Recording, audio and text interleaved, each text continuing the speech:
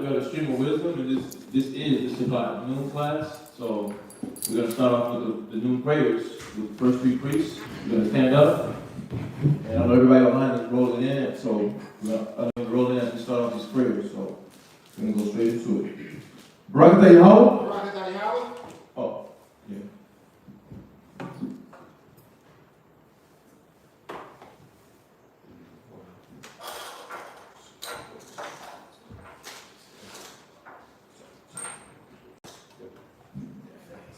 Huh? Oh, what? Is that right there? Barak Yahweh. Some Yahushua. The award. Second one. The water. Amen. Bless you, Yahweh, in the name of Yahushua, that gives to us the light this day. Thanks so be it. The light represents the knowledge, wisdom, and understanding of the Most High. We can find it in the book of Matthew, chapter 5, and verse 16. Barak Yahweh. Some Yahushua.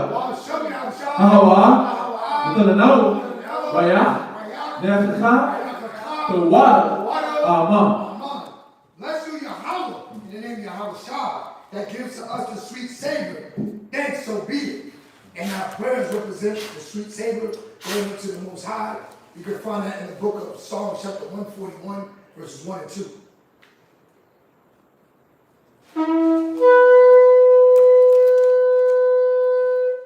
I imagine we're putting out your Shalom. Stand in faith and worship.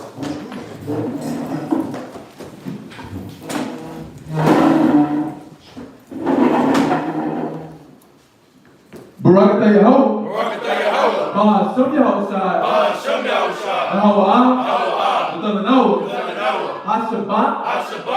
Shalom. The water. Amen. Bless you, Yahweh, in the name of Yahushua, that give us the Sabbath in peace. Thanks so be it. And this is the Psalms 121 in Hebrew. Anashah. Ayum Yah. Am. Hahayam. Na'ayah. Yabu'ah. Isaiah. Yabu'ah. Mayahawa. Sha'aisha. Shemayim. Wa'aratazah. La'ah. Jonathan. Lamuwat. Regolia. Yala'ah. The one. Teshamor. Yashar'ala. Yahweh. Shemoria. Yahweh. Tezoya. Yah. Hashemash. Yala'ah. Hakayah. Hayawam. Wala'ah. Halabanah. Halayala. Yahweh. Yashamoria. Makol. Rai. Yashamar. Napasha. Yahweh. Yashamar. Hawalakya. Mawa'ayah. Ma'aitan. I will learn. Amen. This is Psalms 121. I will lift up my eyes into the hills, from which cometh my help. My help cometh from the Most High, which made heaven and earth. He will not suffer thy foot to be moved. He that keepeth thee will not slumber. Behold, he that keepeth Yashar'ala shall neither slumber nor sleep. The Most High is thy keeper. The Most High is thy shade upon thy right hand. The sun shall not smite thee by day, nor the moon by night. The Most High shall preserve thee from all evil. He shall preserve thy soul. The Most High shall preserve thy going out and thy coming in from this time forth and even forevermore. Amen.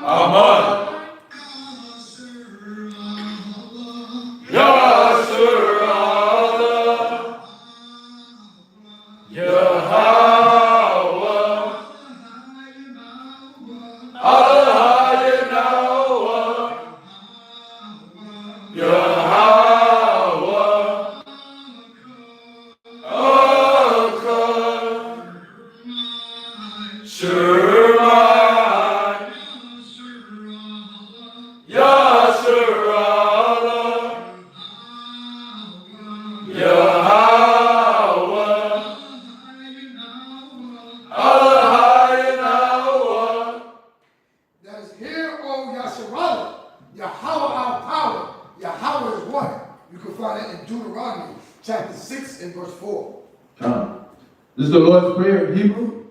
Abadao, Shabbat Shemayim, Kodash, Hayah, Shemka, Yahweh, Malak Taba'ah, Ratazaka, Hayah, Aisha, Ba'arazaza, Kowa, Hayah, Bashamayim, Little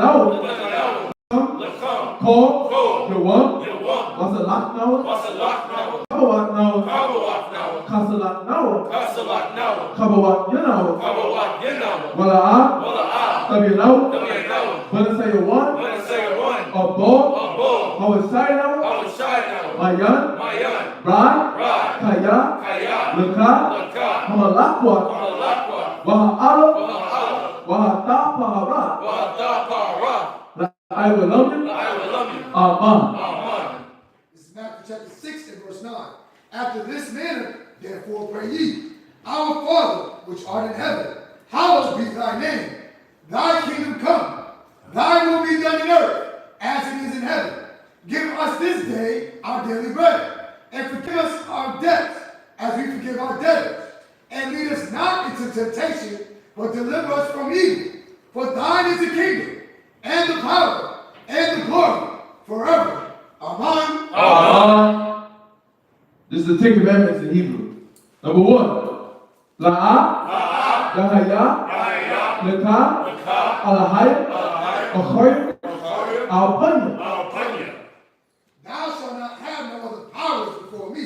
Number 2, La'ah, Da'aisha, Leka, Paso, Wala'ah, Da'aibadam. Thou shalt not make unto thee any graven image, nor serve him. Number 3, La'ah, Talakwa'at, Sham, Yahweh, Bashawa. Thou shalt not take the name of the Most High thy power in vain. Number 4, Zakar, Hayawam, Hasabat, Lakwadashwa. Remember the Sabbath day to keep it holy. Number 5, Kabat, Abaka, Wa. Number 5, Kabat, Abaka, Wa, Amaka. Honor thy father and thy mother. Number 6, La'ah, Taratazak. Thou shalt not murder. Number 7, La'ah, Tana'at. Thou shalt not commit adultery. Number 8, La'ah, Tagana. Thou shalt not steal. Number 9, La'ah, Ta'aina, Shakur. Thou shalt not bear false witness against thy neighbor. Number 10, La'ah, Tachamad, Ko, Asherah, Lara'aika. Thou shalt not covet anything that is thy neighbor's. Yeshamin, which means to be seated. First reader.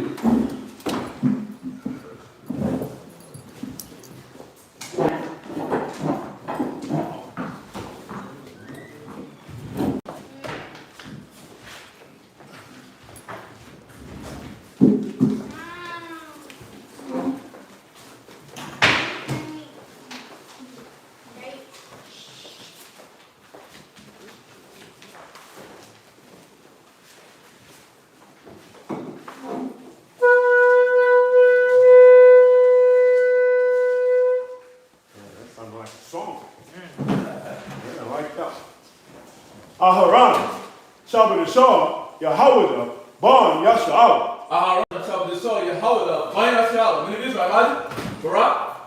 Yahweh, Ba, Shimi, Awashai, Brakatham. Yahweh, Ba, Shimi, Awashai, Brakatham.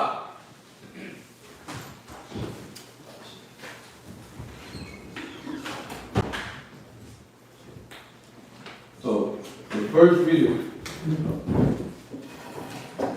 is going to start at Joshua chapter 16 and verse 1. So the first reading is going to start at Joshua chapter 16 and verse 1. He's going to read all the way to Joshua the 17th chapter and verse 10. So the first reading is Joshua 16 verse 1 all the way to Joshua chapter 17 and verse 10. Joshua chapter 16, verse 1. And the lot of the children of Joseph fell from Jordan by Jericho unto the waters of Jericho on the east, to the wilderness that goeth up from Jericho throughout Mount Bethel, and goeth out from Bethel to Luz, and passeth along unto the borders of Akkad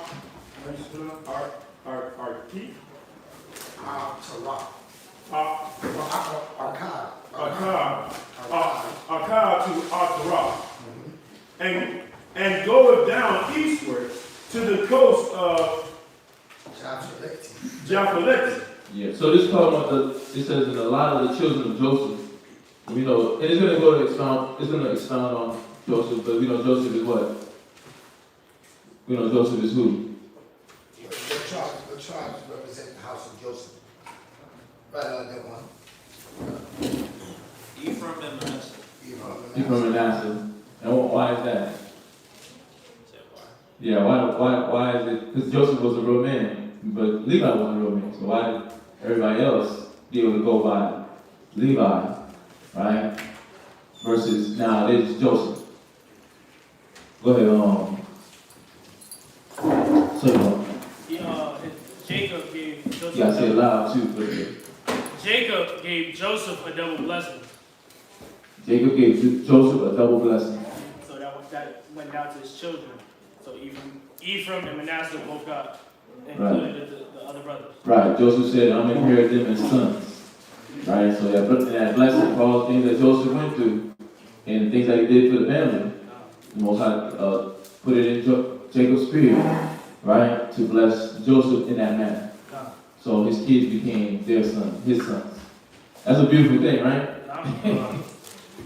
That's love. But, you know, that's love. When you think about that, it makes you just think about the scripture in Proverbs. Where it talks about a wise man leaves inheritance for his children's children. Well, Joseph got his blessing from the Most High. You got to take care of it. So you're gonna get taken care of. But I'm gonna take care of your kids. So he put them in position so that the generations ahead, which is right now, the people that we know as Manasseh, which is what so-called Cubans, and then you got Ephraim as both Puerto Ricans, that blessing still stands now. Right? To where they getting what? They inheriting the kingdom. So that's a big blessing. That was a smart, that was a wise decision by Jacob, right? To bless him in that manner, because he's thinking about the children's children. So he's thinking about the lineage that's going to come after. Let's get that one, since we quoted. He's thinking about the children's children. Where Joseph gave the blessing? No, the Proverbs. I mean, you can go there too, just to for everybody find that one. You can go there too, where you pointed that out. God. It's in Proverbs. Just real quick, not too long.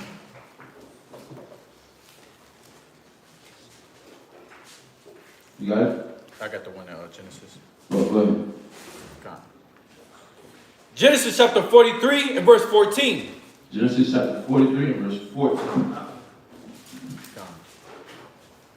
And Israel stretched out his right hand and laid it upon Ephraim's head, who was the younger, and his left hand upon Manasseh's head, guiding his hands wittingly. For Manasseh was the firstborn. And he blessed Joseph and said, the Most High, before whom my fathers Abraham and Isaac did walk. Then the Most High, which fed me all my life long unto this day. So where you at again? Genesis chapter 43 and verse 15. 15, okay.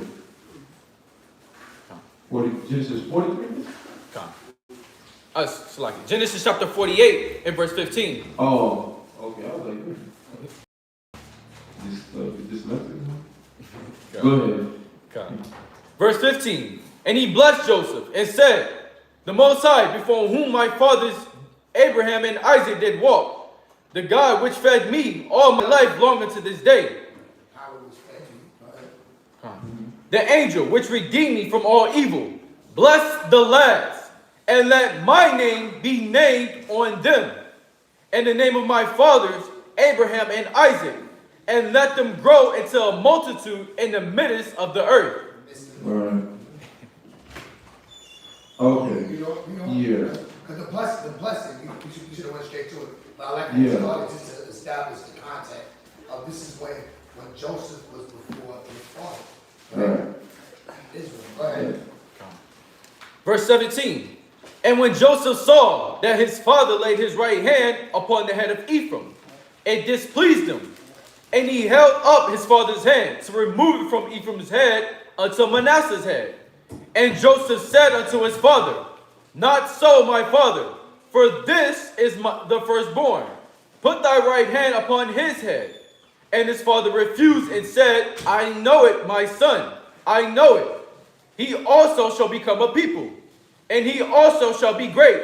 But truly his younger brother shall be greater than he, and his seed shall become a multitude of nations. Right, so whenever in the scriptures we see Ephraim referred to, when they're talking about Ephraim as the head tribe of the northern kingdom, this is why. All right, just get straight to the point. Go to verse 22. Verse 22. Moreover, I have given to thee one portion above thy brethren. Right, above Jacob's other sons. Judah, Levi, Dan, Gad, all the other sons, right? He gave Joseph the portion because during that famine, right? Instead of Joseph turning his back on his brothers that, threw him in the pit, right? He did what? He showed that brotherly love. He showed that forgiveness, right? Read.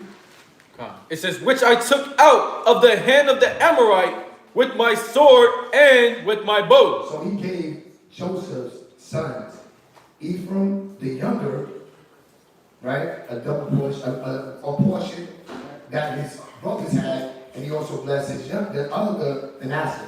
So that's why you see throughout the scriptures Joseph being represented by the tribes of Ephraim and the tribe of Manasseh. You see that? What you got? Proverbs. Proverbs? Yeah. And the direct one I was looking for, like you said, that was not a bad verse, but the direct one was in where he was saying that I was inheriting the sons, which is verse 5. He's letting you know in verse 5 that that's 5 and 6, that he's going to take them in and they're going to gain that inheritance. You ain't got to do it. We just went through that. That basis, that establishes it too, but that's like straight to the point. Genesis 48, 5 and 6. Yeah. And then, of course, everything you just read. But go ahead. It's the book of Proverbs, chapter 13, and verse 22. A good man leaveth an inheritance to his children's children. And that's what Jacob was thinking about. He was thinking about his children's children. So when he was making out this decision, he was thinking far beyond just the generation that, Manasseh got kids. Levi got kids now. He's thinking about like their kids. He's thinking about us. That's basically what he's thinking about. So he's putting Manasseh and Ephraim in play to make sure that they're in good state. So he's putting them in the proper position. So we gotta see that that's a blessing, but we're supposed to be inheriting that mind state. The spirit of that mind state that he was in, because now we're in this place where we're rebuilding. We're rebuilding our standard. We're rebuilding ourselves. We're rebuilding we're rebuilding our spirit. So now we have to start thinking about the things that we should be putting in our character so that we can pass this on to the children. Because then you give them the character, all the things that parents typically worry about. What's my kid going to eat if he live by himself? Where's he going to stay if he stay by himself? How's he going to live if he live by himself? Well, if you prepare him mentally, her mentally, on how to deal with those things, and you got to be training them up in the house, then they'll be ready for it. That's an inheritance we can leave for them now, because the Most High doesn't do the rest in the kingdom. The residual effects, like we were talking about yesterday, that's what comes in the kingdom. But right now, what you be trying to pass down to the kids is your character. Your character is the most valuable thing. And then, of course, if you're in that position, I know some of the brothers, they work for themselves. Like the brother that was here, he had his own landscaping business. I know the brothers trying to do theirs, right? That's something you could be able to pass down to your kids, so that they can be free. Yeah, so they can be free from the world. I don't know his yeast. He's on his yeast trail. But let's go back to read. I just want to get that one real quick. Go ahead. the coast of Japhelet, unto the coast of Beth Horon, and the Salaki, Beth Horon, What verse you at? verse 3. Tell me back. Oh, Salaki. Joshua chapter 16, verse 3. Unto the coast of Beth Horon, No, go ahead.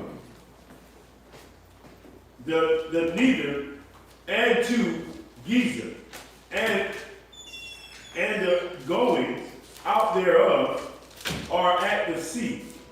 So the children of Joseph, Manasseh, and Ephraim took their inheritance, and the border of the children of Ephraim, according to their families, was thus. Even the border of their inheritance on the east side was Atorah, Adam, and the Beth Horon, the upper.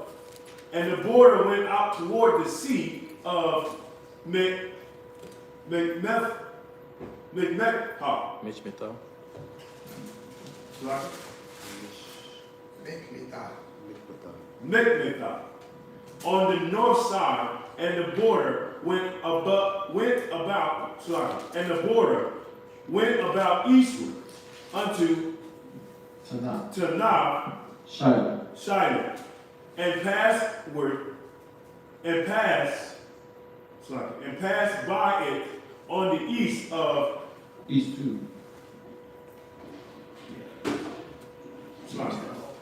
Yeah, you just gotta, when y'all read it, slow down the words. Like, you gotta make yourself, is it in past? Like, you almost stretching the word out, because you give yourself time to look at the other word at the bottom. And passed by it on the east to Janoha. Right? So you're slowing down, you're controlling the way you read, controlling the way you come, letting the words come out, so that you can deliver it. Right, so it'll help you control the stutters. Yeah. Yeah, just figure it out. You got it. And passed by it on the east to Janoah. Come. And it went down from Janoah to Abraham and to Narah, Come. and came to Jericho and went out at Jordan. Mm-hmm. The border went out from Tahar To pour. eastward unto the Westward. Yeah, westward. Yeah. okay, It said westward. to Tahar westward unto the river Canaan, and the going out thereof were at the sea. This is the inheritance of the tribe of the children of Ephraim by their families. And the separate cities for the children of Ephraim were among the inheritance of the children of Manasseh. They basically get their land. They get their portion. Right? And then they divide it again. But think about this, what we just was reading, right? With Joseph inheriting it, giving it to the flock of his sons. But look at what they're getting. Right? But this was your righteousness. Think about, when I say your righteousness, think about Joseph. Joseph the man. His righteousness put his kids in good stock with the father. Right? And allowed his kids to be blessed on this level to where now, fast forwarding his generation since he passed away, and now it's fast forwarding to where now it's just, they're a nation now. They're an actual tribe now. And they're getting land. But this is based off of a blessing that happened years ago. Right. But and we in that same type of scenario? Oh, we used to say that one. I was gonna say, like, when you think about it, it's real simple because the same way we can inherit the curses from our forefathers, foremothers, the same way we can inherit the blessings as well if they do adhere to the word. So. Right. Yeah, it's the same exact way. It's the same exact way, and that's what we're seeing. But he was thinking about his people. He was thinking about his family. He was thinking about his lineage. He was thinking about his nation. Right? You think you Joseph was sitting there having those conversations with Jacob about what the father was telling him? You don't think so? That Joseph was talking to, I mean, think about it. It said Genesis 49, he sat there and talked with all his sons.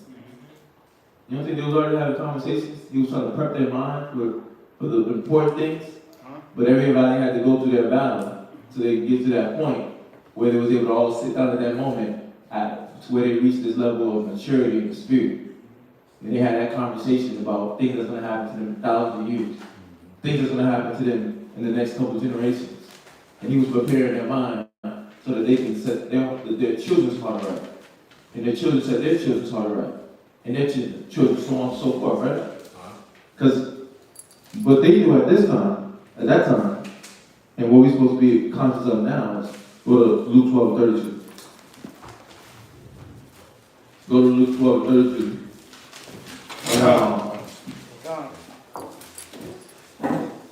This is what it is supposed to be in our mind. Go ahead. Luke chapter 12 and verse 32. Fear not, little flock. For it says fear what? Fear not, little flock. So the Most High didn't give us the spirit of fear. So we're not supposed to be in this worry mind. You come into the knowledge and you're supposed to learn how to relieve yourself of the worry. You're supposed to learn how to get rid of the worry. Right? And attack that spirit. But this is the spirit that we're supposed to be conscious of, that Joseph was conscious of, that Abraham, that Isaac, and Jacob was conscious of. Read. For it is your Father's good pleasure. Is what? It's your Father's good pleasure. To do what? To give you the kingdom. It's in the Most High's good pleasure to give us the kingdom. Right. And when Him wanting to give us the kingdom, Jacob knew that. He prepared Joseph to know that. Right. And before he passed away, he let them know that. But that was a wise move by Jacob, or Israel, right? To put them in a position like that, because he was thinking about this time right here, where the Most High promised the land to his grandpa Abraham, and he was going to bless it. Says, "And Isaac shall that seed be called," right? And the blessing came through him, Jacob, Israel, and then now his kids live in that blessing. They were walking that blessing right now. So he knew that he had to make the wise decision and put Manasseh and Ephraim in position, which is that blessing for Joseph. Because Joseph went through a lot. He went through a lot himself, and then he seen his son go through a lot. Think about the conversation they was having of all the things that he experienced since the time that he left. Remember, we get the parts of the story, the parts that we need. All the things that was written for our learning. So we get the part that's good for our learning. But how much more did he endure along the path? How about the part of the story where he was, before he even got to Egypt, where he was in the carriage and they had him in the damn cage. They had him chained up and all those things. He was sharing that with them. But then thinking about also him sharing his mind state while he was going through that with his father. His father being able to see that he stuck to the teachings that he gave him. Like, God damn, you went through all that? They did that to you? Now we don't know all those different things, but we just know the part of the story that God wants us to know, which is fruitful for our learning. And that part is to get you to see that this is the Most High's good pleasure to give you the kingdom. But we gotta want to put the work in. That's basically what's being said. You gotta want to put the work in. It's in His good pleasure to give you the kingdom, but do you want to put the work in? Because like we read the last verse last night, it's hard to set in stone. But we gotta want to put the work in. We gotta want to put the change in. And I was watching the class yesterday with San Antonio, and I guess the brother was asking about the class about correction. How to I forgot the exact verbiage, but he was talking about something in the realms of how to take correction and how to take correction, but when you don't, but in the moment when you're getting correction, but you don't realize that you're justifying yourself in that moment. That was basically his question. So he asked about correction, but how to catch yourself when you do the things that you're naturally doing, that you've been trained to do growing up, that you picked up growing up instinctively. That would be you basically justify yourself without you realizing. You're how do I break that? But that's the part that we have to work at. That's what we at. They were at where they were at. Their dynamic is their dynamic. But our dynamic is we have to change our mind. It was there too, but we're in this dynamic where now we don't have to pick up a sword and a knife. We have to really attack this. It's in His good pleasure to give us the kingdom, but are you putting the work in to attack this? to change this, because you can get this, but this don't come without this being changed. The land inheritance don't come without you getting the mind changed. Because I want you to inherit, because everything that comes with my service comes with you being in the right spirit. That's what the Father is basically saying. Everything that comes with my service comes with you being in the right spirit. And that's why he started off by saying, fear not. That's why the Father started off by saying, literally, don't fear, don't be afraid. Go through all the battles, go through all the trials, go through all the tribulations, right? And then go through the process of being corrected so that you can become this new man. Yeah, so you can be able to receive, because it's in his good pleasure to already give it to you. Now he wants to give everybody the things that you sit down in your mind and think about, that's righteous, right? The Father already wants to give us that, but he wants you to understand that you have to work for it. We have to work for it. And we have to literally strive for it. He's not just going to give it to us like saran wrap. He's not going to just drop it on your lap. He wants you to see you fight for it. Go to 2 Thessalonians 1:11.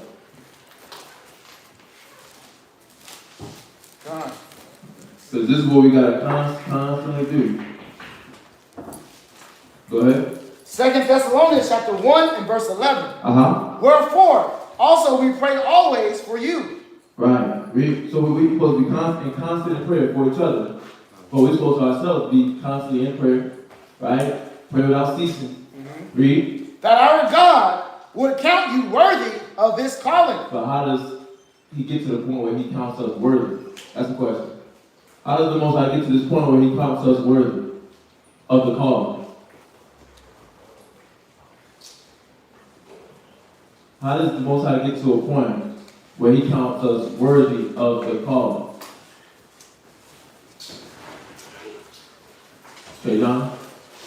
Y'all understand the question? Go ahead, John. See everybody name. Through testing you, testing your faith, to see if you. Through testing your faith. Oh, That was it. that's why you. Okay. Who else? Say one. The Most High sees the life that you live.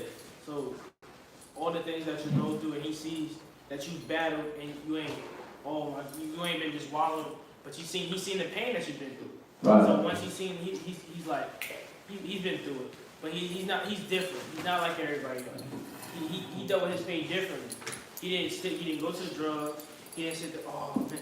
Nah, he changed, and he's looking for God. He's looking for me. Right. So I'm gonna let him see me. Right. That's when you become worthy of the call. When the Most High sees that you're willing to follow him and you're searching for something better than what's out there in the world. You're able to open up the word and use the word. That's it right there. Well, go ahead, Dylan. I want to let you go. I was going to say, once you have sought out and figured out the answers, and you're able to pass it along to the next person who can use that, that answer as well. It's like you figured out, you got your net lit, and now you know how to pass that light on to somebody else to help light their lamp. Well said. Once you light your lamp, you figure out once you learn how to light your lamp, and then also be able to help somebody light their lamp, and become self-sufficient in the spirit of the Most High. Right? So it says, wherefore also we pray always for you that our power will count you worthy of this calling. So we gotta, but everybody just said you gotta work. You gotta work. Joseph had to work to get his sons in position. He had to work to literally get his sons in position to be able to, for Jacob to be in his mind to be like, that was already in play. The Most High already had that in play. Right? But Joseph had to put the footwork in so that he can get that blessing in play, so that the Most High can be like, at this moment, you're ready. Let me put that in Jacob's spirit. To do what? Give your son that blessing. So we got to do the work. The Most High ain't going to push the button until you see you put the work. When you start doing it for like a week, like, okay, I'm raising my hand now. You get close to this button. But I want to see you keep on doing it. Is he doing it? Oh, he stopped. Oh, man. Oh, okay. You're so close. So, again? Okay, I'm gonna give him the patience to bear that situation. right back to the flick. You go right back to the point. Look. Golly. Gotta check him again. Gotta check her again. But we be blocking our blessings when we fighting the good pleasure of the Lord. We don't realize that us getting corrected is a part of the good pleasure. That's a part of us going through the process. He said the test. The test. Can you get corrected? Can your mind be switched? Can your mind be changed? Can it be shifted to want to listen and conform to the word? Because that's a major part of our dynamic. Because that was always a part of the word, the correction, the being able to hear, the reproof. And that's a major part of our dynamic because we're not fighting with swords and knives. So we don't have no excuse to be like, well, we gotta fight, right? So there's no reason for a fear to come in, a reluctancy to come in because we're not fighting with swords and knives. Right. So we have it, if you want to say, smoother than them, because we don't fight with swords and knives. All we gotta do is fight our mind, right? Fight our situation, fight the one to change. Like, okay, I'm gonna take all that away from you, and I'm gonna just make it this way for you. If you could do this, if you could at least deal with this dynamic of my requirement, you can get the kingdom. You can be worthy of this call. Read. Come. And fulfill all the good pleasure. All the what? All the good pleasure of his goodness. You gotta fulfill all, so for you to be worthy, you gotta fulfill all the what? The good pleasure of his goodness. So the way he wants to teach you, the way he wants you to understand him, and the way he wants you to live your life, you're going to learn it through correction. You're going to learn it through applying the correction. You're going to learn it through applying the wisdom, and you're going to learn it through what? Humbling your mind down. That's a part of the good pleasure. The Most High King joy, he smiles when you being a stubborn person, but you're able to humble down and just listen. He smiles. That's a good pleasure to him, to see you listen. When you're dealing with pride and lust and egotism, and you're able to slow your mind down and be like, you know what? I'm not feeling what's being said right now, but I'm gonna take it in. And I'm not like, oh, I'm just be quiet and act like that's humble because I'm being quiet. But no, I'm gonna literally sit there and mentally take in and ingest the information and do what? Come back and be like, you know what, brother? I was being prideful, I was being stubborn. I kind of was trying to hear you. At the moment I couldn't control my mind enough, I was lacking the strength in that moment to do it. But what you were saying was correct, and I need to hear you. Sisters, y'all listening, right? Wives. Wives of the daughters of Zion. Y'all listening, right? A lot of times y'all be like, well, I want my marriage to be happy. It always feels like all you do is correct me. All you do is point out my neck. If you would take the counsel and if you would bow our ear. So listen, if you would get that blessing, bow your ear, shut your mind off, take the counsel as love, apply it. Then you're going to see the benefits, all the things that are praying for. It's no different than what our forefathers did. When they got into the household, it's the same thing. Y'all see that? Y'all forget my voice. Going through some, puberty. I guess. I don't know.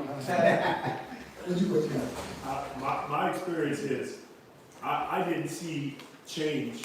I didn't see any type of growth come into my life or come into my mind until I started that process of just listening to what I was being told, right? And earnestly contend with myself to apply that method or that wisdom that I was being told. And what helped me do that, back when I was a Christian in Christianity, this pastor, he told me, he said, chew up the meat and spit out the bones. If it's not for you, take it, put it to the side. But if the wisdom will tell you, it might not be for you now, this might not be, you might not see how this relates to me. Or what is he talking about? I didn't do that, or I didn't say that, but he's telling me something else. He's going to this point, this pinnacle, and he's like, well, wait. We were talking about this. but he's going to something else. He's adding to the wisdom. But if I was in my head, I'm like, what is he talking about? Right? But when he said, chew up the meat, spit out the bone, that put me in the mind of process everything that is being said. Because eventually, I'm going to need it and I can use it. Because it's going to benefit me. Right? Because why is he telling me this? Is he telling me this to hurt me? He's telling me this because he wants me to be better. Yeah. It's like, like you said, because Dr. always says this based off of Joseph. I mean, funny we're talking about Joseph now, but that's what Dr. always talks about Joseph. How Joseph was good at storing up for the family. He had a good plan for the family, but what we're doing when we get these counsels that you might feel like, okay, that's not something that I'm doing wrong at this moment. Or I might feel like I wasn't even thinking like that right now. Right? I wasn't even feeling like that right now. That wasn't even my intention. Right. But you don't have to always rebuttal even in those moments. You don't have to defend yourself in those moments. It's just about just listening. Because there's gonna come a time where that spirit's gonna try to buck you up on you. It's gonna try to jump on you, and you're gonna, that wisdom at that moment that was given, you're gonna be prepared because you stored it up in your mind. Right? You stored it up in your spirit. So that wrestling and that going off with the emotion is not profitable. But the Most High said we gotta fulfill his what? God. And fulfill all the good pleasure of his goodness. Yeah. That means always be ready to hear a good word. Always be ready to hear a good word. The good word don't always come meek. It might soft. It might come forward. Right. Sharp. Right. In this sense, the scripture said forward. In this sense, it does mean sharp. It might come soft, it might come sharp. But you got to be able to receive both. Because the sharp comes in for that reason at that moment because that spirit is that strong on you. The soft is because it's trying to play on you. And because it's not as strong, the Most High gives you the opportunity to do what? To fight at that moment. But he seen that you weren't able to fight it, so he brought somebody to come sharp at you so that you can do what? Stop yourself. Right. Before you leave yourself in the road path. So there's a way that's even right to a man, but the end thereof is death. So death gives us what? No inheritance. In the spirit and in the carnal, like they're getting right now. Right? So read on. God. And the work of the faith with power. Right. Oh, yeah. And the work of faith with power. Right. So he says, and the work of faith with power. So it says, fulfill all his good pleasure and his goodness, and the work of faith. Key word, work of and faith. But you got to do it with power. That means resilience. That means you constantly resisting the weak nature. That means you constantly fighting the flesh. Right? And that means when you realize, dang, I keep making the same mistake over and over and over. Right? Golly, I got to fix this. So I have to do what? The work. If I'm consciously saying to myself, I cannot do this. This is a bad example. Right? I have to readjust my mind. Because this can't be the standard. In my house, my family, for the brothers, for the sisters, I have to attack my mind. Right? We have to attack our minds. Yep. And literally say that this is killing the standard. Now we know we can do nothing against the truth before the truth. Right? But this can slow down the momentum of what the Father's trying to do. The Father will do what he do. Right? And the strong will be strong. And the strong will hold on to the strength. And they're going to see the bad example and be like, don't go that way. But we're talking about this because we don't know who's going third. We don't know who's the 2/3. And the Most High is trying to give us all the opportunity to get it right. So where we messed up right now, where we're constantly playing in that cycle, that loop, and going over in circles, he's trying to get us to understand that it's in his good pleasure to give you the kingdom. Just jump out the loop. Jump out the loop. And work the work of faith. Right? With power. With strength. What else is there? Verse 12. That the name of our Lord Jesus Christ may be glorified in you. Right. And we're what? Ambassadors for Christ. Right? And Christ shows us how to walk in the spirit of the Most High. Right? So we want to be able to lock in to his spirit because his spirit is going to teach us how to lock into the Father's spirit and how to work the faith with power.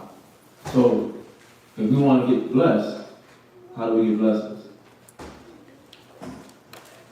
Work the work of faith with power. take the time to literally see where you're slipping up and where it's causing you to be lax in your duties and say, okay, I need to make this adjustment. I need to cut this out of my diet. I need to start spending time doing this, Netflix, freaking late night standing, right? Right? I'm like, hey, huh? Hey, late night standing. Wow, my diet. Right? Take Wawa out. There he gets out. Right? But this is serious though. You gotta take these things out. I gotta see what I gotta take out my diet. I gotta see what I gotta take out my diet, right? So because those are the things that's bad in my diet, it was keeping me from spiritually growing. I'm talking about habits, and then I'm talking about food. So I'm talking about bad habits, and then I'm talking about bad food habits. I have to take that out because it is just gonna slow down my momentum. It's gonna slow you down. It's gonna have you what? In your mind, you're gonna, the brothers looking at you like, sisters looking at you like, she's not going nowhere. He's not going nowhere, but they think that they're running fast on the treadmill. Think that they're going fast like 30 miles an hour, but that's more like 5. Right? But we gotta catch ourselves, is what I'm saying. Catch ourselves in the loop. Right? Just one more verse in Ecclesiastes 30 and 21, we're gonna jump back to the reason. One more and we're gonna jump right back to the reason. I said it, but I wanna go to the verse. You don't have a care for your spirit, and you don't have a care for your diet. Right? For your meat and your diet. Ecclesiastes chapter 30, verse 21. It says, give not over thy mind to heaviness. No, 30, 25. Okay. Verse 25. A cheerful and good heart will have a care of his meat. Who? Will have a care for his meat. Yeah. We're going to have a care for what we intake spiritually. Right? That means not talking about physical, he's talking about spiritual. Right? But then, as your diet, as it pertains to your diet, they're both in connection with each other. Read? And diet. You're going to have a care because you see that these two things, your habits and your intake of how you eat, when you eat, what time you eat, right? Those things can slow you down from fighting for your blessings. Right? Fighting for the establishment of order in your house. Fighting for the push to be mentally there for your kids. Right? You have to be mentally there for the brothers. But your diet can slow those things down. Your bad habits can slow your things down. The time you like to do things slow and procrastinate and put off from day to day, that thing can slow things down. Right? You know you need gas. You got to make a 30-mile trip, but you got 12 miles of gas. But you're like, oh, I'm gonna make it to a gas station. But then you know you got to drive to a spot. That's what you're trying to hurry up and get to the location, but you're not thinking about what you got to do to get to the location. You don't want to put the work in to get to the location, which is what? Stop by the gas station. Because you so hyped just to get there. But that's what the kingdom is. We so hyped to get there, but we don't think about what we got to do to get there. We skip the work on it. Oh, well, we all been guilty of that. Or we all can be better in the things that we struggle on right now. So, no, look, bro, in the truth, we make mistakes. We all fall short of the glory of the Most High. So we all got things that we're trying to fix that we need to better so that we can get out that loop. Get out that loop so you can get to the next stage. Most times, like, I got you right around the corner for the next stage. Right? The conversation that you get in, the counsel that you get in, it's because that next corner, that next stage is right there. Right. That's what it's for. That low state that you're in right there, that's getting you prepared for the blessing. Yeah. They show you how. It's the Most High showing you how to remain faithful when you have least. Yeah. So then when you have much, it's not something I have to know how to do. You know, when you got that hoopty car, that daughter. Are you taking care of it like it's a baby? Yeah. A lot of us right now, I'm gonna take care of it when I got anything. Well, you ain't rehearsed that act, so you ain't gonna know how to do it. You're supposed to be rehearsing how it is to be in the kingdom now. That's why we come to class. That's why we sacrifice. That's why we abstain. We're getting our minds prepared for how to act when the Most High blesses us with that kingdom. That's why the scripture says the kingdom of heaven is where? within. Meaning that I gotta make sure I'm in the right mind. So what am I feeding myself? Yeah. What am I feeding myself? Am I feeding myself Bad Girls Club, Housewives of Atlanta? Just to let y'all know, there will be no angry, out of order, loud mouth, ratchet, snapping your neck, talking with your tongue, rolling your eyes, Hebrew Israelite woman in the Most High's kingdom. Do y'all understand that? There's going to be no selling your behind, smelling like blunts, right? Tattoos all over your body, dysfunctional, weak, effeminate men in Christ's kingdom. Y'all know that, right? So I feed yourself with that. Meaning what? Yeah, you watch your movies, right? But are you doing that more? Are you eating more meat than vegetables? Are you eating more cookies and not counting your calories? You're unhealthy. You're physically unhealthy, but then you're spiritually unhealthy too. It's the only time you're feeding yourself with the spirit. Only time you're eating, partaking in the Most High's word is these 2 hours or this, 6, 7 hours? When you go home, it's back to ratchetness, back to turn up, and you forget about all the Most High. But that's what our people do, so they're malnourished, because they're not eating at home. They got a bad diet. Yeah. You gotta ask yourself, do I have a bad diet? Like I know the sister, she gotta go to sleep on comedy. Yeah, but what are they talking about?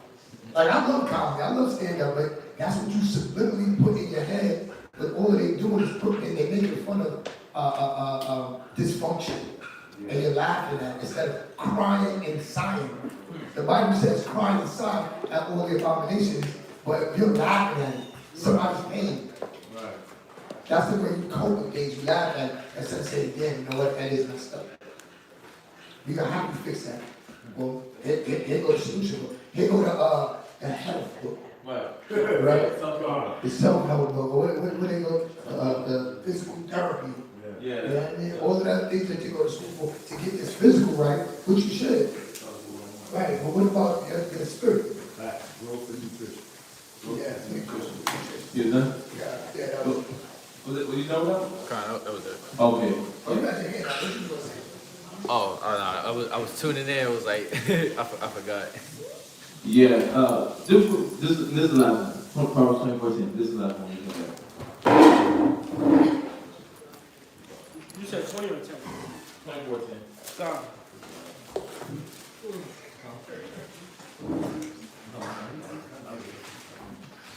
Go ahead.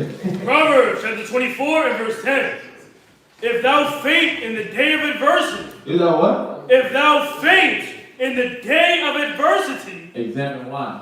Somebody else get Ecclesiastes 7:14. I want you to stay where you at. And I want to stay where you at because this verse connects with that verse. If thou what?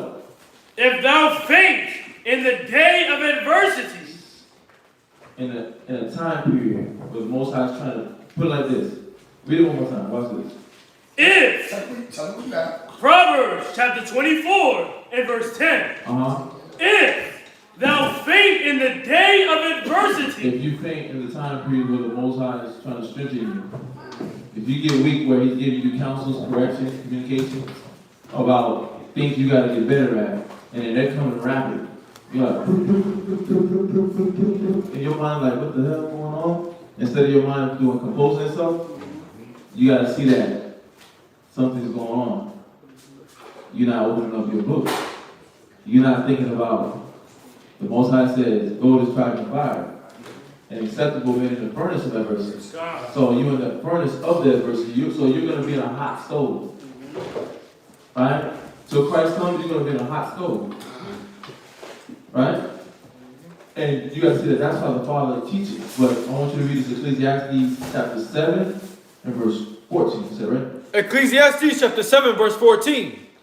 In the day of prosperity, be joyful. Because He wants you to retain your joy when you prosper, but He don't want you to be oblivious like the world. The world is oblivious. As soon as they go low, they think it's over. They done. God ain't with me. They start crying. But we're not supposed to be like that. But this is the part that I want. Go ahead. It says, but in the day of adversity, consider. Because it says, if thou think the day of adversity, you're not doing what? Considering. So the Most High has to have you in this furnace to prove you, to see if you want this good pleasure, if you want this good rest, if you want this land. So he's saying, if you think the day of adversity, read. If thou faint in the day of adversity, thy strength is small. You showing that your strength small. Because you're not developing your strength. It's something you're doing that's not developing your strength to see what the Father's trying to do with you. Yeah. And that's why it's strange when you get counsels. And you counsel me about, I took a little extra Frito-Lays chips. Yeah, I'm counseling you about taking a little extra Frito-Lays chips. Why? Because did you consider that everybody else get some Frito-Lays chips? Right? Because that's for the what? That's for the Frito pie. Hmm? Yeah, you didn't think I was going to say Frito pie. That's what I was talking about regular Lays. The only time I had that Lays was when I did hot sauce in it. And smashed it. That's the pack. Don't do that. It's that habit. That makes you better. Where's it? Keep going. Yeah.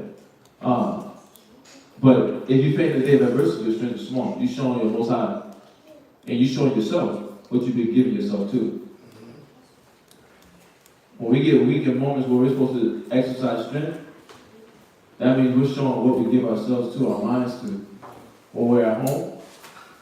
We're showing how we process counsel. We're showing what we've been able to retain in that moment of adversity. Because in adversity, the Most High says you're supposed to do what? In Ecclesiastes? Consider. You're supposed to consider. What? Read. Yahweh also has set the one over against the other. To the end that the prosperity in adversity, the joy, right? The consideration when you're in adverse situations. Read.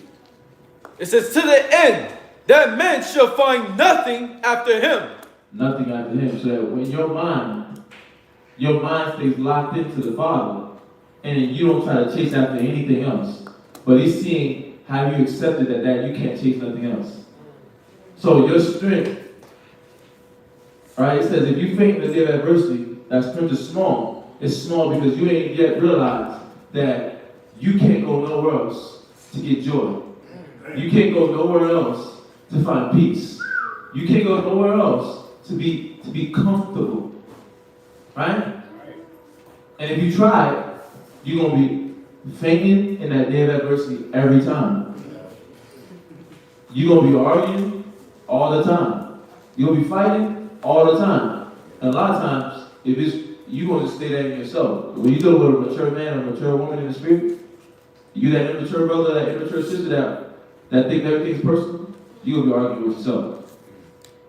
And you're going to what? You're going to dwindle away. You're going to dwindle away if you don't lock in. The Spirit's talking to you. The Spirit of the Most High is talking to all of us. He's saying we got to increase our strength. So that area where you're small, or we're small in the Spirit, that's the area that can block you from inheriting the blessing. That the Most High already set in stone for you. He's ready to push that button. We talk about that button. He's ready to push it. Blessing, blessing, with the confetti, right? But boo, blessing, right? Firecrackers, right? He's ready. But who's faithful in the day of adversity? Whose strength is small, and why is it small? Well, the scriptures answer it. Because somewhere in your mind, somewhere in your spirit, you think there's something else. I want you to read your verse again. God. And then we're going to jump back to the reading. In the day of prosperity, be joyful. Be what? Be joyful. That's fine. Be joyful when you prosper. That's the purpose of being prosperous, right? For you to be in this state of joy. But think about this too. But in the day of adversity, consider. But just as you prosper, don't forget that situations can change. But I'm in control of those situations. So even in that joy and the prosperity, consider it. So that you don't lose your strength. right? So that you can gain the right type of strength. So when the Most High brings you up, you know why He brought you up. God. Because of what spirit you was exercising. Read. The Most High also Uh-huh. has set the one over against the other. Right. Balance to the two. Read. To the end that men should find nothing after him. You can't find nothing but the Lord. You gotta accept that. We gotta accept that. And when you fight against correction, you fight against accepting that. When you fight against something that you know you gotta sacrifice, time, sleep, diet, right? Hey, it's those things. It's those things. Because those things make you stutter step and make you move slow. Right? It's those things. And we gotta consider that. That's make you what? Make you play. It makes you lukewarm. And the Most High say He will spew up the lukewarm. God. So we gotta fight. We gotta realize we against nothing other than the Father. We just gonna say, I see you. That word, it was popping in my head, that word, adversity. Adverse, adversary. That's popping in my head when I heard that word, adversity. Prosperity, adversity is adverse to prosperity, right? When you're not prospering, right, it's because something came against you, or you came against yourself, or you're in the way of your prosperity, right? So you're adverse to your prosperity. So if we think of we want to prosper, right? We should consider what will it be that I might do that will cause me to be adverse against my prosperity. That's what we have to consider. And and when you simplify it, I like what you said, but then when you add the close line of what you just said, it was right on point. Where's your strength small? You always got to go back to the base point on where's my strength lacking? Where's my discipline lacking? That's in other words, right? Because where your discipline is lacking, that's where your strength is weak. So we have to see where that area is. If you want to say, where's my discipline lacking? Well, that's the thing that you're small. That's where your strength is small. You got to be able to look at that, right? But let's go back to read. All right. Joshua chapter 16, verse 9. And the separate cities for the children of Ephraim were among the inheritance of the children of Manasseh, all the cities with their villages. And they drave not out the Canaanites. The Canaanites that dwelt in Giza, but the Canaanites dwell among the Ephraimites unto this day, and serve under tribute. Chapter 17, Joshua chapter 17. There was also a lot for the tribe of Manasseh, for he was the firstborn of Joseph, to wit, for Machar, the firstborn of Manasseh, the father of Gilead, because he was a man of war. Yeah, not like America. They don't take care of the men of war. America does not take care of the men of war. Right? Or at least, well, damn, he's homeless because he's on drugs and he was on drugs in the military. Well, they don't help rehabilitate him. They don't try to put forth any effort to help rehabilitate. It's one thing if you went through the process of trying to help rehabilitate that person, and then they fought against it. That's them. But now it's another thing. They ain't even trying. They don't even care to. Like we say it a lot to y'all, but we talk to so many military guys. They complain about the living conditions. Think about it, these are the people that you breaking them every day. They come to boot camp. You breaking them, right? They go to work. You make sure they stay broken. And they doing it for them, right? They almost doing it like they bully these guys, right? And you got to think about it. They're breaking them into shape to make them strong. But Esau, I know it. They do things they go out of order with it. They step out of the rules and regulations of how they're supposed to be moving anyways. And that's a lot of complaints we get when we have to move. And To the point where like these cats are sitting, sleeping in I mean no exaggeration, the bunker probably like this much space in it. Maybe you slide in, and it's like one for the top, one for the middle, one for the bottom, right? So it's 3 people. So 3 people stacked on top. This middle piece, this middle point right here, this is where the bed area is at. So imagine you a big 6'5" guy. You have to sleep in that thing.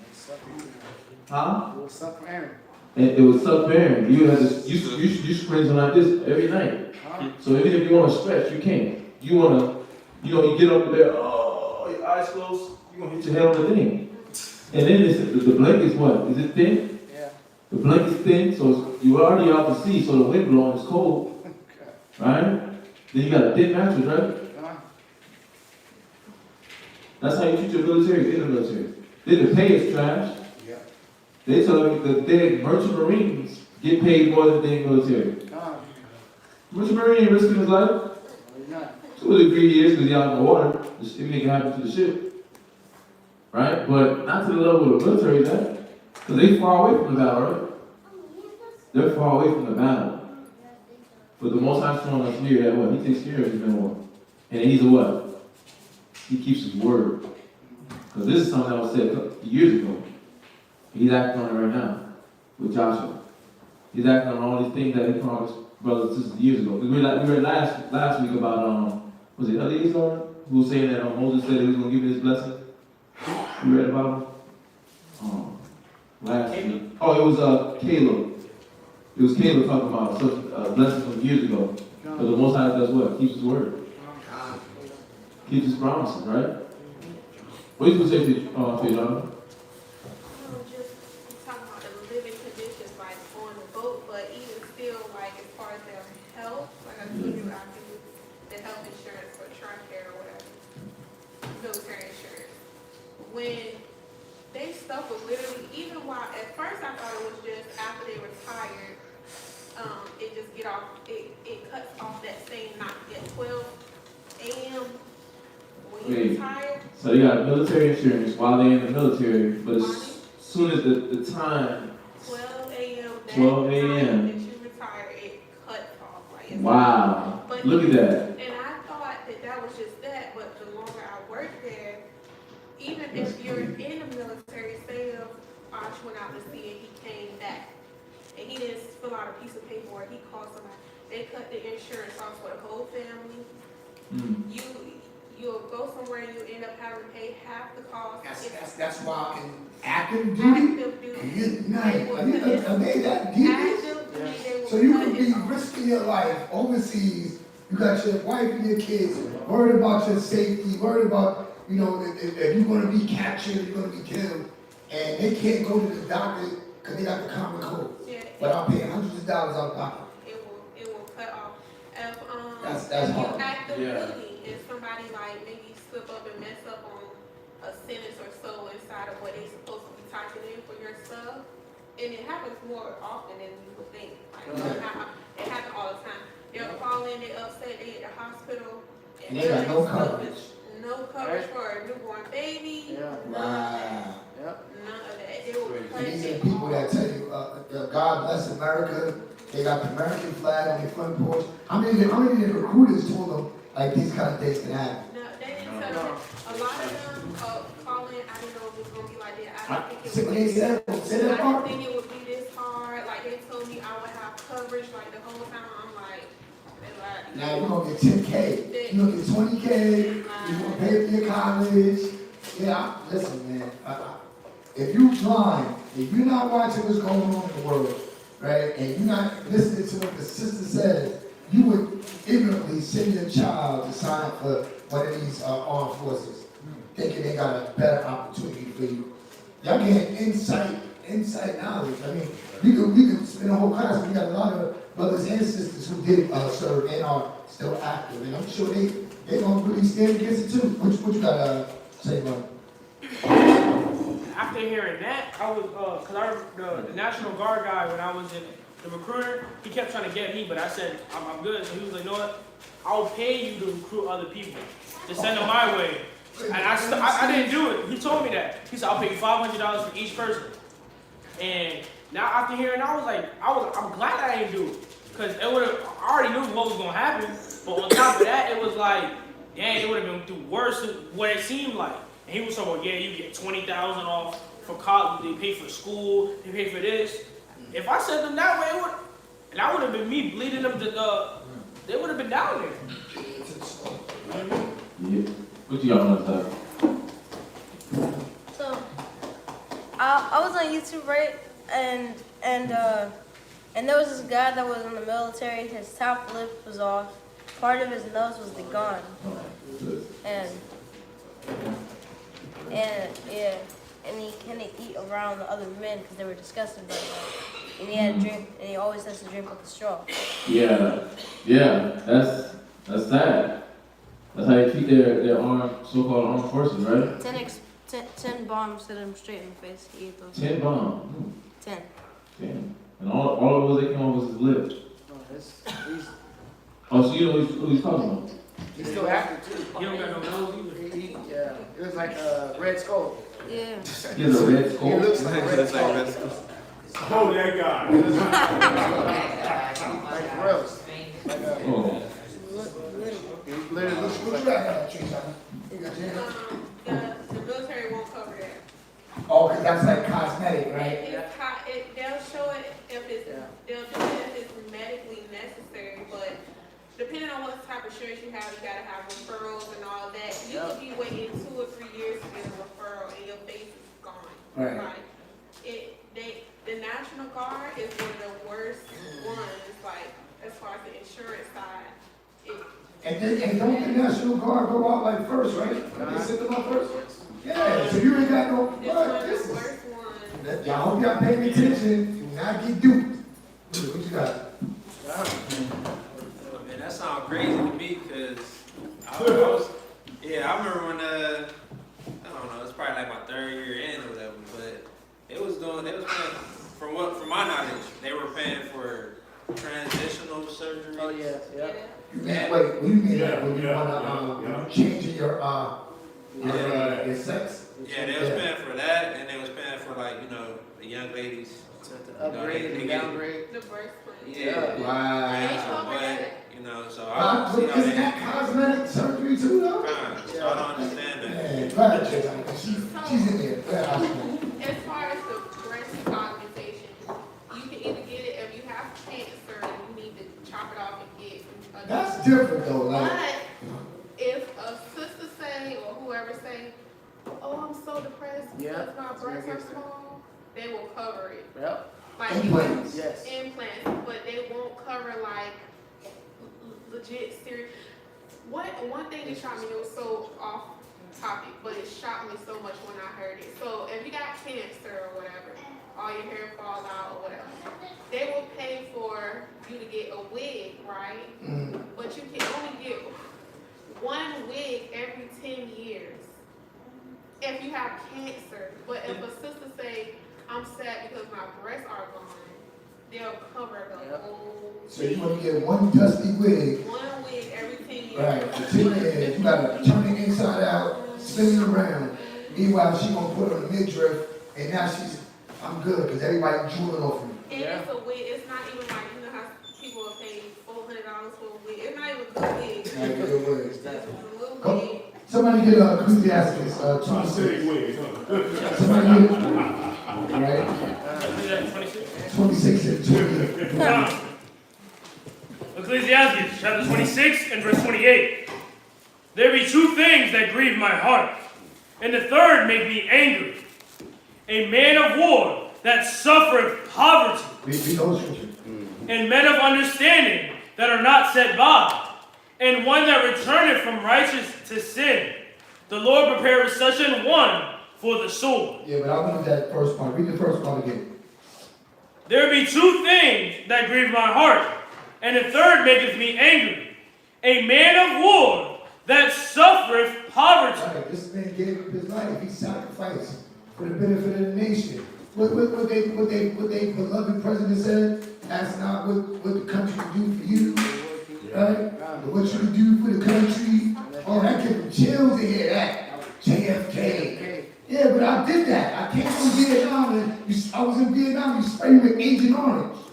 Now I'm pissing blood. What my uncle, like 82 years old. He got sprayed with Agent Orange, man. He's got amputations up to, but does he still taking about that out? But these are the things that America did to their own soldiers. Yes. The men that was out there on the front line, that they were out there fighting against people that never did oppress them, right? What was the word you said? Depending on this redneck from Alabama who grew up hating you and everybody that looked like you. But now I gotta depend on you to save me in a firefight. You see what kind of mental torture you went through, and then you wonder why they was out there getting hooked up with heroin. Right. My sergeant is a blatant racist. He's a blatant racist, and I gotta go in the country with him. Come on, man. What you have? This kind of just backtrack on how sisters talk to, like, to their husbands and stuff. So it was this man, he called in, this was like yesterday, day before yesterday. What's today, Saturday? Yeah, yesterday. He called in, he was mentally off because he was in the military. I got PTSD or something. PTSD, Yeah. you can tell even how he spoke that he was not there all the way no more. So his wife was in the back. When I was speaking to him on the phone, I'm like, dang, he don't got nobody to help him. Like, he sound like he's struggling a little bit. His wife is in the back. She started talking, right? And she's like nagging him about how he's talking to me, like confused, right? Yeah. And she's fussing, blah, blah, blah. And then she take the phone from him, and he said, I don't know why you keep arguing with me. You know my head is all messed up from this stuff. And she's like, and I felt so bad. I want to be like, you're doing a great job, sir. Like, but even how she was talking to him, she was stressed out because having to take care of him, because we wouldn't help, along with the fact that she just talking to him crazy or whatever. Yeah, that poverty comes in many forms. It messed up the whole household. Yeah. Having to dedicate himself to this and then being damaged goods afterwards. He couldn't even take care of his family. Right. And that's one of the things I definitely do think the most high for the brothers and the sisters that did serve, and they don't have that residue on them. The brothers that's here, like the Delvons, the Ashes, the Rakai, they don't, even Shawashi, they're not still battling with these from being out there. The trauma of having to put yourself in subject and sacrifice yourself for a nation that don't love you. You know, and to actually, those that went out to see combat, and then come home and can't get a tooth pulled, can't get your blood pressure, or, you know, this basic essentials as a human being. Come on, man. But yeah, let's go back. Let's go back. Joshua chapter 17, last precept. Because he was a man of war, therefore he had Gilead and Bashan. Right, so he got the evidence. It said because he was a man of war, the Most High don't forget that. There's a reward for the brothers and that sacrifice thing. But you sisters too, y'all in the war. Y'all, what's your reward? It's going to be the kingdom. Scripture said there's going to be no more sorrows, right? All these labor pains and things like that, the monthly pains, isn't that worth fighting for? All these health issues, or the mental issues you have that's making you, stress you out. The Most High is going to reward your soldiership as a wife, an wife, an Israelite sister. Y'all see that? Go ahead. Verse 2. Verse 2. There was also a lot for the rest of the children of Manasseh by their families, for the children of Abzar, and for the children of Helek, and for the children of Israel, and for the children of Shechem, and for the children of Hefer, and for the children of Shemida. I was going to say it like that. Shemida. These were the male children of Manasseh, the son of Joseph, by their families. But Jehoshaphat, the son of Hefer, the son of Gilead, and the son of Machir, the son of Manasseh, had no sons, but daughters. Oh, so every day don't get nothing, because this is all about the men. All women are slaves, right? What they are is to make the babies and cook food, right? Right, sisters? The Most High don't care about y'all, right? There you go. There you go. I didn't hear that, sir. We know not. I didn't hear nobody. I didn't hear that. But we know show. Go ahead. But daughters, and these are the names of his daughters: Bilhah, and no, Haglah, and Milcah, and Tirzah. And they came near before Eleazar, the priest. Right, we read this before back in Numbers 27. Keep reading. Somebody get Numbers 27 in 6. Right? Yeah, Numbers 27 6. Just hold it. Keep reading. And before Joshua, the son of Nun, and before the princes, saying, the Lord commanded Moses to give us an inheritance among our brothers. Because the Most High is just, he's fair. But it happens. Sometimes you won't have no sons. Now, imagine that. If the Most High didn't consider that, how would that make a sister feel? Yeah, I'm worthless. I'm worthless in my family. I can't even do anything to extend my father's lineage, his name, his heritage, his honor. I can't bring honor to my father because I'm not a man. No.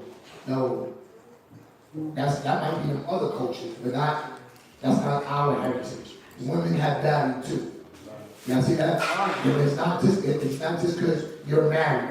It didn't say nothing about them having sons, and they said these are the daughters. They said nothing about them having husbands, right? Just was because their father was an Israelite, you have a place too. Y'all see that? Because I know there's some doctrines out there that, the only way for a woman to get to the kingdom is to have a husband. Show me that in the Bible. Show me that in the Bible. Because if you don't have a husband, who's your husband supposed to be, sisters? Yahushua. Right? You're supposed to submit to the will of the congregation. That's what you serve. Until the Most High blesses you, if that's his will, if that's what you desire. It's like some of them that want to be addicted to the ministry. They don't want to have they want to be freed up to be able to serve willingly to everybody. You know, when you have the husband, now you got to be in subjection to them and the body, which shows your strength, right? It shows you able to multitask. But imagine if you don't. Imagine if the Bible talks about units. It's some spiritual and some physical. When you spiritually say, okay, I don't need a husband. You know, I get joy, I get satisfaction out of helping brothers and sisters and children of my nation. That's a beautiful thing. That's a praiseworthy thing. And it comes with an inheritance. Most High showed us that. Saying, the Lord commanded Moses to give us an inheritance among our brethren. Right, among our brethren. So when you see that word brethren, don't just think it's talking about men. It's talking about all you Hebrew Israelite men, women, and children. But therefore, according to the commandment of the Lord, he gave them an inheritance among the brethren of their father. Right, so let's just refresh ourselves with that law. Okay? Read that, Ariabah. Numbers chapter 27, verse 6. And the Lord said unto Moses, saying, the daughters of Zelophehad.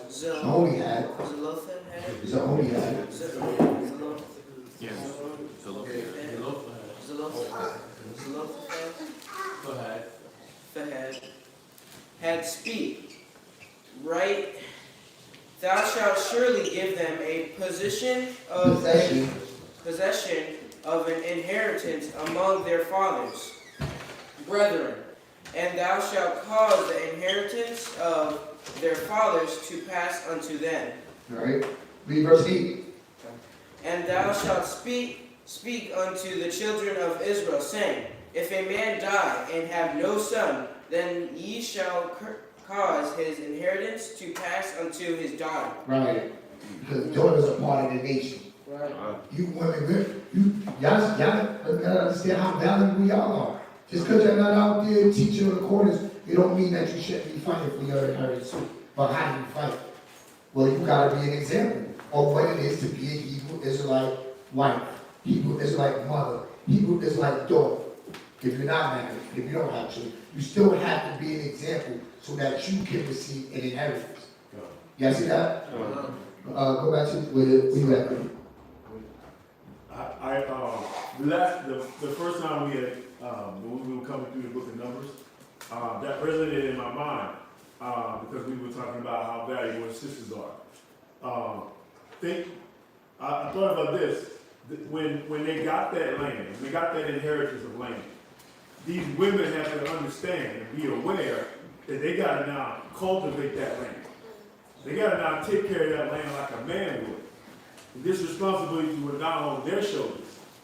So they couldn't be all nilly-willy with it, right? Or say, oh, I don't feel like it today, right? When that corn gotta grow, when that corn gotta be harvested, they gotta go out there and do it. Because this is their inheritance now. And they can't squander that inheritance. They can't sleep with that inheritance. So they gotta take that inheritance with value, right? They are of value, and that value was given to them. So they gotta see that too. What you got, Jay? It made me think too, like when I first came into the truth, I was like, dang, they got all these privileges and blah, blah, blah. That's why we have to go. I'm saying that again because you hear it all the time. Like the Israelites and what is it, misogynistic? Right. And, there's no place for women here. Yeah. And how you said, even when they got that land, they had to take care of it. A lot of sisters, they want that privilege just to have it. Like, just to say, oh, the brothers can do it, why can't I? They couldn't have that mind state because, like you said, after it's yours, okay, you got it, what are you going to do with it now? Like, these sisters taking on that land or being given that land or whatever, it wasn't out of vanity just because. You know what I'm saying? And that's one thing I had to learn over time. It's not just because they're a man, it's because that's the responsibility they have. Like, you shouldn't just want it just because they can or they're entitled to that. Yeah, it goes back to the verse that we read. You know, Most High got something in play for everything. He didn't have sons, well, he had daughters. Well, Most High trying to keep it in his family. Keep what he was giving to him in his family. And then, of course, you know, when she had her husband, if they decide that's something that they want, you know, then of course it'll be the family's thing, right? And her husband will help her take care of that land and make sure the kids get passed on to her kids and their kids, and that the kids are able to prosper off that and their kids. So it's about keeping it in the family, you know. So and this what you're saying is like the Most High cares about the women just like he cares about the men, right? But everybody has their role to play, and the world confused those roles. But now we're relearning those roles, and you know, we got to be conscious. You know, those women, it wasn't getting that for no reason. It was the Most High protecting his lineage. He's protecting his family. He's making sure his household is taken care of, but he makes sure those women are taken care of, right? And those women have to have what? Faith. They didn't get out of order with Moses. They just want to ask him a question. They didn't lose it like, no, what they do, even though they understand something, even if they're not knowing that something existed for that, if that scenario happened, they was able to do what? In order to ask a question. So what were they being? It was, I don't want to read this scripture too. Proverbs 11:60. Well, somebody grab it real quick. Proverbs 11 verse 16. Yes, sir. Proverbs chapter 11 and verse 16. A gracious woman. A gracious woman. What's a gracious woman? Let's look at the word gracious. This because that's what those women were doing when they stepped to Moses and asked him that question. They didn't get out of order. The Most High respect that too. They didn't lose it. And what we're seeing is that the Most High takes care of it, but they had to have the faith to see what? That they had to retain their graciousness. But read that. This is Webster's 1828. Gracious. It says favorable. You said what? Favorable. Kind. Friendly. It says Is it favorable? kind. Kind. Friendly. It says Favorable, kind, friendly. it says merciful. Merciful. It says benevolent. Benevolence. Benevolent, yeah. Kind. Go ahead. It says disposed to forgive offenses and impart unmerited blessings. So, contrawise, blessing. Right, I got some synonyms. It says courteous, well-mannered. Oh, this is the one I love, because I do not, this is not a popular vision for our sisters today. Back in the days it was, it said ladylike. So gracious, right? She's ladylike, meaning she don't have, her voice don't sound like mine. Now, you could be born with a deep voice, but I'm talking about with that tone. Like you ain't talking with this tone of authority. Like you feel like she might got a raspy, heavy voice, but she's ladylike, meaning what? She's gentle, she's pleasant, she's courteous. It says well-mannered, right? Friendly. What does it say? Diplomatic? Yeah. Diplomatic. Yes, sir. That's cool. Not ratchet-matic. Diplomatic. Meaning she's coming as in a way of I'm gonna deliver this message to you, so that you can understand me and I can understand you. That's what these diplomats do, right? Yeah. I'm showing you what my country, the needs of my country.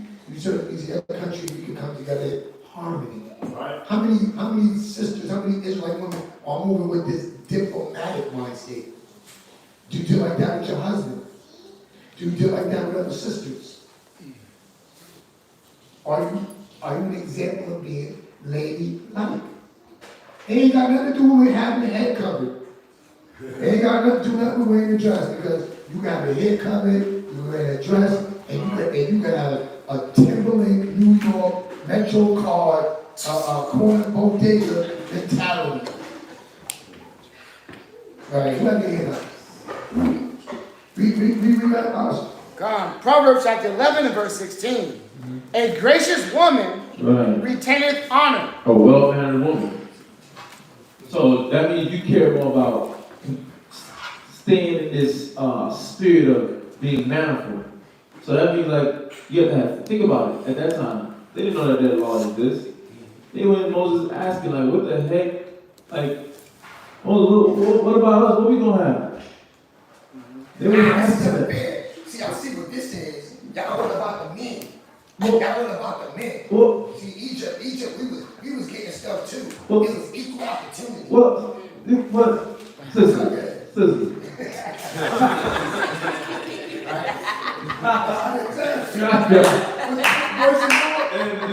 The man be the one that more matter too. Read. What? Bible? Scripture. Right? And people like, nah, and Negro. but like, you gotta think about it. That's deep. You know, that's deep. These women did not know. Like, think about the things that you don't be knowing and you lose your mind on it. And it be small things. This is not a small thing. They watching the other family members get blessings. Oh, damn. They got nice land. They got water. They get on that land. Yeah. What we gonna get them? That's not 40 acres of good. That's more. That's more than 40 acres. What you have to say something? We're gonna read on and see what I'm thinking is true, but even still, they was patient. Like, they waited to the very end to ask, okay, are we gonna get anything? Oh, wow, yeah. They was patient with it. They went through a life. They were diplomatic with it. They went through a life. And okay with if the fact, they only said something because they had to. Like, they knew if there was a man in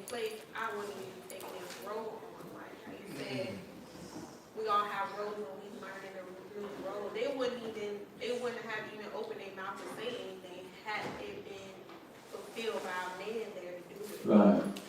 And they were well mannered about it. It was civilized. Yeah, the in-depth thing that you think about is like, the key part is like, they didn't know nothing. They didn't know that it was a thing in place for that. It's like, what about us? And they have to ask. And then they retain their well-mannered nature. But this is what a righteous woman that's striving to be righteous is going to do. Read it again. A gracious woman retaineth honor. You're going to retain your honor. You're going to hold the thing that's going to keep you honorable, which is well-mannered, friendly, diplomatic nature about you. Right? And these sisters exemplify that. So that's something you really want to take in. Because it's needed. Read the last part. And strong men retain riches. And for us, we got to do what? What's the riches? The wisdom. We know it's physical too, but we know what keeps the physical. The physical is just a residual effect. Right? Something that just comes with it. But the riches, the true riches is the wisdom because it keeps you stable. So, but let's jump back to the reading. Let's jump back to the reading. Joshua chapter 17, verse 5. And there fell 10 portions to Manasseh, beside the land of Gilead and Bashan, which were on the other side Jordan, because the daughters of Manasseh had an inheritance among his sons. The rest of Manasseh's sons had the land of Gilead, and the coast of Manasseh, and the coast of Manasseh was from Asher to Mikmath,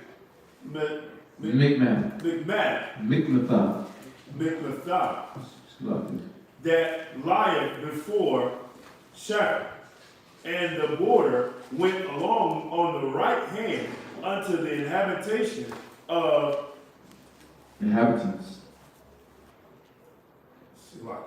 in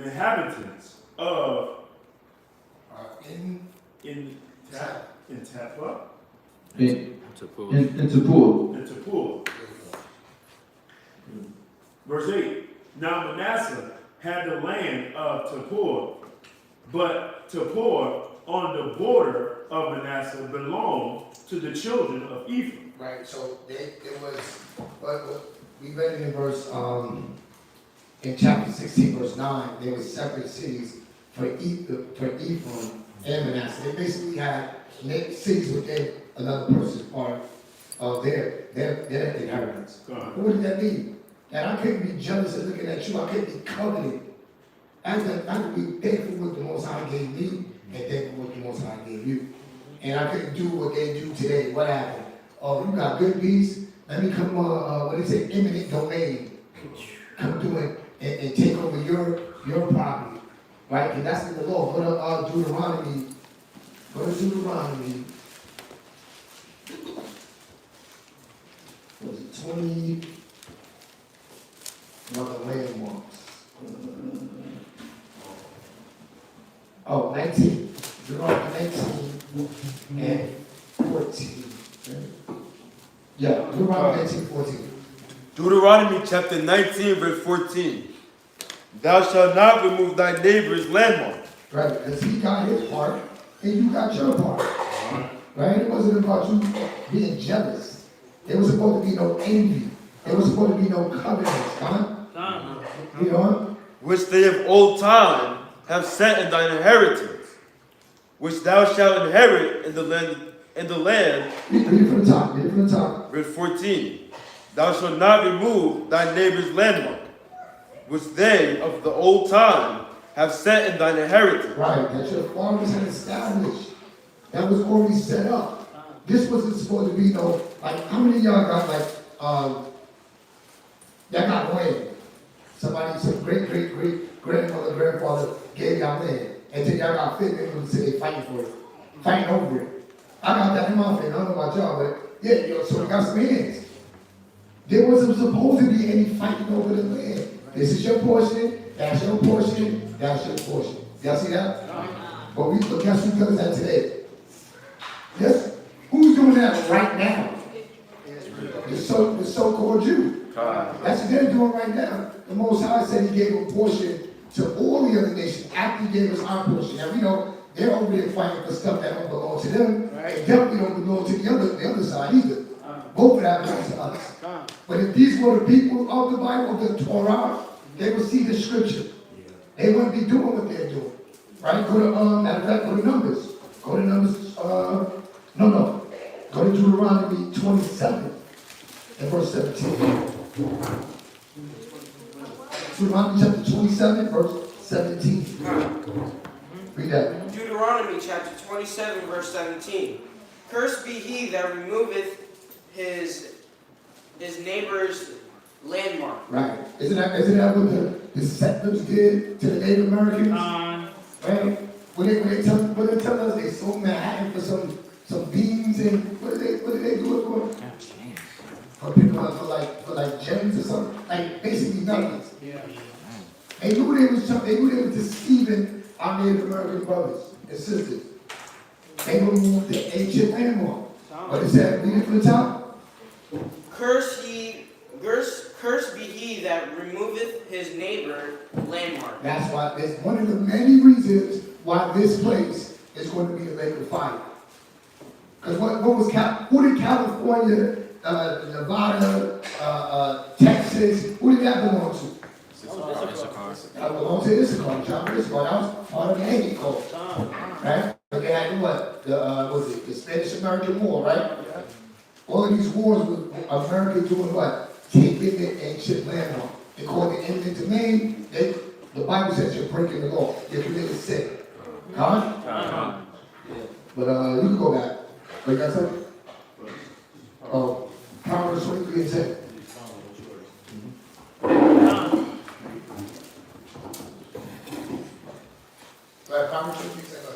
Proverbs chapter 23, verse 10. Remove not the old landmark. Right, and you look at the definition of landmark, it's still, a boundary line indicated by a stone or stick. An object, usually a stone or pile stones that mark the property line, showing this is yours. Right, you talk about Yellowstone, they got Yellowstone. They put their little landmark showing that this is what Yellowstone Ranch. Right, it was indicating that this is my land, this is my property, and this is as far as it extends. So anything within that boundary is me. So read. And enter not into the fields of the fatherless. Yeah, you taking somebody else's inheritance, and that's what the Most High didn't want to happen. The Most High said what in Deuteronomy 32? He gave everybody a land, a boundary, and a distance and everything that they have. He gave everybody quantity, distance, land, and what they can and cannot have. So he gave every nation on the earth that. So that's why he said, don't remove the old landmark. I already given you your portion. Be gracious and satisfied with your portion, right? And enter not into the fields of the fatherless. So the Most High don't want us. Oh, read on. Verse 11. Verse 11. For their Redeemer is mighty. He shall plead their cause with thee. He gonna have a problem with you if you do it. Don't cross the line. So yeah, go back. You can jump back to it. The other question. It said, what does it say? Is taking the land of another's considered covenant? What? Yeah. Well, this verse kind of answered it too. This was basically an answer.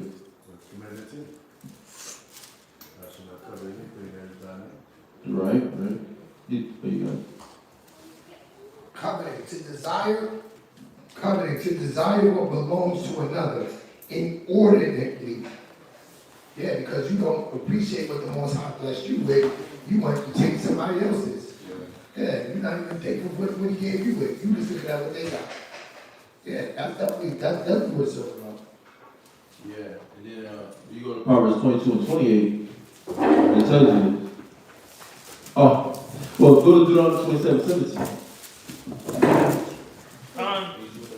Well, just reiterating what he read, right? What the brother just read and brought out. This answers your question direct. Go ahead. Deuteronomy chapter 27, verse 17. Cursed be he that removeth his neighbor's landmark. So what's making you go over and look at your neighbor's field? Desiring, what did it say? You're desiring what belongs to another inordinately. Inordinately. That's why you're cursed. So yeah, it's definitely coveting. It's definitely wrong because you went over there. You ain't going over there right mind. You're like, oh, listen, you should. You're not. It's not like you're looking at the land to get some advice. Like, oh, we grow tomatoes this way because it allows it to grow quicker, or it may allow more nutrients to come into the tomato. You're not looking at it like that. Like you're trying to help them. You're looking at it like what? I want that. I want that. I had that. Listen, once you grow tomatoes, man, give it to me. You cover him. You cover his land because you feel like, damn, he got better soil than me. He don't even know how to use it. Give me that. Because you'll end up doing what?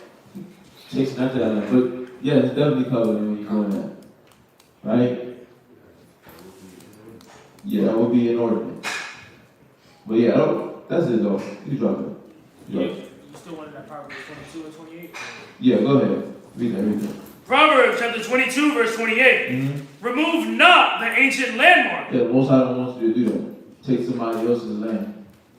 Read. Which thy fathers have set. Because it's an inheritance that was given to you from your forefathers. You're supposed to cherish that and appreciate it, and appreciate what you got from the Father. By way of your forefathers. So, come. Definitely coming, because you're looking at more.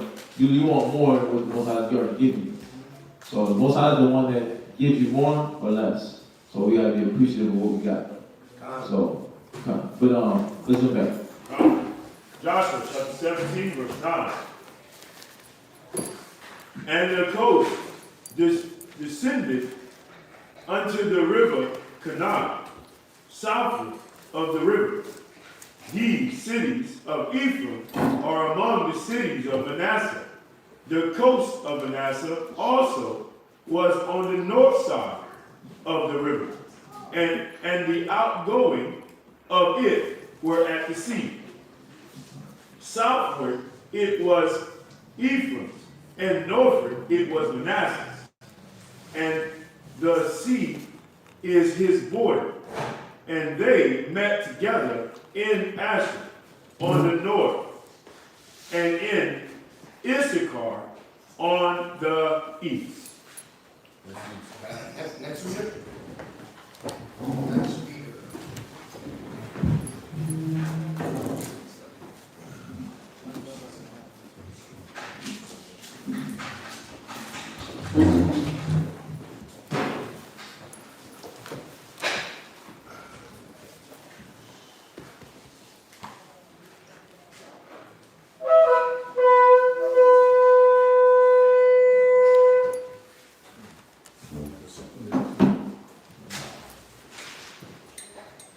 Matazar, show the show, Yehuda, Banya Shalom. Matazar, show the show, Yehuda, Banya Shalom. In Israel, imagine. Baraj. Yahweh Shimel Shah, Brakathon. Yahweh Shimel Shah, Brakathon.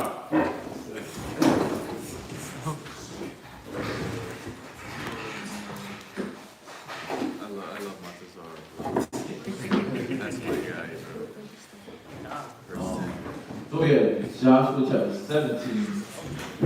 So the second reading is Joshua 17, verse 11, to Joshua chapter 18, verse 12. I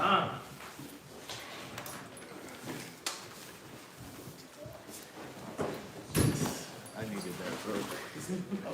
I needed that.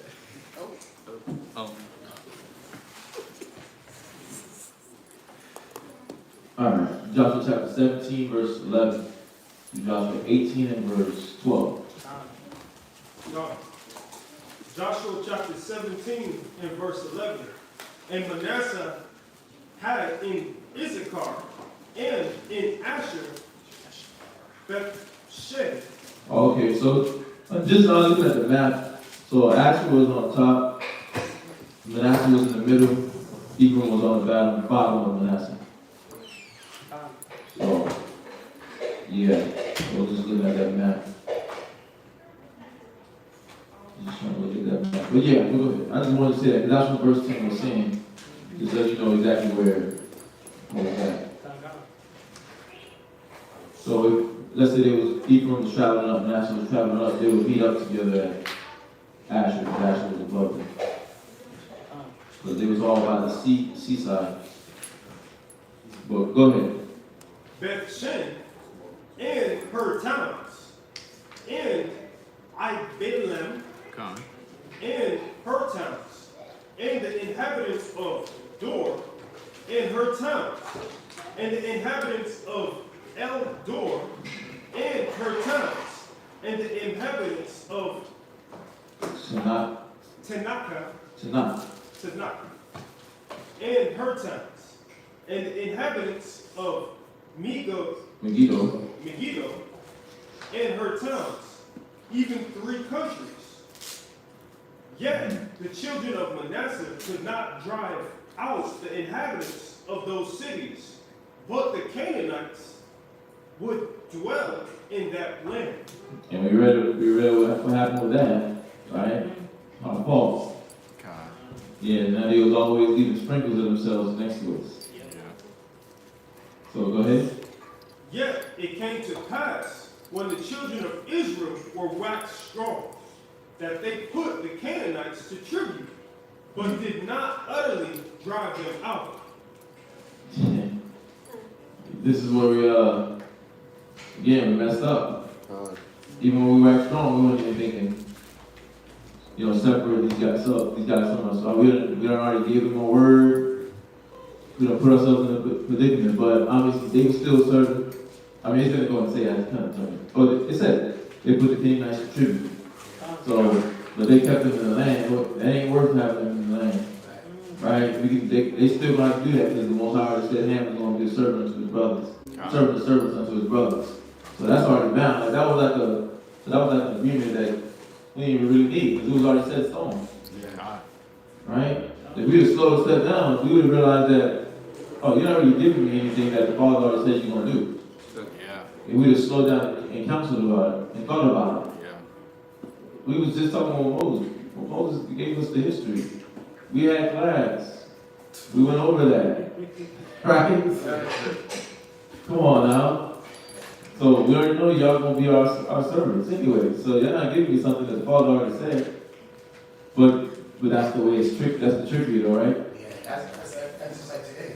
Like when we get deceived over a carnal reward instead of pleasing the Father. The Most High said we were supposed to cast them out of our land. But we said, well, you know what? If we keep them around, we can get paid. Right? But what did that pay profit? How did it profit you? Yeah, I just was only guys of the Canaanites. Right. Only guys of the Ivory. Yeah. Right? Other nations not. But if we would have cast them out of the nation, then we would have been tempted by the same thing that destroyed you. You see that? Yeah. You allowed them to come mingle amongst us. Right. So, yeah. That's what I'm pointing. They put the Canaanites to tribute, but did not utterly drive them out. We'll try to make sure you put that last little point in there. John, it's not that's a booby prize, he said. That's the trick. But go ahead, read on.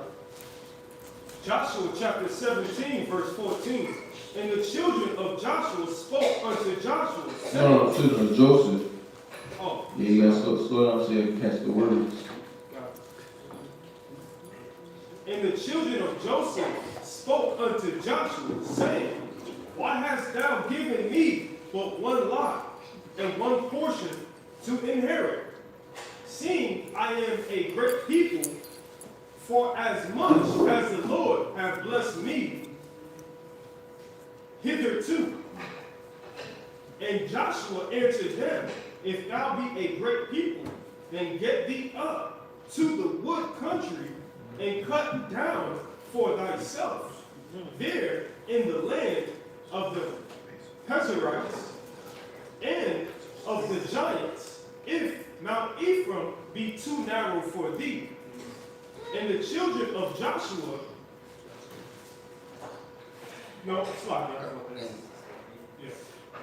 And the children of Joseph said, The hill is not enough for us, and all the Canaanites that dwell in this land of the valley have chariots of iron. What does it sound like? What does it sound like? That's it, man.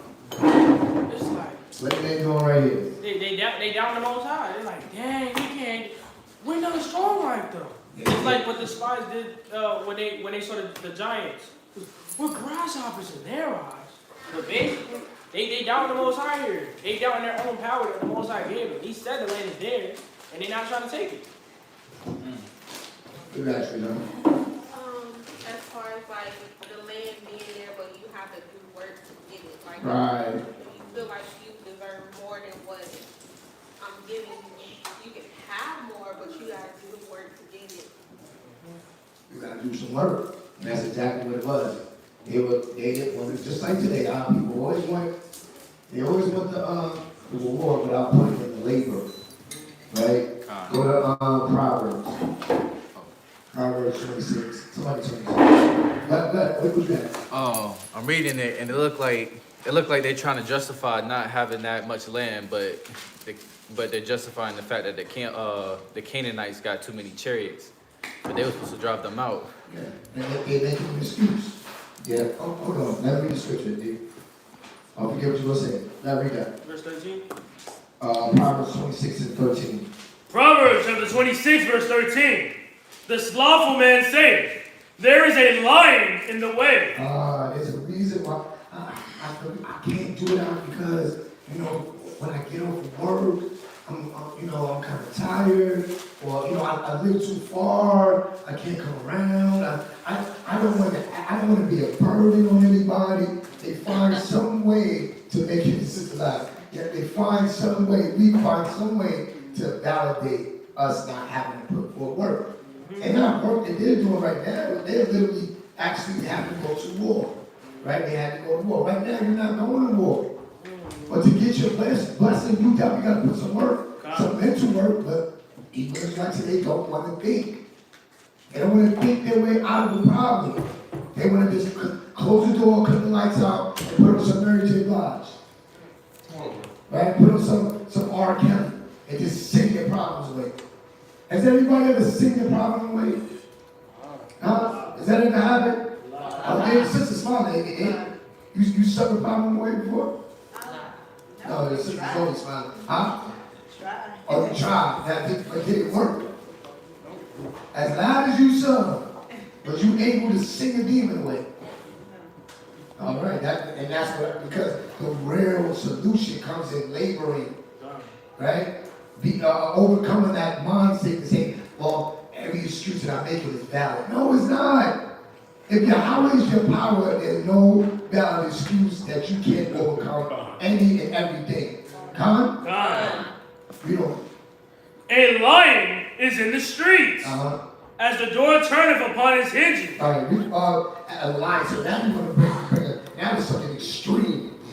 So you don't understand because you got it good. For me, it's real hard. Oh, there's no temptation that's common to man. What you're going through right now, there's a solution. There's a brother that went through that and overcome. There's a sister that went through that and overcame. You got to go put forth the work. You got to labor. Means what? Communicate. Israelites don't want to communicate. They don't want to confess their issue. They think, listen, y'all just don't see me, y'all don't understand me, so y'all can't relate to this. Stop it. What you had, Sharina? I was asking because y'all was saying something about being utterly, they didn't utterly cast them out. Were they supposed to do that? Definitely. Yeah, because we were supposed to make a pact with them. Last week, were you here last Sabbath? Oh, okay. Yeah, last week we was going over how they made a league with the, was it last Sabbath or the Sabbath before that? We went over it then too. We went last week? Oh, okay, yeah. Last week we went over how we made a pact with the Hamites, African Canaanites, right? And that we would not destroy them, but they basically trickery. Yeah. It was trickery, and they acted like they was famished, and they gave this appearance as if they were struggling. They came from a far country. They got dry bread, faded clothes. They were walking on their toes. They was acting like that, and they was beseeching us that we make a pact with them and that we have peace with them, and that they would serve us if we make peace with them. But if we read in previous verses, like in Deuteronomy chapter 7, you'll see that the Most High tells us don't make no league with them. Meaning no deals, don't borrow with them. Right? And we did that. And we did so without the counsel of the Most High. And now we're in this position where they're in our land. Right? And now these brothers and sisters having to go get their land. That they want more land, but they don't realize that that portion they just kind of gave up basically to the Canaanites. And now they're feeling the effects of it by saying, one lot, one inheritance? No, you didn't have one lot, one inheritance. You have more than that, but because you let the Canaanites in, they took the little piece of the space that was for you.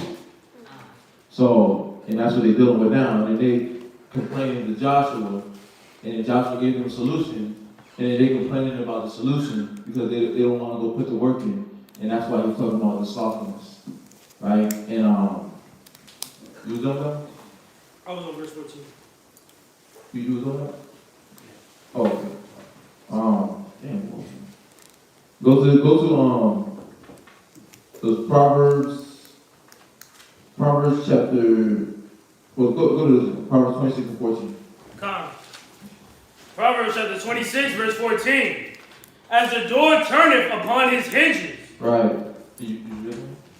Oh. Proverbs 21, 25? Okay. Good. Proverbs 21, 25. Right? Come. Proverbs chapter 21, verse 25. The desire of the slothful killeth him. The what? The desire of the slothful killeth him. So they desired more than one lot. They desired more than one inheritance, right, of land. But it was killing them because of what they had to go do to get it. They looking at the fact they said the Canaanites that dwell in that land of the valley have chariots of iron. So like, dang, our weapons ain't gonna be able to pierce through what they got, their defenses. So they're worried about all the wrong things instead of worried about all the right things. Right. And that's distracting them from receiving their blessing. And so it's making them fearful to go actually act. And then they're making an excuse because they get lazy. They want to be lazy. A lot of people want to just settle for less. You have more, but you settle for less. And that's why they skipped the beat last week to ask for counsel. Right? Skip the beat because they allowed themselves to be tricked. Go ahead, Sharina. Oh yeah, I remember that because you were saying that they made that pact without consulting the Most High first to what they should do. Right. And now they feel the repercussions of it because now they got the land. Now they start to settle in. And what? Now the desire is what? The desire of the slothful killeth him. Now the desire that they have is killing them because they're like, damn, we need it. Right. We want it. We want it and we need it. But then they're like, well, Joshua though. That iron though, bro. You don't see? Iron, bro. Like, you can't just pierce through iron though. Come on, Joshua. I know even you got a highway ain't gonna tell you that. That's how they feel. You don't get it. You don't know how I was raised. That's what we say today. Yeah. You don't know how I'm upbringing. Like that's a valid excuse. Right. Like, you're the only one that came through some traumatic upbringing. Yeah. No, we're not the only one. Yeah. No, I mean, nobody's the only person to have gone through a scenario. Everybody says no temptation that's taking you, that's for such as common man. So everything that you're going through right now, somebody experienced it. Multiple people have experienced it in different lifetimes. Been fatherless. Multiple people have been fatherless, right? Multiple people have been motherless. Multiple people have been parentless. Multiple people have been orphaned. Tobit was orphaned, right? Yeah. Tobit said he was orphaned. So we got to see that everybody's been through a scenario. So nothing that you're going through is like hard enough to where you can't overcome it. But you got to stop looking at the issue and look at the solution. That's the point of this verse. Stop looking at the issue. Stop letting your mind not want to work. And actually do what? Fight. Get up and fight. The desire of the slothful killeth him. Why? For his hands refuse. Do what? His hands refuse. His spirit, his flesh. Right? His spirit is docile right now. Because his flesh is what? The one that he's living through his flesh. She's living through her flesh. She's living through her arguments. He's living through arguments and fighting and bickering and anger, right? And those things don't profit you anything, but it makes you comfortable. Deceptively, I say deceptively because you're not really comfortable. Because you be angry, you be mad, you be frustrated, upset, sad. Because why? You want something, but you don't want to put the work in to obtain it. So the desire is often killing them, and that's what they're going through right now. And they're going through this whole discussion with Joshua about how they don't want to do it, basically. Without saying they don't want to do it. So, huh? Okay, let's jump back to the reading. What were you doing? Go ahead, Pastor Soul. Joshua chapter 17, verse 16. And Let's go. yeah. Both they who are of Beth Shem, and her towns, and they who are of the valley of Jezreel, and Joshua spoke unto the house of Joseph, even to Ephraim and to Manasseh, saying, Thou art a great people, and has great power. Joshua spake unto the house of Joseph, even to Ephraim and to Manasseh, saying, Thou art a great people. He had to remind them, he's like, what? Israelites. Power. Yeah. Like, y'all don't realize who you are? Why are you talking like that? You don't recognize who your grandma is? Manasseh. Ephraim. Right? Judah, Levi, Benjamin. You don't realize where you come from? You don't realize your uncle. Judah? You got to think about those things. He's reaffirming them like God chose you. God, He gonna give you what He gonna give you, but you gotta go through it. Read.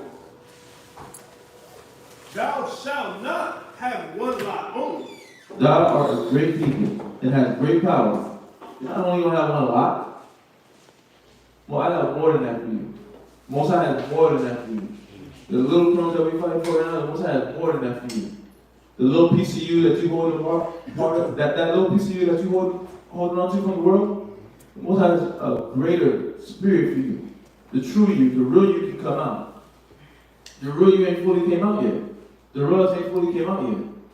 Your true character, your true spirit, that hasn't fully came out yet because you still holding on to this false identity. You holding on to false identity. You hold identity theft. Esau doing identity theft with you right now, and you doing identity theft with them. Right? Because you want to hold on to their spirit. You want to hold on to their way of life, their way of thinking, right? Their way of dealing in a marriage, their way of love. You got to get out of Edomite love, right? Ishmaelite love. You got to get out of that. It's unprofitable.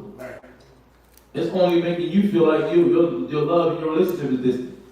But you don't realize because you operate like a criminal. You operate like a criminal because you commit identity theft like Esau. Because you hold on to their what? Their way of love. So, go ahead. When I'm hearing this, it's tying back to when we began and you asked, how does the Most High power count you worthy of your inheritance? Right. And that's not what they're doing right now. They're like, they're not counting themselves worthy. And then when you get back to the other scripture, Proverbs 24:10. You said that's what you was processing? Yeah, like when you were saying what you're saying, I'm going back to the beginning of the class when you were saying how do we count ourselves worthy and don't faint in the day of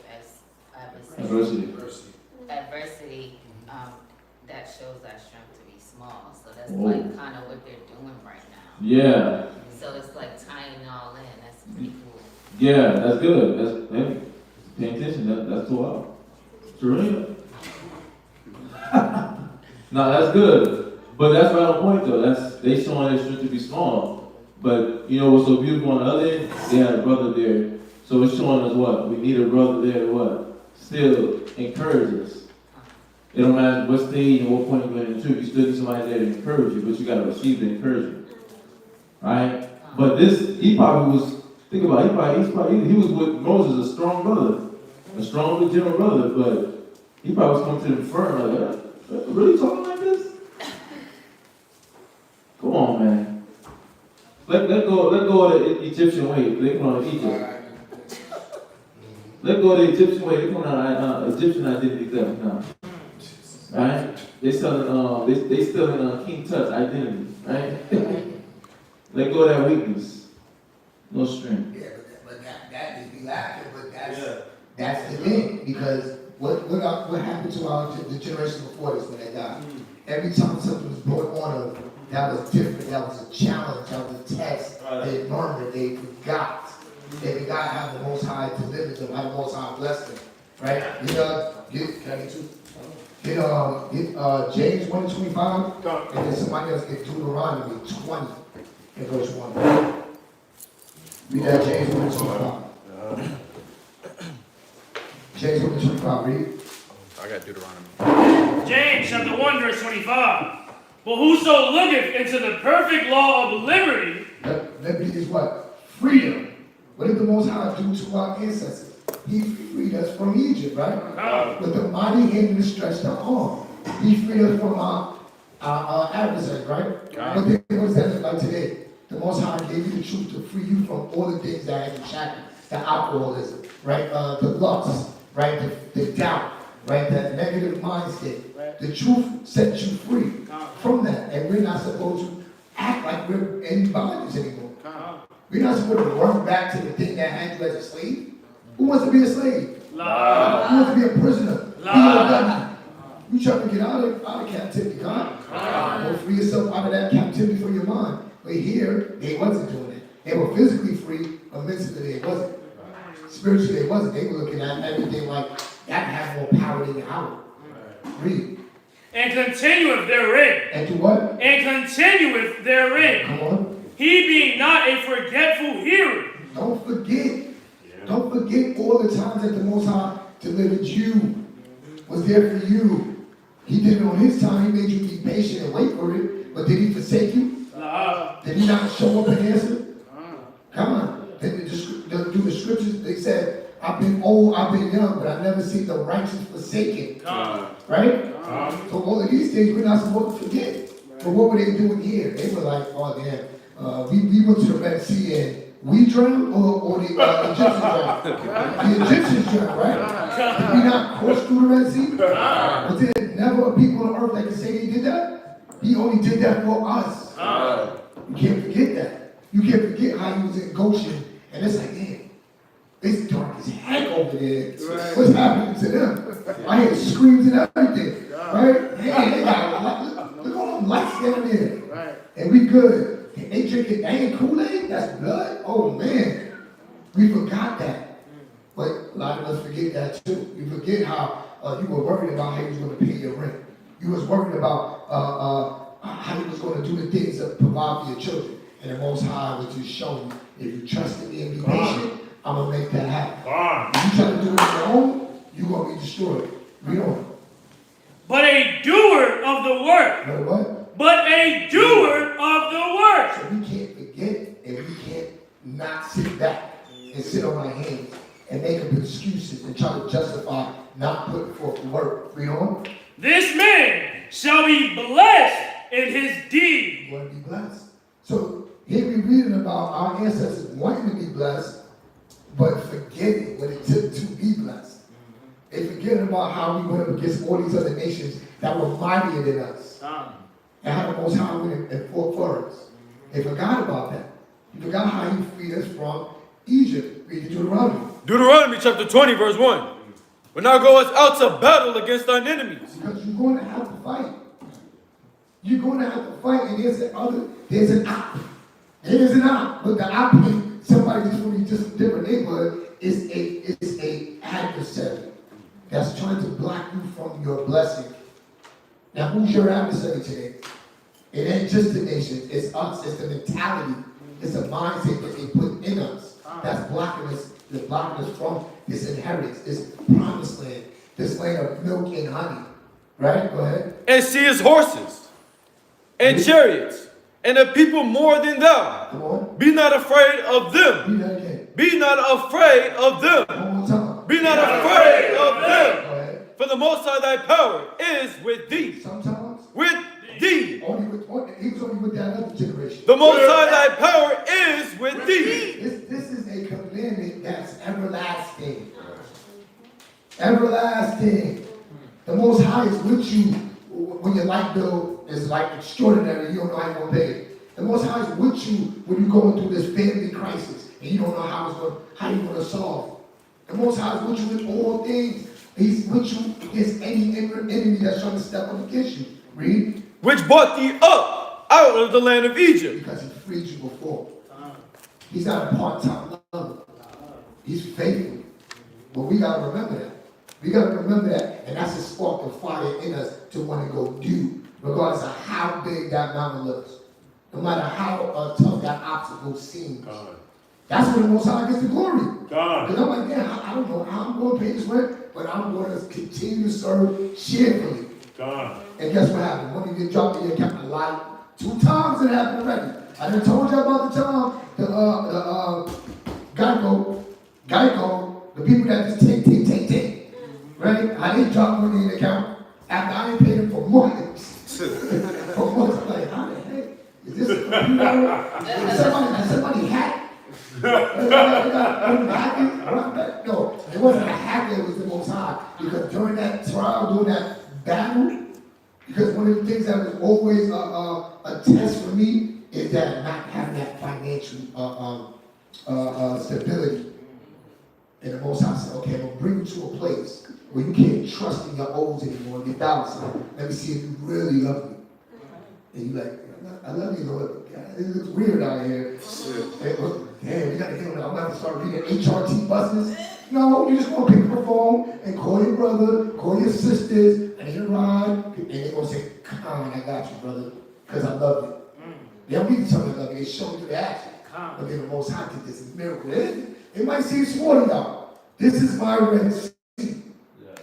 Money came from these daggone insurance companies right when I needed it. Because I trusted that I didn't forget. And he did it again with the rent.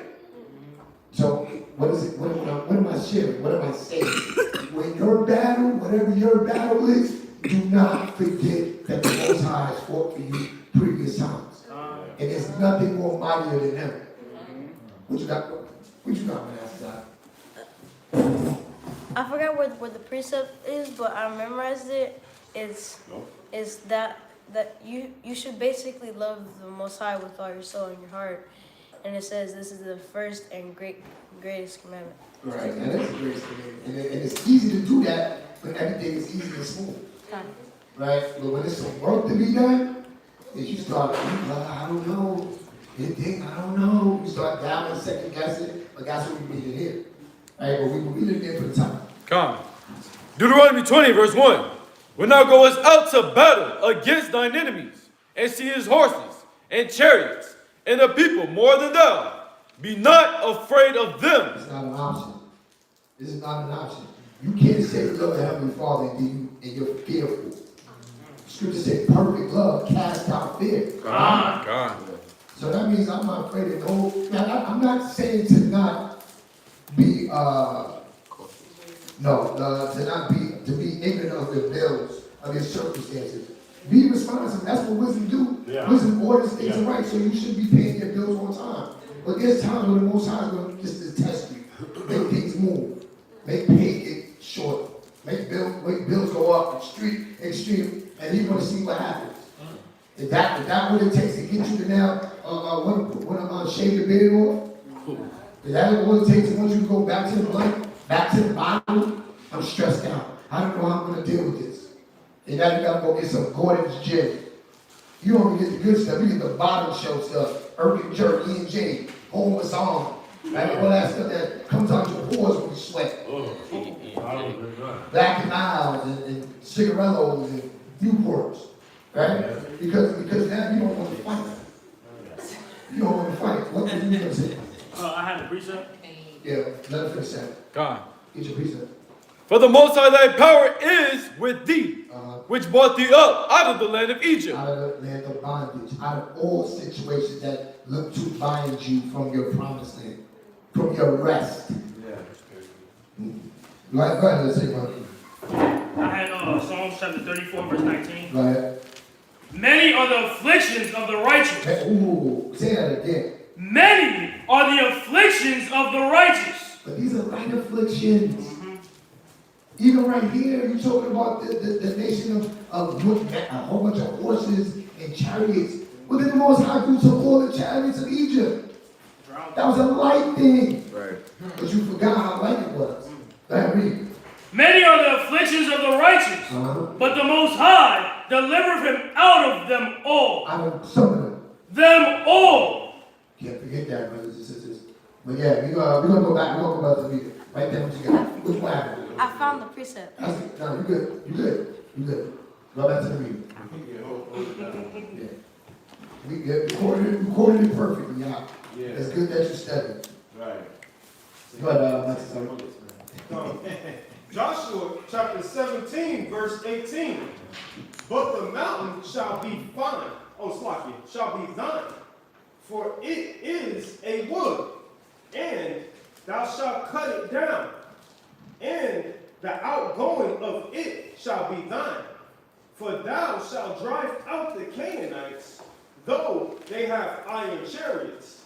That's not an obstacle. Don't ignore that. That ain't the line. That's not big. Yeah, okay, that means you're not hearing me. So I had to start off with a powerful statement, gas you up, to check you down at the same time, for thinking week, and then show you this is what you're gonna do. I'm telling you what you're gonna do in the spirit of the Most High, right? And they're like, come on, Joshua, right? The righteous men, the righteous women, they were like, come on, Joshua. But then you got the other ones, they're like, come on, Joshua. Right? But pick which side of the spectrum you want to be. You want to be the con, or you want to be the con? Which con you want? Ain't nobody gonna say no. I don't want to be like nobody's gonna say like. But there's two types of con.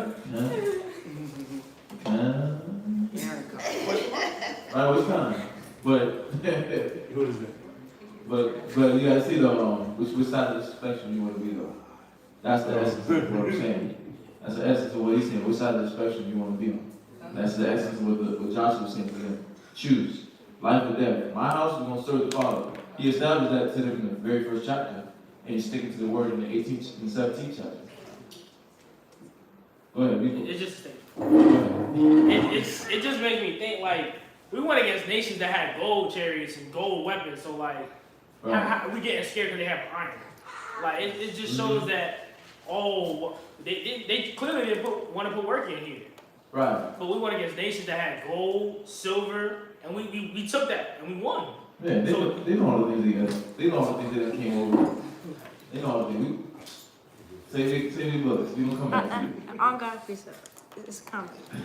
This guy, you see that? Say you must stop showing this guy how to juvie. I look at me. Go ahead. Do that. What he said, the reason why we won against them is because we have faith. Say it one more time. You said something. The reason why we won against them that had the silver and gold, it's because we had faith. Yeah, no, you're right on point. That's right on point. The reason why we won against them, not because of the silver and gold, but because we had faith. Right. The battle stands with the Most High. He's the one that determines who's the winner. Based on your righteousness. He recompenses you according to your righteousness. Right. That's right on point. So, but yeah, let's look back. Come. Nah, I don't want to. Save it for later. All right. Go ahead. You got to glow over there, man. It's the oil. It's the oil. No, let's go back. And though they be strong. Joshua chapter 18, verse 1. And the whole congregation of the children of Israel assembled together at Shiloh.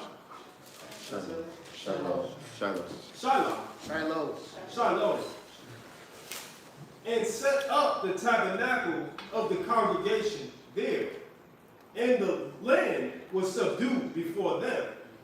And there remained amongst the children of Israel 7 tribes, which had not yet received their inheritance. And Joshua said unto the children of Israel, how long are ye slack to go to possess the land? How long you gonna be lazy to take what the Father already promised you? Right. How long are you gonna be lazy? How long are you gonna be shook out here? Slack meaning you shook. You don't have that faith like the young Judite said, right? Joshua's he's trying to exhort, he's trying to encourage those that our people at that time. Go to Proverbs 13 and 4. What's up, sis? Proverbs chapter. He got me lit. What was your question, Tristan? So, he told everybody else where to go, but he was saying that they should pick where they want to live at. He assigned other people lands, but he was telling the other 7 to pick where they want to live, like choose where. Where the other tribes before them assigned them, but they needed to go out and choose theirs. Let me read it again.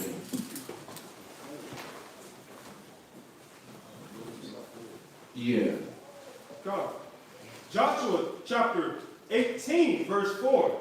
Give out from amongst you 3 men for each tribe, and I will send them, and they shall rise and go through the land and describe it according to the inheritance of them, and they shall come again to me.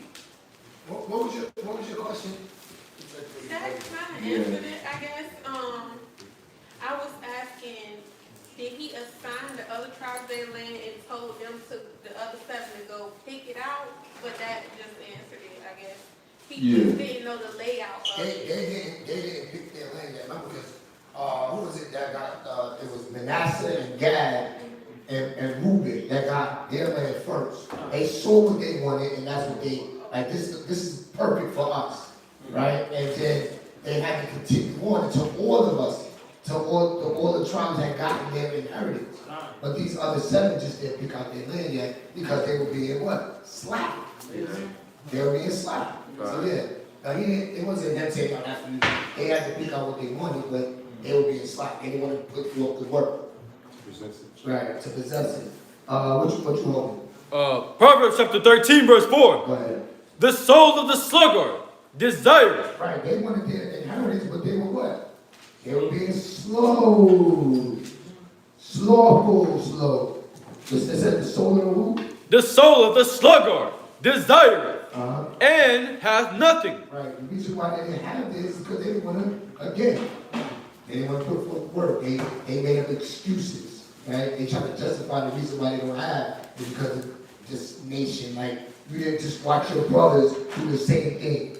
Went through all they got the Amorites, right? The Jebusites, the Hivites. We done went through all these other nations that was mighty. They had weapons. I mean, you went through the biggest one. They went through Egypt at that time. Right? Go ahead. But the soul of the diligent. But the what? Soul of the diligent. The one that wants to continue to keep working. Go ahead. Shall be made fat. That's where the blessing's at. It's the scripture says, he that endureth to the end. He that's going to continue to work to the end shall be saved. Shall be blessed. Shall reap the inheritance. That answer your question? Okay. Yeah. Go ahead, go back. We're back in chapter 3. No, not chapter 3. Go ahead. 18. Joshua 18 and verse 3. God. Should I just start from the top? No. Verse 3. Come.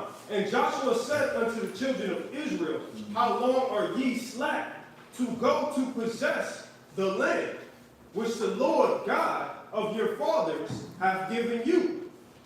Give out from amongst you 3 men for each tribe, and I will send them, and they shall rise and go through the land and describe it according to the inheritance of them. And they shall come again to me, and they shall divide it into 7 parts. Judah shall abide in their coast on the south, and the house of Joseph shall abide in their coasts on the north. Verse 6. Ye shall therefore describe the land into 7 parts, and bring the description hither to me, that I may cast lots for you here before the Lord your God. But the Levites have no part amongst you, for the priesthood of the Lord is their inheritance. And Gad and Reuben, and half the tribe of Manasseh, have received their inheritance. Yeah, the best way to kind of see verse 5 is just having a map. Just so you see how it's all laid out. Because when you read it, you kind of like, all you really do is read it. Unless you know about geography, and then you can ain't go in your brain. But and you got if you got that, the Bible maps, the Bible charts and maps and timeline book. And again, it's $20. It's $20, so you can definitely get that. What is it? They don't got a great. Oh, this one? This one's better.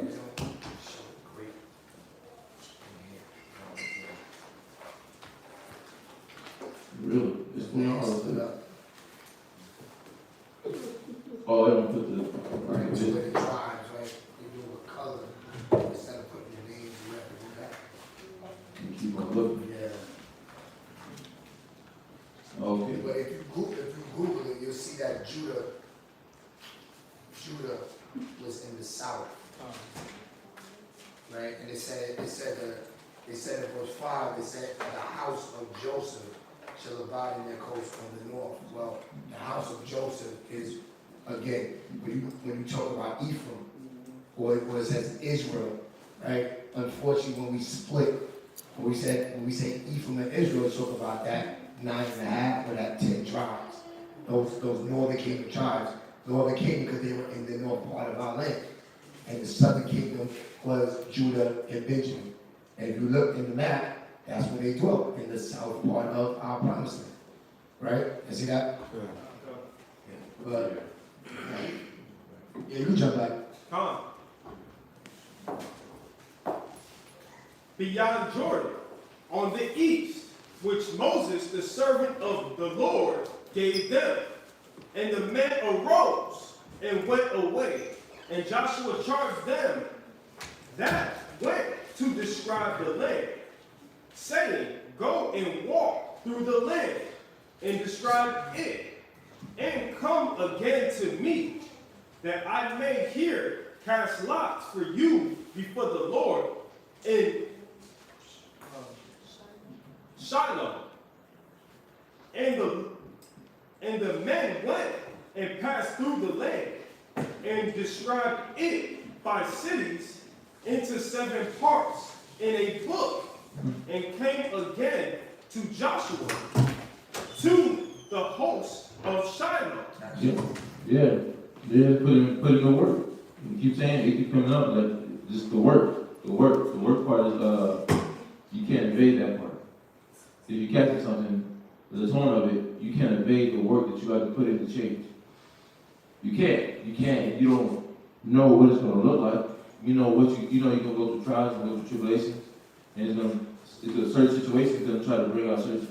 Well, it's going to show you what spirit you got in you, but show you how to actually get rid of it. And it's up to you. It's your decision whether or not you're going to change. But we know the result. You know the result if you don't. So the key is that we see that we got to put in work. You got to put some sort of work in. Joshua like, okay, y'all gonna go look at the land. Y'all gonna go describe it. Y'all gonna write down what y'all see. Y'all gonna break it down into pieces. and then I'm gonna go cast lots with the Lord for you. So I'm gonna do my part, but I want you to do y'all part. So if we see any consistency, it's just work. Work is involved. So we'll read on. Verse 10. Yeah. No, he started at 12.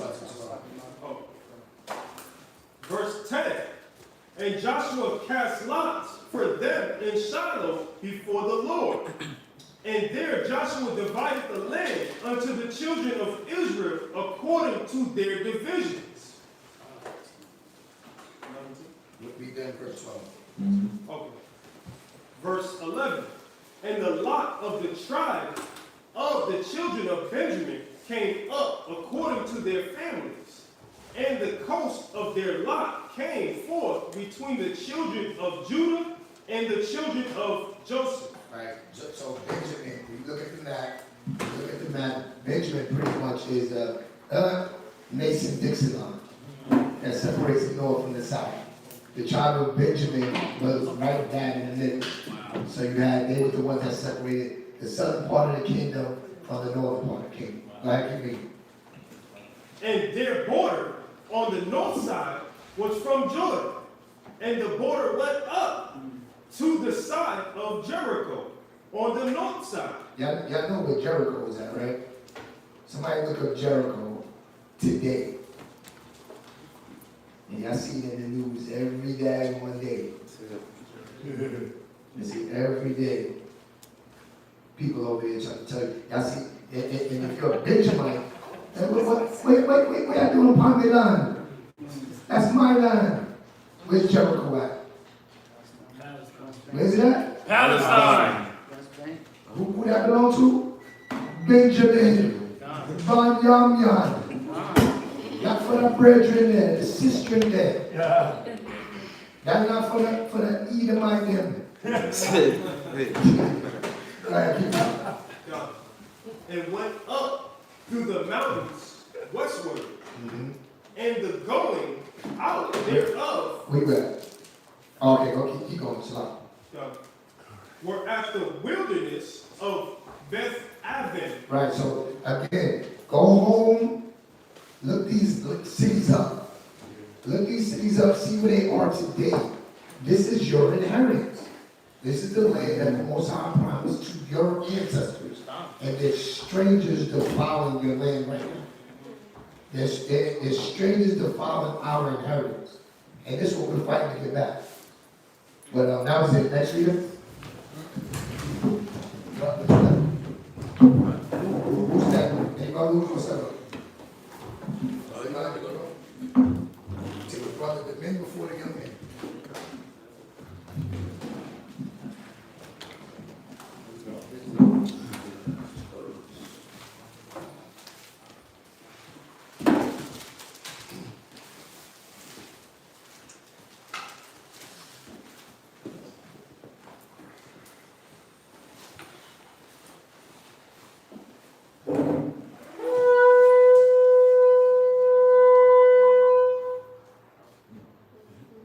Devon chapter Shah Yahweh,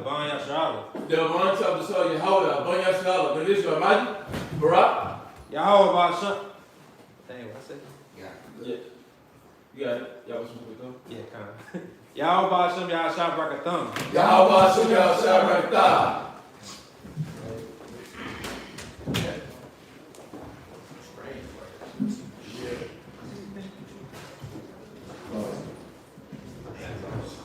So the third reading is at Joshua chapter 18 and verse 13.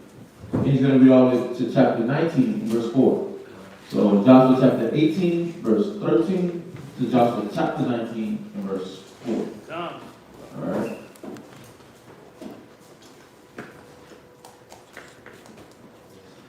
Yes, sir.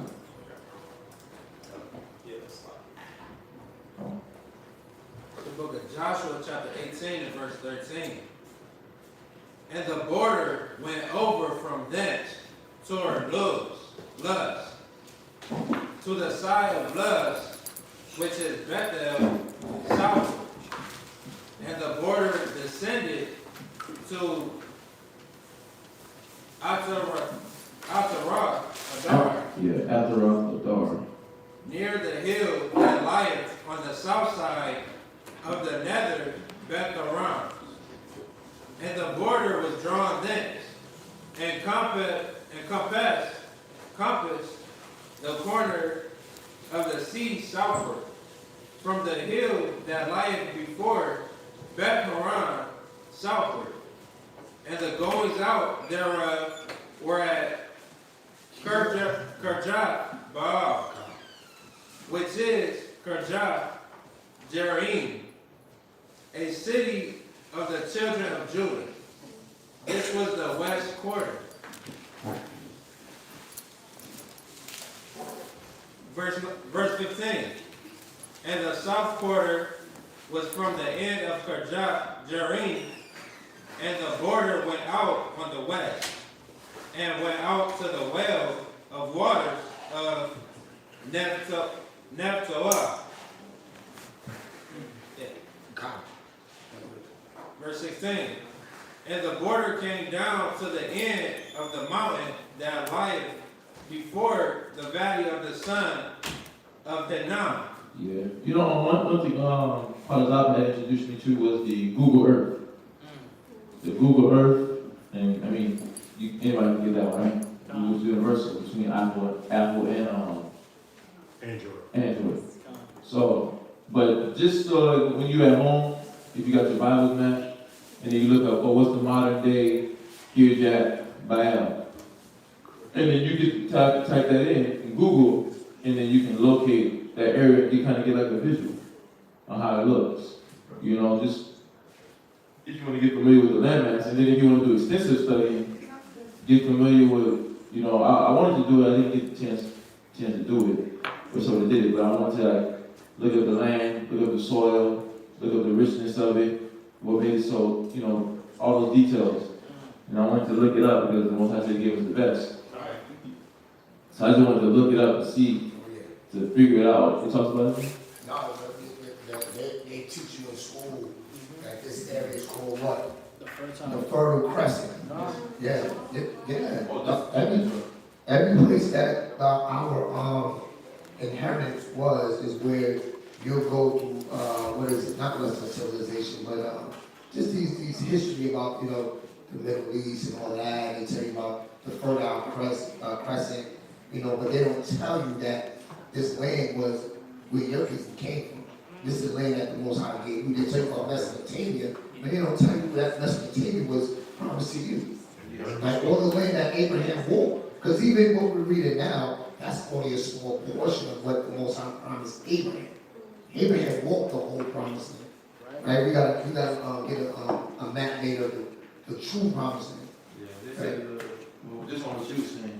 It says the Fertile Crescent is a crescent-shaped region in the Middle East, spanning modern-day Iraq, Syria, Lebanon, Israel, Palestine, and Jordan, together with the northern region of Kuwait, southern east region of Turkey, and the western portion of Iran. That crescent, like y'all know how the moon, when it's like that little seat, that's what this is. That's our area. This is our real promised land. See, right now we're dwelling in this little strip. That's what the so-called Jew fighting for. This is all of us. Up in the Turkey, like you said, Iraq, down here, Iraq, parts of the Egypt part right here, all of that belongs to us. Right now it's desolate because we're not there. Right? Yeah, that's something good to just, you know, check out. If you just want to, at home, you like, still look at Google Earth. You're reading, you might want to see where this place is at modern day. So when you are reading and we sit down in Sabbath class, you kind of be familiar more with the place, what's the richness of that area, what they produce. It's locked in Learn now. Not the Egypt part, but again, it's from modern day Egypt, modern day Israel, right, up into Lebanon, up into first way Palestine, up into Lebanon, Syria. You got that Turkey area there. You got Iraq, right? Syria. You got parts of Armenia. This is all us. This is all us. So, we definitely want to be able to, you know what I mean, learn. Learn those things. What you got, Shima? Now that I think about it, I was actually, my first year of high school, I was blessed to have a teacher that actually said some of it. She ain't said who the real Jews were, but she said the people in that land now aren't really the original descendants of those who inherited that land. And she said whether it's a lot bigger, she doesn't know. She like this was, I was like, wow. And then reading this, it jogged my memory back, and I'm like, dang, we really had a lot more land than what they fighting for over there. Yeah. They fighting for a little pocket change, like 25 cents. Yeah. And we had like thousands of dollars, basically. If you try to compare. Because I mean, and I'm not knocking it. You know, brothers, sisters are wear, they have the little, like the map of modern day Israel. They wear that. You know what I mean? Saying because we're Israel, but that's the land that we're reading about now. That's cool because we were what? Slack. We didn't want to fight for that. We got complacent. It's like we do today, you get complacent. Oh, I got a big screen TV, so I'm good. I ain't got to worry about thinking about the future or my generation to come. The Most High gave us enough for all of us. And we at the center of the sea. You think He gave us little old small Israel, the West Bank, the Gaza Strip? You see, did y'all see how many people is crammed into that Gaza Strip? How many people? What they say? Like 2 million people. 2 million people live in that. Huh? 2.2 million people live in just the Gaza Strip, part of Palestine. Now Palestine is split because you got the Gaza Strip, then you got the West Bank. Right? How many people is it that remember the West Bank? How many so-called Palestinians live over there? But if you just focus on the Palestine Gaza Strip part, that's not heaven for us to be living like we in Manhattan. All those buildings on top of buildings, that's what we got here. That's why when you look at the Fertile Crescent, you have that space. Right, go ahead. Yeah, it says approximately 3 million are around that area of Palestine, and then another 2 million, so it's like 5 million people. Right, it's like 5 million people. That's little, I mean, this is worse than Manhattan. Yeah. Like they were on top of each other, man. Cars driving through, they on the mopeds. They get clipped by cars. They get bumped into other mopeds because there's so much condensed in one area. But the Most High gave us. Now this is the promised land. The Bible said He gave us the world. Yeah. So we ain't gonna be isolated to just this part. Let's not forget that. But our real inheritance was all of that fertile crescent.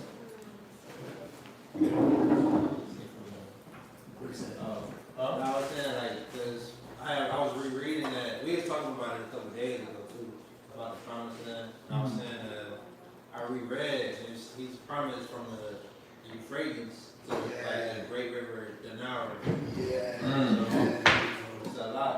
It's a lot of space. Euphrates. A lot of real estate. A lot of real estate. Right? Go ahead. Go on. Yes, sir.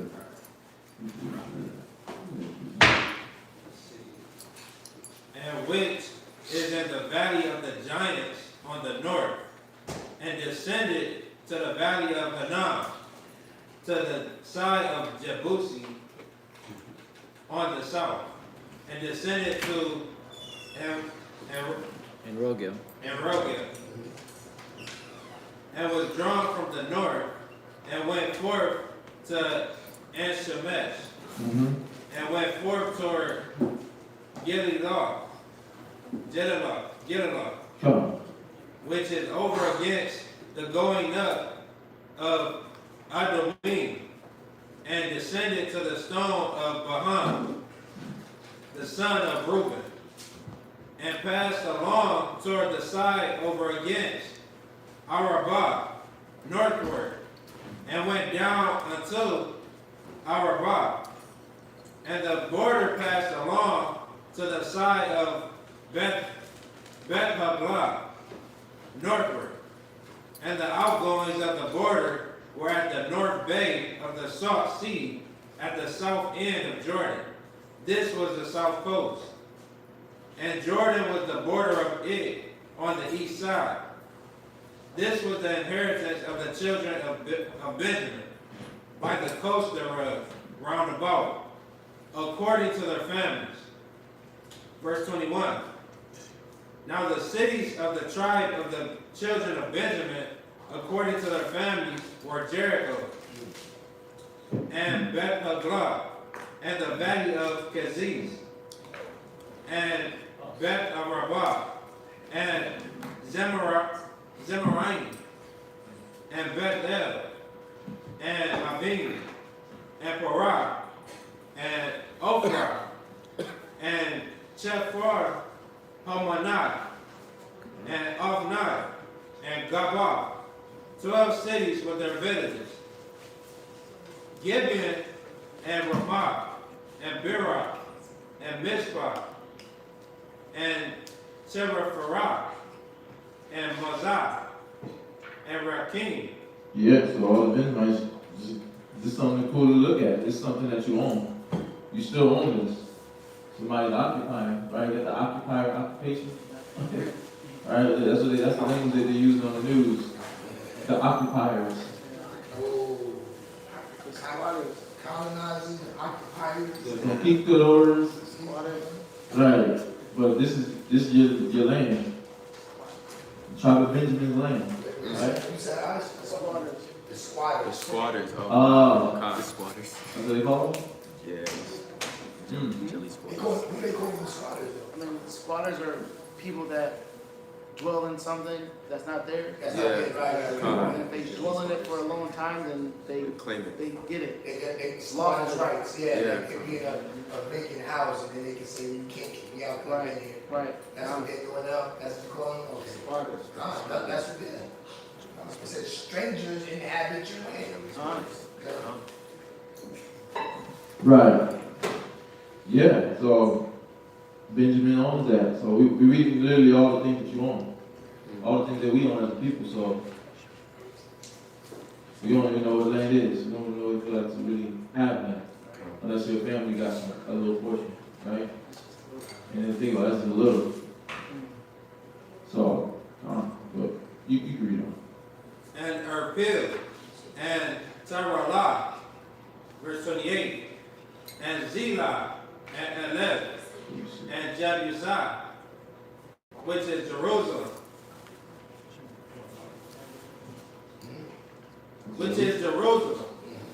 Gibeah, and Kirjath, 14 cities with their villages. This is the inheritance of the children of Benjamin, according to their families. Right. Oh. I got a question. Because, you look at the map, Yeah. and they got Simeon, and, in the middle of Judah. So, when the split happened, I might have to, reread or something. But, when the split happened, was Simeon still in that land? Because it looked like Simeon was, living in the midst of, Judah's, you know what I'm saying? Yeah. Yeah, you'll find that. Yeah. It was kind of confusing. I mean, the land is the land, but it's all about just figuring out whether it's still there or not. Like when it was taken out of there. So. Remember the Syrians came through. Oh, yeah. They took that, they said the northern kingdom. That when the split happened, the split was that you would, Rehoboam would only get the two tribes, Benjamin and, it said Benjamin and Judah. So even though they laid right down smack between, close to us. What's that? You got the picture. Okay. Yeah. Say it again. Because I know the split happened, then they had a couple games. Oh, they happen over time. They happen over time. Yeah.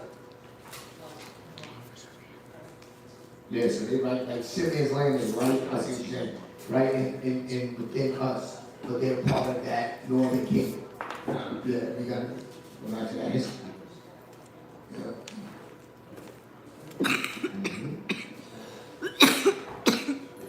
Because Benjamin would be, like the land of Benjamin would be where the split, where you can see what the northern tribes were. So you got Ephraim, Manasseh, Gad, Zebulun, Issachar, Asher, that valley to the north of Judah, Benjamin, and also Simeon. But Simeon is part of that northern kingdom. Yeah. We just got to go back to that history. Yeah, go back. It's the book of Joshua chapter 19, verse 1. And the second lot came forth to Simeon, even for the tribe of the children of Simeon, according to their families. And their inheritance was within the inheritance of the children of Judah. And they had in their inheritance Beersheba, or Sheba, and Maladah, and Hazar Shual, and Balak, and Azim, and Eltalah, and Bethel, and Hormah. Is that it? Hormah? Yeah. Let me read to verse 4. Yeah. Yeah. That's verse 4.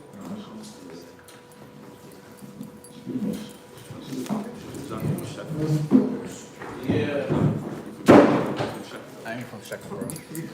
Yeah, pretty much straight to the point. For the most part. That's like geographic.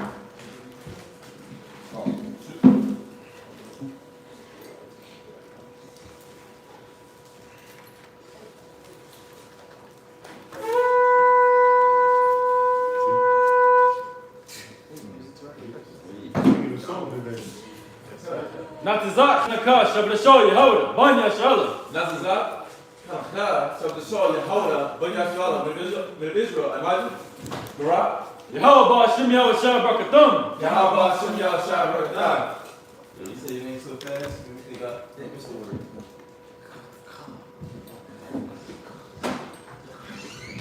Yeah, you said the word so fast. Your name, missed that.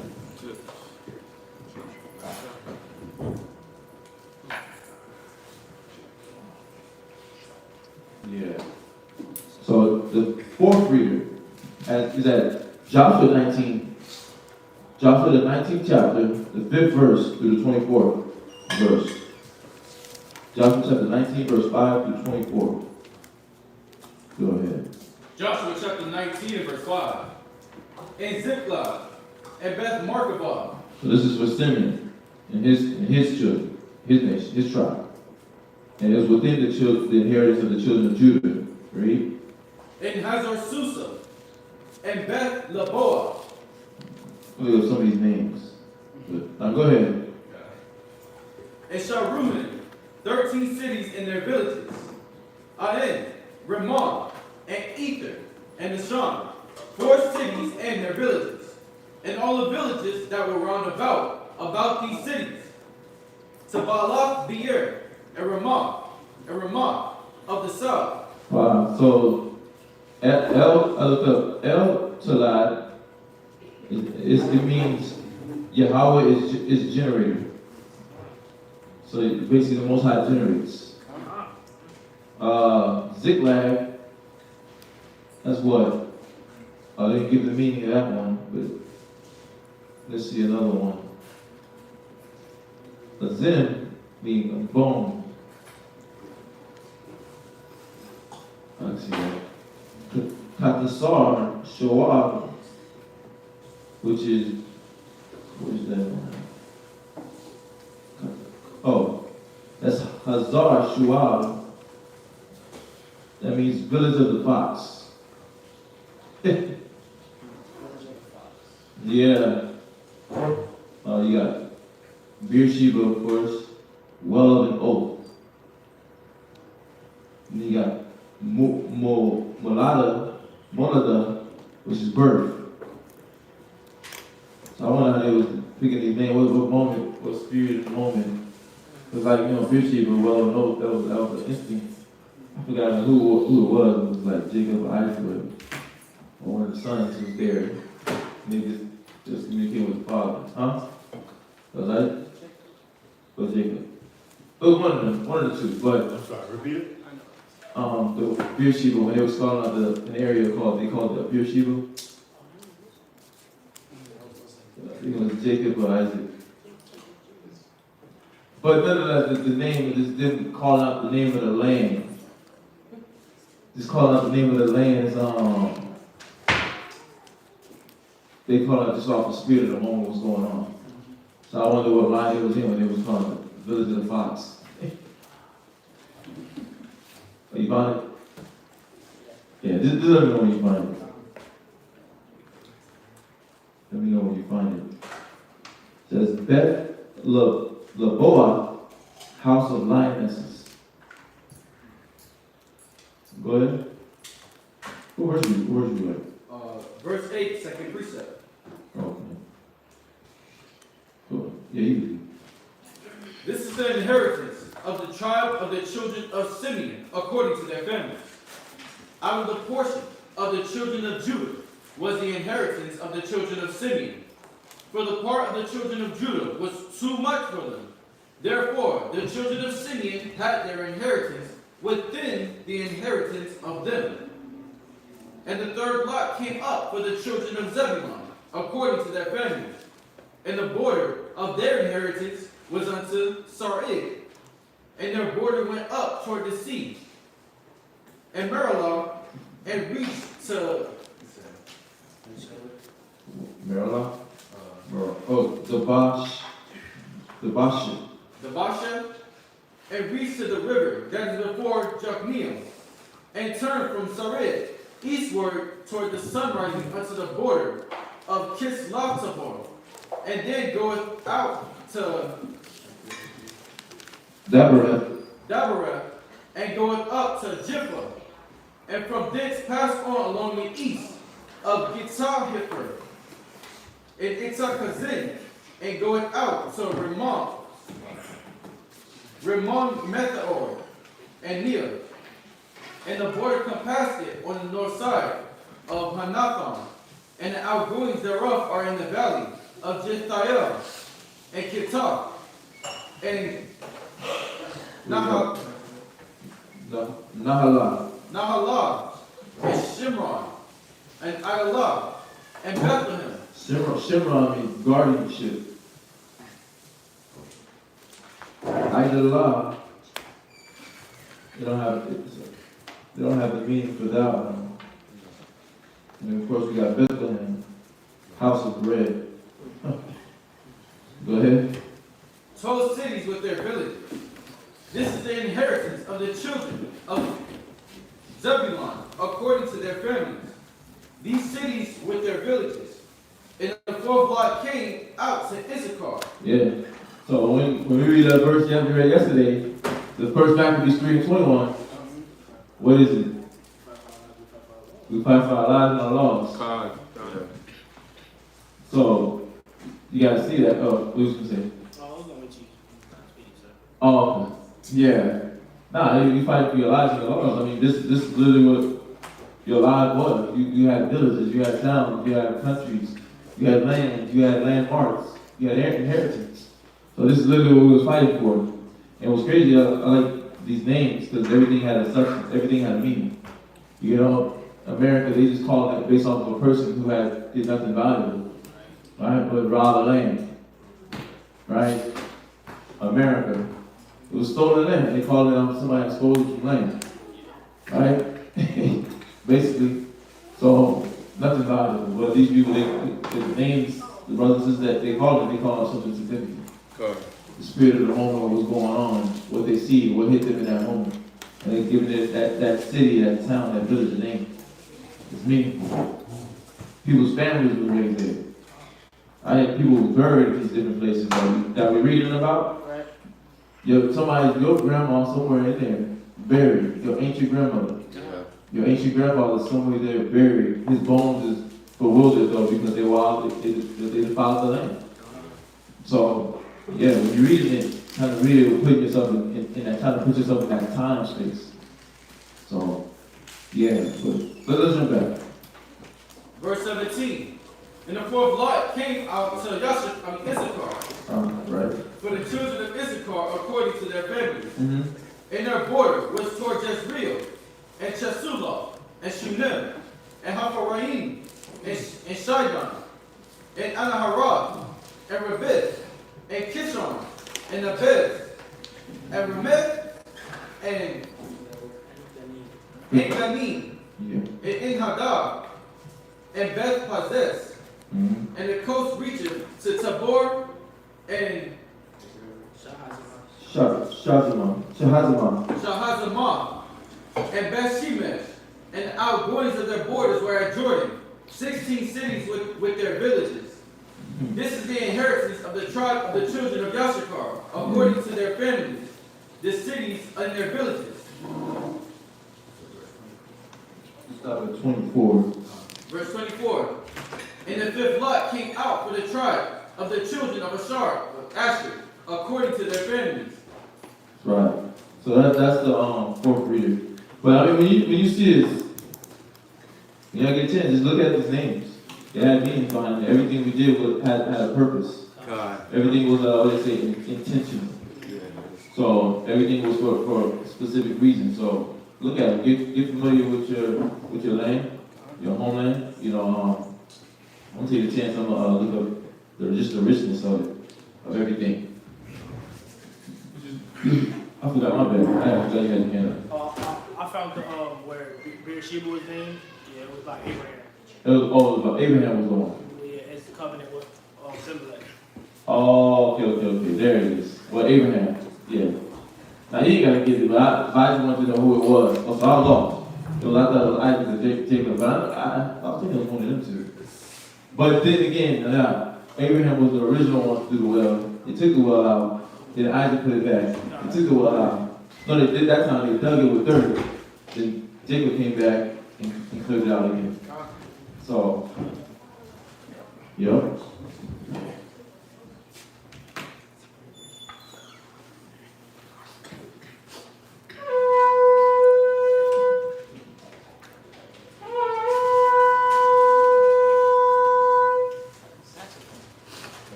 Yahweh Bahasham Yahushua Barakatam. Yahweh Hashem Yahushua Barakatam.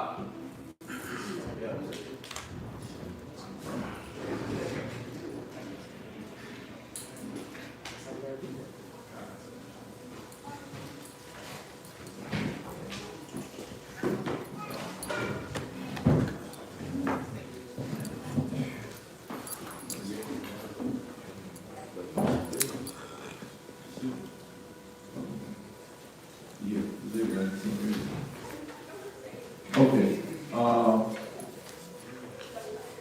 So the fifth reader is at Joshua 19, verse 25 through 44. Yeah, Joshua 19, verse 25 through 44. So, listen. Intentional. And, like, I'm reading it like this. And I hope everybody's reading it the same way. I'm trying to put myself in the time period and just looking at the land. And that's why I wanted to look at the Google Earth. Because if you go to like the Google Earth, you'll look at it, let's say I type in Euphrates River, right? In Iraq. Euphrates River, Iraq. Look, so they go to pictures. They give you pictures, you get to look at it. So you almost put yourself in this visual state of mind. So where you can like literally lock into the moment. And it kind of, you give yourself a visual so while you're reading the verses. While you read the verses, you get to look, get a visual, give an idea of how it would look, walking around. And imagine yourself having 16 villages, but think about what it takes to maintain it. All that combined together in one. We had it, what I gotta do to maintain it, and to keep it so I don't lose it again. So, it's very, very, very important. So, but let's jump back. Joshua chapter 19, verse 25. And their border was Helkah, and Halad, and Patim, and Akshah, and Alamet, and Amad, and Mashiach, and reaching the Carmel westward in Shihar Libnah, and turning towards the sunrise until Beth Dagon, and reaches to Zebulun,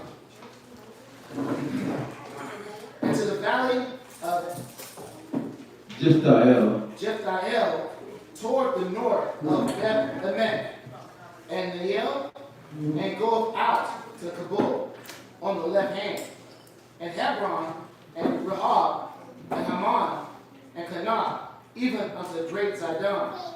And then the coast turneth to Ramah, and to the strong city Tyre, and the coast turneth to Hushah, and the outgoings thereof are of the sea from the coast to Azib. Amah also, and Aphet, and Rahab, 22 cities with their villages.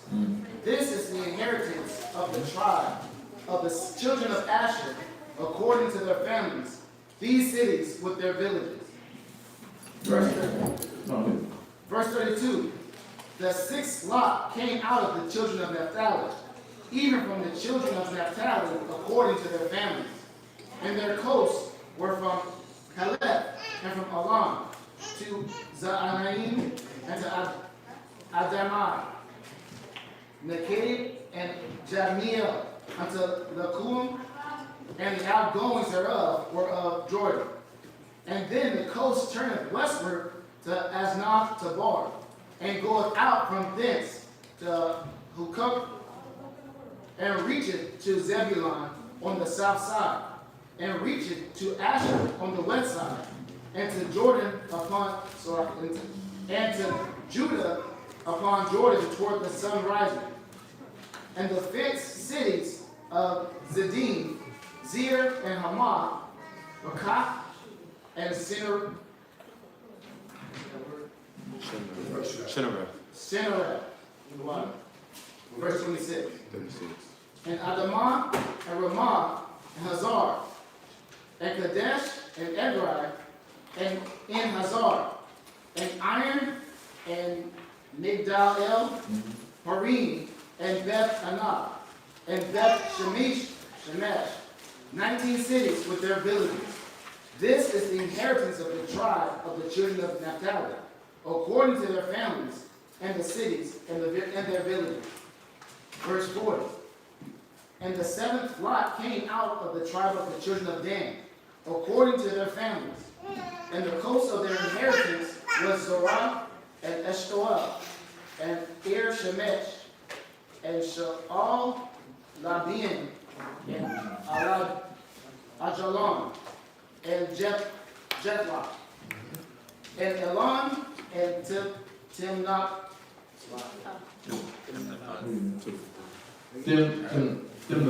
Timnath, and Ekron, and El Tekoa, and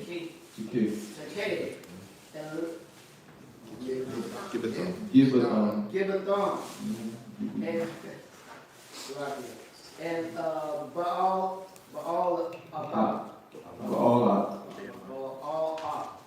Right. That's it. Verse 45. And Jehu and Ben-Eberak and Gath-Rimmon and Me-Jarkon and Jokkan with the border before Japhon. Verse 27. And the coast of the children of Dan went out too little for them. Therefore the children of Dan went up to fight against Leshem, and took it, and smote it with the edge of the sword, and possessed it, and dwelt therein, and called Leshem Dan, after the name of Dan their father. Verse 48. This is the inheritance of the tribe of the children of Dan, according to their families, these cities with their villages. When they had made an end of dividing the land for inheritance by their coasts, the children of Yasharallah gave an inheritance to Joshua, the son of Nun, among them. According to the word of the Most High, they gave him the city which he asked, even Timnath Sherah in Mount Ephraim, and he built the city and dwelt therein. Verse 51. These are the inheritance which Eleazar the priest, and Joshua the son of Nun, and the heads of the fathers of the tribes of the children of Yasharallah, divided for an inheritance by the lot in before the Most High, at the door of the tabernacle of the congregation. So they made an end of the dividing of the country. And that's the end of the Sabbath portion. Now we're going to go to the Apocryphal.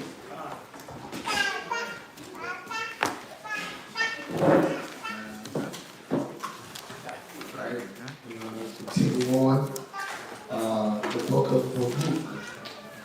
The book of Baruch, chapter 3. And I'm going to read from verses 1 to verses 13. If everybody got it, say God. God. This is Baruch, chapter 3 and verse 1. O Yahweh, Almighty, power of Yasharallah, the soul in anguish, the troubled spirit crieth unto thee. Hear. That's us. That's us. That's where we're at. You know, and your spirit can get tired. Right? In what sense? Because really the spirit is what? It really only tires your flesh. Your flesh gets tired, but it'll be crying out to the Most High in English. And, you know, you'll miss that. You'll forget that. And you'll forget why you even sitting in here. We talked about that yesterday, right? You'll forget why you even sitting in here and why you're learning. Why you have these long classes sometimes, right? You have a class get elongated. And it's not purposeful, but it's because the Most High is what? He's resting the spirits off of everybody. You know, we think of exorcism like in the sense of like a movie. But this is the Most Highest format of exorcism. Right? Unless they got that serious. But, right? We ain't doing it the way they're doing it in the movies, but you have a formula. But we know that right now, ain't nobody getting possessed with your body and your neck going. The neck ain't turning like this. And so what possesses us? He talks too much. What possesses us? I don't like the way he looked at me when he said that word. What possesses us?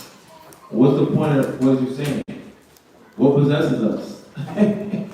Those spirits possess you, but that same spirit be crying in anguish. That's the anguish in you.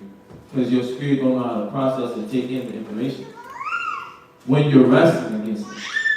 Like, what's the point of bringing out a name and the meaning of the name of a village? Why does that even matter, though? That's your homeland. We're here to fight for our lives and our laws. So, we don't even know what's the name of the name. The name of the land could have been kill a kid every day. You want to be in a land that's named like that? Like, who wants to be in that type of land? You don't really think about that. Murder, death, kill. You want to be in a land? You want to be in a land that's named like that? So it's important that we know the value of the land that we come from. Yeah, that's like they got the little area that bugged me out in Rochester. I know we got the brothers and sisters in Rochester, right? They got the neighborhood called Fight Village. Now I'm thinking above is this cabin. I'm thinking that's just a hood name, but it's literally Fight Village. Like they got the sign. It's an acronym. I want to know what it means, but think about what that does for the mind state of everybody that lives here. And does that sound like a place that you would buy a house?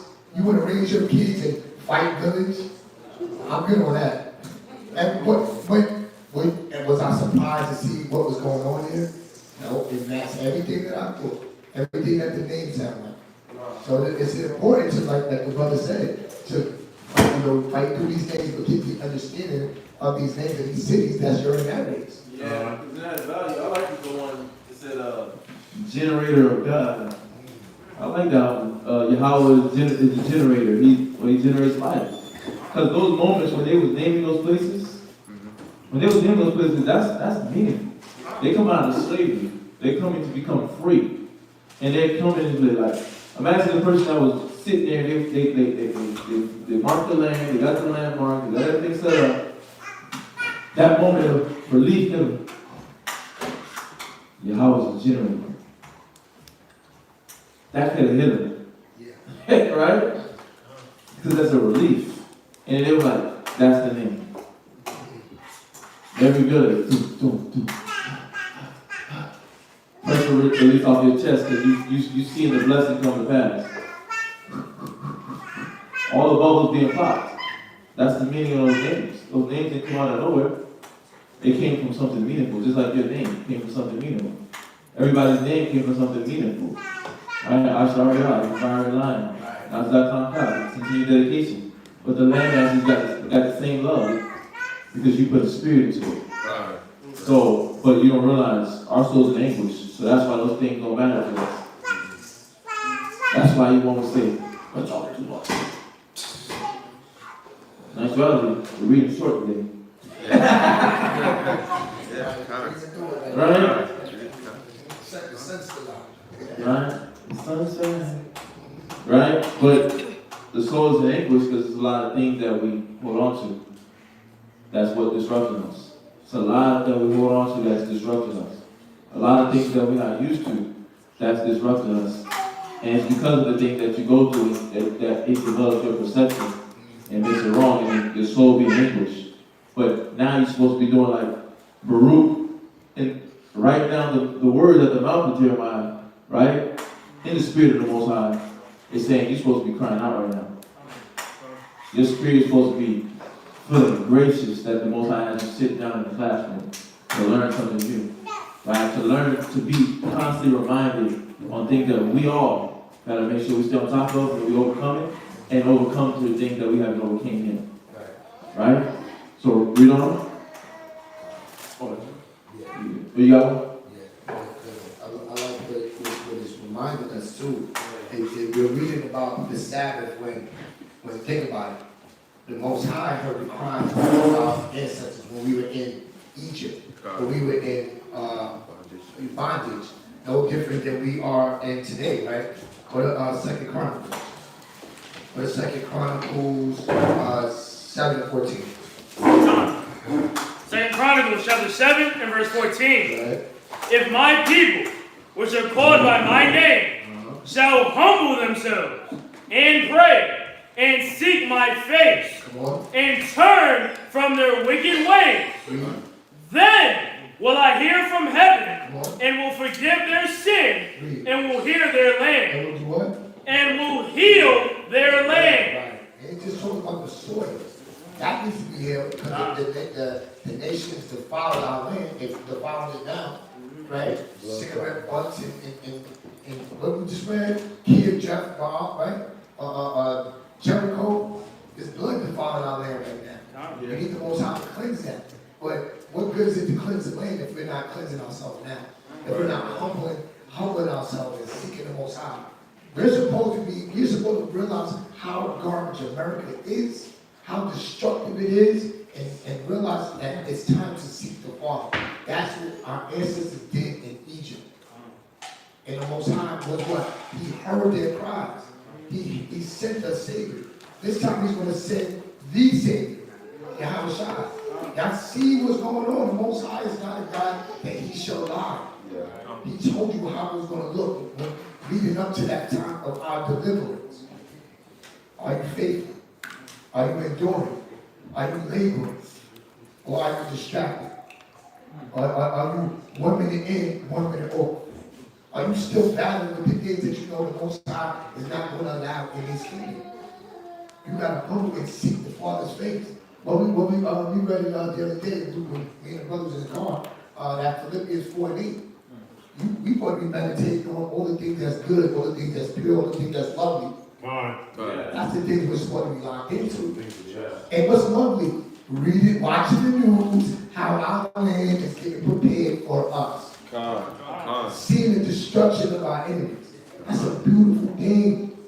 So then you don't have the right to be occupied in this reality show that you want to create. You occupy with what your husband's doing. What you think sisters are saying about you. No, how about you see that the Most High has shown his faithfulness to you, and he's got the blessing for you. The scripture said, he prepared a table before you in the presence of your enemies. Your enemies know who you are. You know who you are now. And the Most High is preparing that promised land for you. That land of misery that we just read, he's like, right, it's looking dirty. Don't worry. It's dirty right now. But did you remember what I told you in Isaiah? It says strangers are going to build up your wall. They're going to restore the desolate places. That place right now, you're like, yeah. And you want just like you do with your children. Clean it up. Clean it up. I want it to look like a place for me to dwell in happily. A land of milk and honey. But you have to stay locked in. You have to continue to seek the Father's face and believe that He's going to give that to you. It says, it's in the scripture says, it's in His good pleasure to give you the kingdom. Don't we say that? Was He talking to the people that's there now? He's talking to you. Yep. He's talking to y'all. He's talking to us. But we got to humbly seek His face. Read it again one more time. 2 Chronicles, chapter 8 and chapter 7 and verse 14. Yeah. If my people, which are called by my name, Yasharallah. Not Israeli, not Jewish, not Jewish, Israeli. Talk about Yasharallah. God. After your father's name, Yahweh. God. Read. Shall humble themselves and pray and seek my face and turn from their wicked way. Are you turning? Are you making that transformation? Because either you're turning to the Father or you're turning away from the Father. And if you're still playing that game right now in the fourth quarter, you got something coming. Go ahead. Then will I hear from heaven and will forgive their sin and will heal their land. That's a promise. That's a promise. How many of y'all want to see the Most High promise come to pass? God. Well, you got to stay locked in. This got to be on your mind every day, every night. God. What you got on? In Philippians 4 and 8. Oh, that's beautiful. Read it. Philippians chapter 4, verse 8. Finally, brethren, whatsoever things. Oh, wait, hold up, because it said brother, that don't include sisters. We already established that. Right? When we went to the law, right? That you will get a piece of inheritance from your brethren. So that's talking about brothers and sisters, right? Go ahead. Whatsoever things are true, whatsoever things are honest, whatsoever things are just. So it's true that the Most High said, if you turn from your wicked ways, I'm going to heal your land. That's true. Read. Whatsoever things are pure, whatsoever things are lovely. Well, we know America ain't pure. Is anybody still in doubt about American lifestyle is not pure? Love who you want to love, be who you want to be, eat what you want to eat, touch what you want to touch. They're not pure. As America taught us pure things. Turn away from it then. Read. Whatsoever things are of good report, if there be any virtue. Any what? Any virtue. That's that high level of behavior. That high level of thinking. Going back to what it said about the gracious, that's that noble life, that diplomatic, that lady life. Huh? She was saying. She was saying, yeah. Go ahead.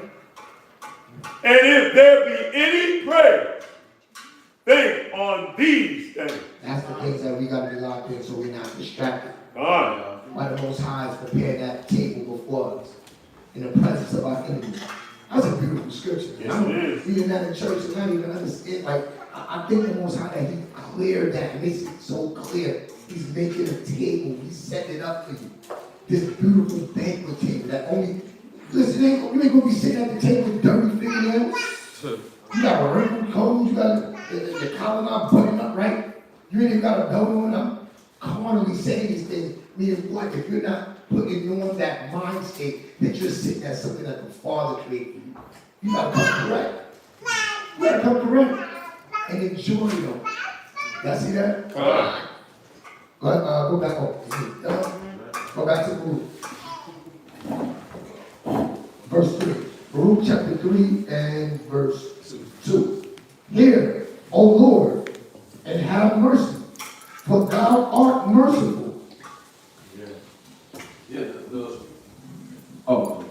The Lord, he said, hear, O Lord, and have mercy, for thou art merciful.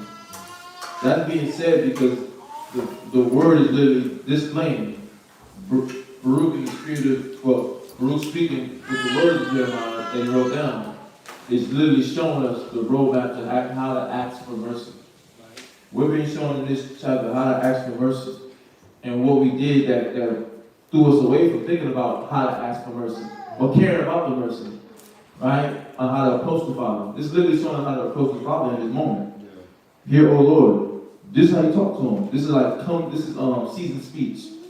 If you want to entreat the Most High, this is seasoned speech. This is how you talk to him. Be straight, be direct, but be respectful. Hear, oh Lord, have mercy. Right? He bowed down his ears. He bowed down his head. Praying to the Most High with his hands up, saying, Lord, have mercy on us. Remember, he was right this while he was in a prison cell. Jeremiah was right this while he was speaking this out while he was in a prison cell, and the brothers sit down next to him, writing this stuff down. So how much of a good listener he had to be? How much of a good listener and how much of a good speaker he had to be?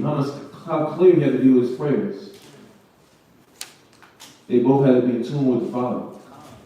So if he was thinking in his mind something that was being said didn't matter, or he was, or you ODing it. You ODing it, Jeremiah. I ain't gonna write that. I don't need to write that. That don't matter. If you in your own head thinking you know something, you gonna approach the Most High the wrong way. Baruch would have been doing his job the wrong way. Jeremiah would have been doing his job the wrong way. Oh no, I ain't gonna say that. People don't need to hear that. That's a little harsh. No, the Spirit is speaking to you right now. You gotta say it that way. You see that? Have mercy. But this is us learning how to entreat the Father. And have pity upon us, because we have sinned before thee. Verse 3. For thou hast endurance forever, and we perish utterly. Right. You endure forever, we perish utterly. Think about that. That's smooth. That's a smooth statement. You say we sin, right? We did the wrong, but then you like, he's gassing up the Lord like, you endure forever, you know. We can perish at any time. Have mercy on us. Lord of mercy. Right? That's basically right? Oh. You gotta see it that way. But if you're looking at the way he's speaking, he acknowledging the fault, he's giving the Lord praise, and he's saying, Lord, you know he's frail. Please, have mercy. So that thing that you're struggling with right now, right? You're supposed to be able to take this and be like, okay, let me talk to the Lord. Let me talk to the Lord the same way Jeremiah showed me how to talk to the Lord. Read. Verse 4. O Lord Almighty, thou power of Yasharallah, hear now the prayers of the dead Israelites and of their children. That's potent. That's potent, right? Yeah. No, they say the prayer of the humble pierces the cloud. Yeah. So this is the prayer of a humble man. And he's using verbiage that's going to pierce the cloud. Because he's coming with a humble heart, with a humble mind, a sincere spirit to want to see the good for the people and for himself. Right? He said, Yahweh, the dead, the righteous men that died, the brothers and sisters that died, the ones that was slaughtered, the people that you said you love and always going to have mercy on forever. Come on, Yahweh. But he's doing it meekly, in a meek manner. Read. At the top. O Lord Almighty, thou power of Yasharallah, hear now the prayers of the dead Israelites and of their children, which have sinned before thee. You know you're forever. The ignorant. Read. And not hearken unto the voice of thee, their power, for the which cause these plagues came unto us. It's all our fault. Right. It's my fault. Right. So he's not passing the blame to Yahweh. What he said? Take accountability. He take accountability. He's not like, you know how to say, if God was a God that cared about people, why did he let this happen to the baby?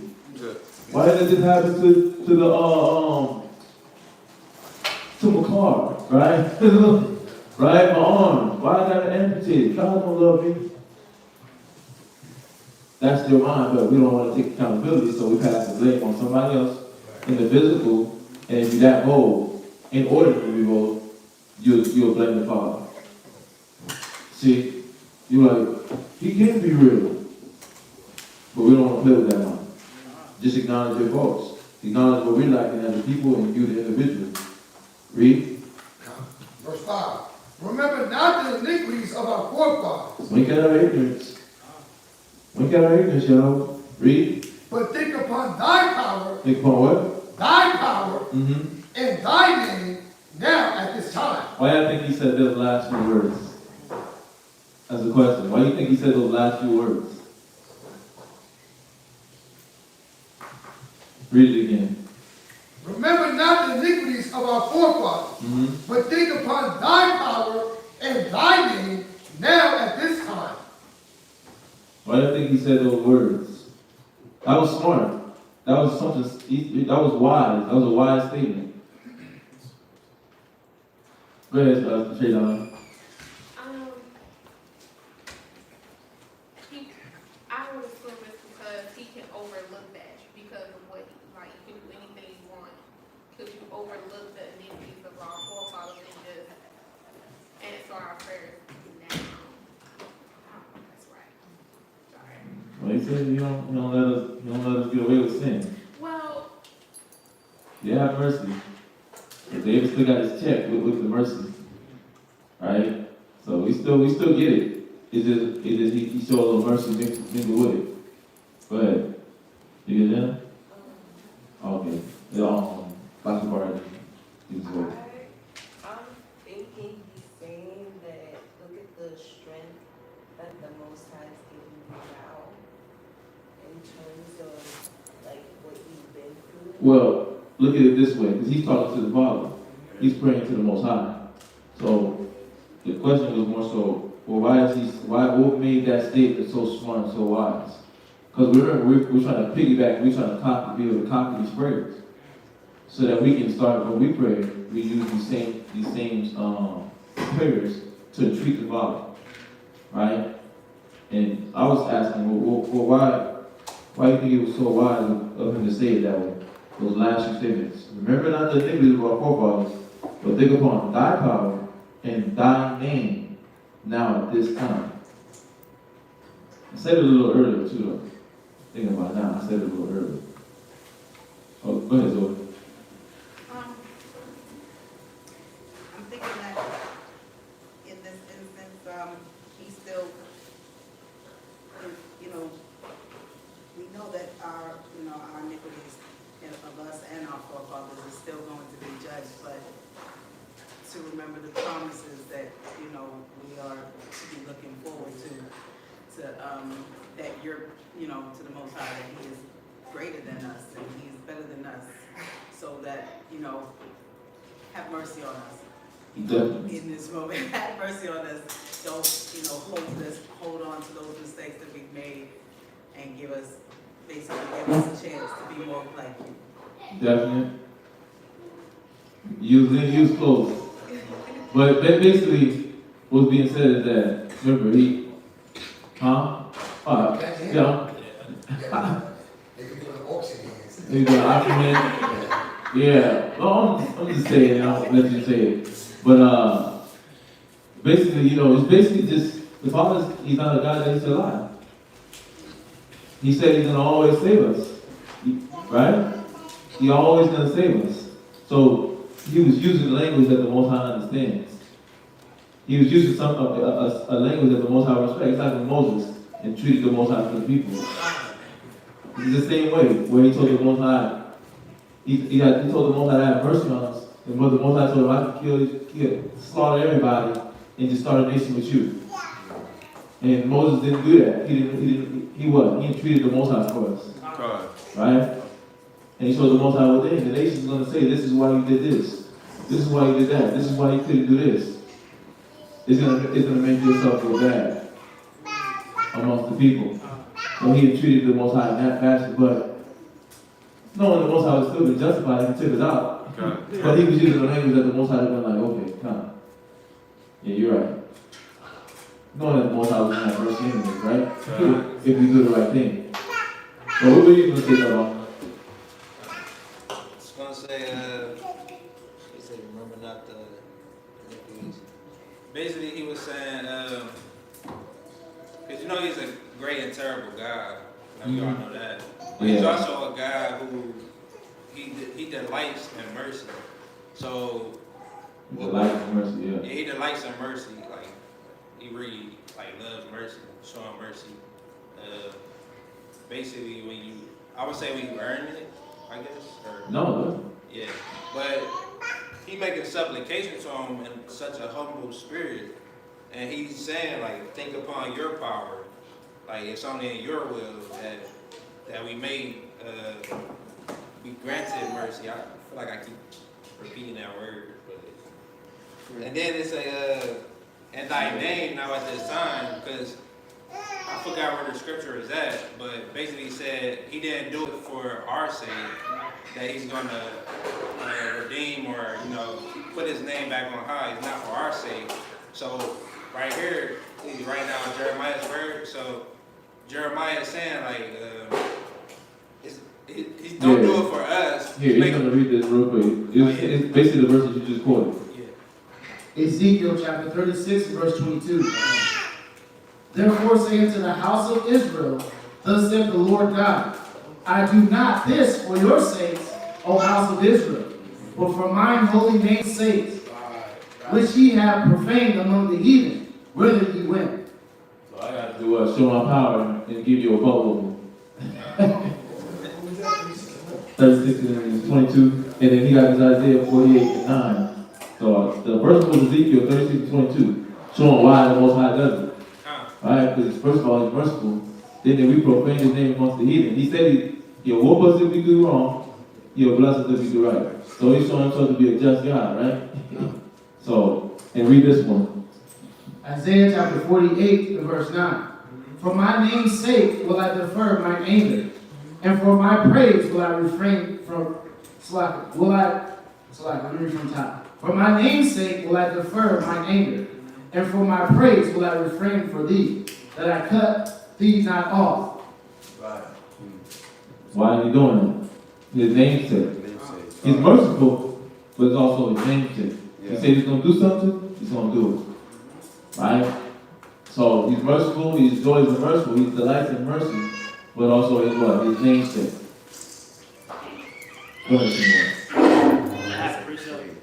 Go ahead.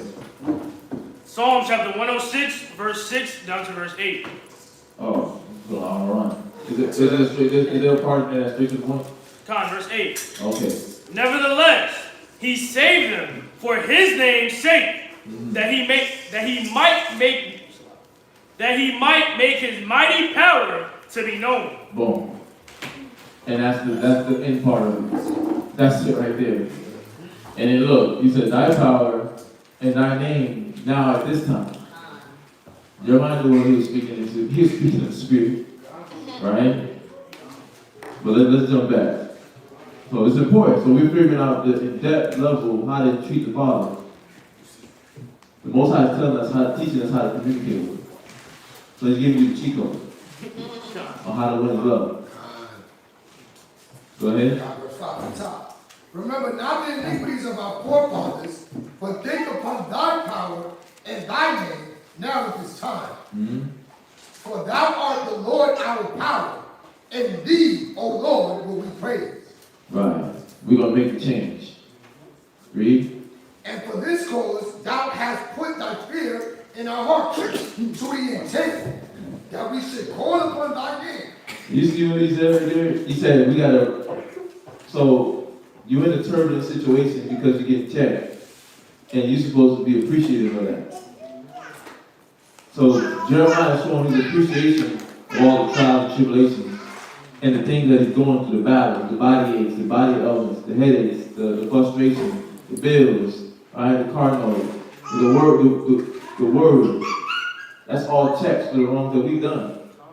And Jeremiah's like, the water. And he's like, damn. But think about it when you discipline your child and they receive the correction and the lesson, how that make you feel? Relief, joy, right? What was it, the prodigal son? His dad was joy receiving him in. Come on back, man. Come on back, man. Come here. Boy, you look good, boy. Boy, you look different, boy. The chin hair growing. Right? Right? It's serious though. That's how your outside look at us. That's how the Most High looks at us. When we changing, when we receive the butt whooping. When we receive the butt whooping, it says, we went to it in Hebrew Academy. They will receive his discipline. They that fear the Lord will receive his discipline. So on the left side of the page. So on the left side of the page. Oh, Ecclesiastes 32 and 14. Ecclesiastes 42 and 32 and 14. Ecclesiastes chapter 32, verse 14. This is what the spirit of Jeremiah was showing us to be through his prayer. Read. Whoso feareth the Most High. So he was showing us that with the Most High, he says, for this cause thou hast put thy fear in our hearts. Right? And what up? Why else? Read.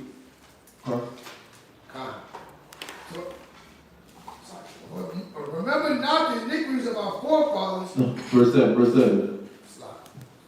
And for this cause thou hast put thy fear in our hearts. He's going to tell us why he put the fear in our hearts. So that what? To the intent that we should call upon thy name. So to the intent that we call upon his name. Right? In what? And praise thee in our captivity. So in the midst of our hellish conditions, we're supposed to be able to do what? Whoso feareth the Most High. We're supposed to relearn. It's funny, we did that in class, we went over this in class today. We're supposed to relearn the fear of the Lord. That's why we have the fear. That's why we have the pain, the ailments, the things that really like cause you deep sorrow. Well, you just want to just sit in it. But I'm going to show you something. The scriptures don't allow you to do that. Right? Read. Whoso feareth the Most High will receive his discipline. So the person that relearns the fear of the Lord, they're going to receive his discipline. It's so that you can, Jeremiah is showing us, we're supposed to come with a humble heart, receiving the discipline of the Most High, and then in our prayer, display that to him. That we're thankful for the state that you got me in, whether you got me high or low. I'm thankful for the fact that you got me breathing and you got me through this day. I'm thankful for the fact that you provided me with bread to eat. Right? Gas for the car. Right? Clean clothes for my kids. Right? Fresh boxes for my son. Fresh socks for my daughter. Right? A kid that care about the word. Right? You got to think about that. A father or mother that cares for me. Enough to discipline me on things that the world don't care about. That's receiving the discipline of the Most High. That's what he's trying to poke in us. Right? But when we go through these situations, we gotta actually receive it. We gotta actually receive those things, those moments, those instances. Let me find this one. You can jump back to the reading. Let me find this one. And praise thee in our captivity. For we have called to mind all the iniquity of our forefathers. And this is the muster that's supposed to happen when you have this moment. Go to 2 Ezra 10 and 15. Read the 15 and then go to 24. 2 Ezra chapter 10 verse 15. Now therefore, keep thy sorrow. Hold it in. In what way? You counsel, you communicate, you get the solution, listen to the solution. So it's not saying don't communicate when it says keep thy sorrow. Read. To thyself. When it's saying that, it's not saying hold it to yourself and don't communicate. It's saying once you get the counsel, once you get the solution, think upon that. Because now you know the ways to get out that sorrow. So it's saying get out of that cycle, that loop of just playing around with the issue. Oh, they got chariots of silver. Have faith in the Most High. No, they got chariots of silver with swords and knives made out of silver. Have faith in the Most High. Oh, they got chariots of silver with giants. Have faith in the Most High. But you keep going back to the fact that they got something. So when they say keep the sorrow, the thing that's trying to make you doubt and waver, the Most High is like, no, keep your sorrow. That weakness, it's like, it's going to go into it. I don't know. Read the next part of that verse. And bear with the good courage. When you get the wisdom on how to deal with it, bear it with good courage. Know with full faith in the Father that He's going to take you out of that situation. Know with full faith He's going to take you out of that situation. right? And he's gonna help you, he's gonna free you. But he's saying, bear with good courage, what? That which have befallen thee. Because why? It says, for this cause, thou hast put thy fear in our hearts, to the intent that we should call upon thy name. Because the purpose of it is so you can call on the Father's name. And realize where you've gone off, where we've gone off, where we've done wrong. And where we gotta stay what? Consistent. Where we gotta stay consistent because we can do what? We can be doing the work, right? We can be going through the trials, the tribulations, but then a road bump hits you. The road bump is where your mind gets comfortable for a second. And you're like, man, I don't have to give. I don't feel like giving. I gave it up. Right? What about me? What about my kids? What about my son? What about my needs? What about my sleep? You keep saying brothers, sisters, kids class, ministry. But what about my needs? The Most High saying, that which befallen you, take it with good courage. Because the responsibility that you have right now, the thing that the Most High has you doing right now, is because you can bear it. But He wants you to know that you can bear it. And the reason why you can bear it is to the intent that you should call upon His name and praise Him in your captivity. Because you can do it with Him. Yes. You can do it through Him. Right? Go to verse 24. This is what we have to do. This is our part. Go ahead. Verse 24. And therefore, shake off thy great heaviness. So the heaviness that's trying to attach itself to you, and the heaviness that you got, the Most High is saying what? Shake off thy great heaviness. Thy great heaviness. Shake it off. Get rid of it. Listen to the counsel that's been given, right? Listen to the counsel. Hold on to it. Save it. Save your bullets. Save your bullets, brother. No, you got them. Save it. Save your bullets. Shake off that great heaviness, right? And free your spirit. So that you can live. So that you can continue to live. The freedom that you felt when you was in the right spirit, applying the method, listening, right? Remember that feeling. Remember that mindset. Remember that vigor that you was given in that moment, in that season, right? And how you felt liberated while you was doing it. You're like, damn, I could do this for 10 hours. I don't even feel like going to sleep. But you know you have to go to sleep because you got to get up. But you're like, damn, I don't even want to go to sleep. That's what the Most High is trying to get you to. But Jeremiah is saying, entreat the Most High in that manner. Read. And put away the multitude of sorrows. Put the what? Put away the multitude of sorrows. Stop bickering. Stop being bitter. Stop whining. Right? Stop complaining. Stop thinking you know it all. Stop thinking you can handle it all by yourself. Stop thinking you don't need nobody. We all need each other. Right? We all need each other. Right? If you really understand this truth, we all, when we say that statement, we all we got, that's literal because the rest of the world, including family members, that don't understand this truth. So they can't give you the medicine that you're looking for. You try to run to them for the medicine, but they can't give you the medicine that you're looking for. Like Mama, Big Brother, Aunt Annie, right? Auntie, Uncle Will. They can't do nothing for you. Right? They literally can't do a thing for you. The brother and sister that you keep running from, they can. The older sister that you keep running from talking to, she can. Right? The officer that you keep running from talking to, he definitely can. But you gotta what? Humble your heart. Shake off that multitude of sorrows. Read. That the mighty may be merciful unto who? That the mighty may be merciful unto thee. Again. You reading that? God. You say the mighty? Yes, God. Oh, that's some extra in there. Well, go to the mighty. Well, the Almighty, right? Don't it say Almighty? Nah. Oh, okay. Oh, okay, I was thinking about another part. Read it. That the mighty may be merciful unto thee again. Again. That the Most High may be merciful unto you again. So this is how you read. And the highest shall give thee rest. And the highest will do what? Give thee rest. So when we reach this point where in verse 7 it says, for this cause the Lord has put thy fear in our hearts, to the intent that we should call upon thy name, praise thee in our captivity. You're doing your part of what we have called to mind, all the iniquities of our forefathers that sinned before you, including our own. You're basically able to get the rest from your labor and ease from your labor. You get the rest and the ease from your labor. Christ said what? Learn of me, for I'm lowly.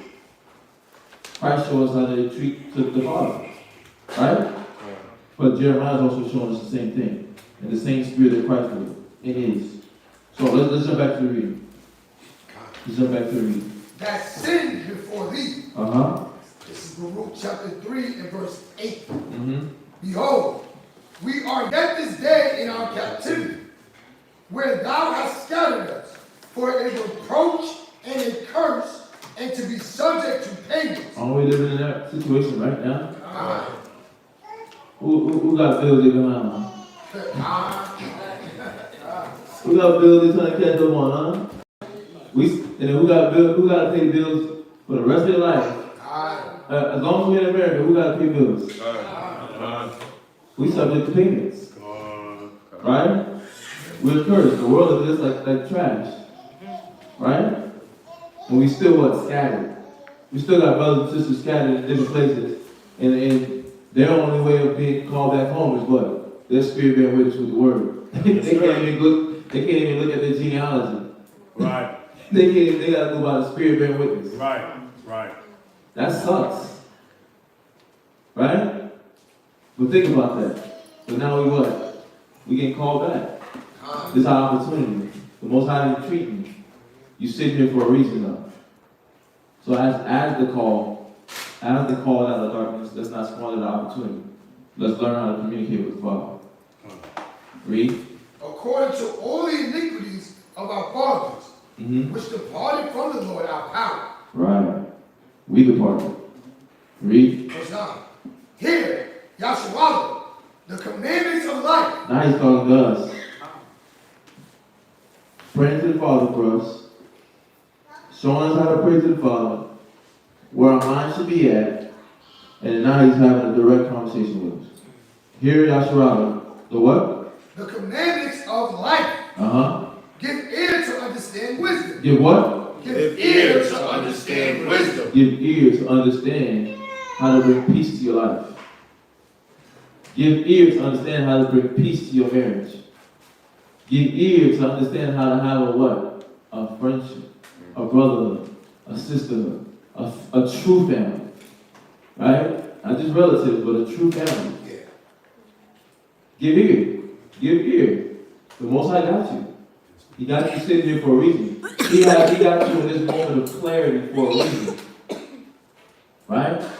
So you're not hormoning. Right? You binged off from it. You're not hormoning. You're not robbing. You're not stealing. You're not drinking. You're not smoking. Right? You've been on a pause for 2-3 days a week. But the Most High has it like that so that you can have this moment of clarity right here. So that you can what? Give ear to understand the wisdom to fix your situation. This is what this time here for. Use this moment. Use this moment of clarity. Use this moment of clarity. Go ahead. Verse 10. How happened it, Yahshua, that thou art in thy enemy's land? Yeah, how happened it? We got tricked by ourselves. Yeah. We got tricked by our vices. Right? We got tricked by our vices and we got tricked by our fleshly desires. So what do we gotta do? We gotta get out of it. We gotta get out of what we're doing right now. So, read on.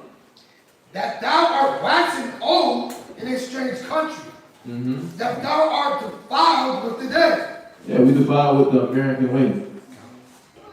We defiled with the American way. We defiled with all the customs that these different nations came to America with.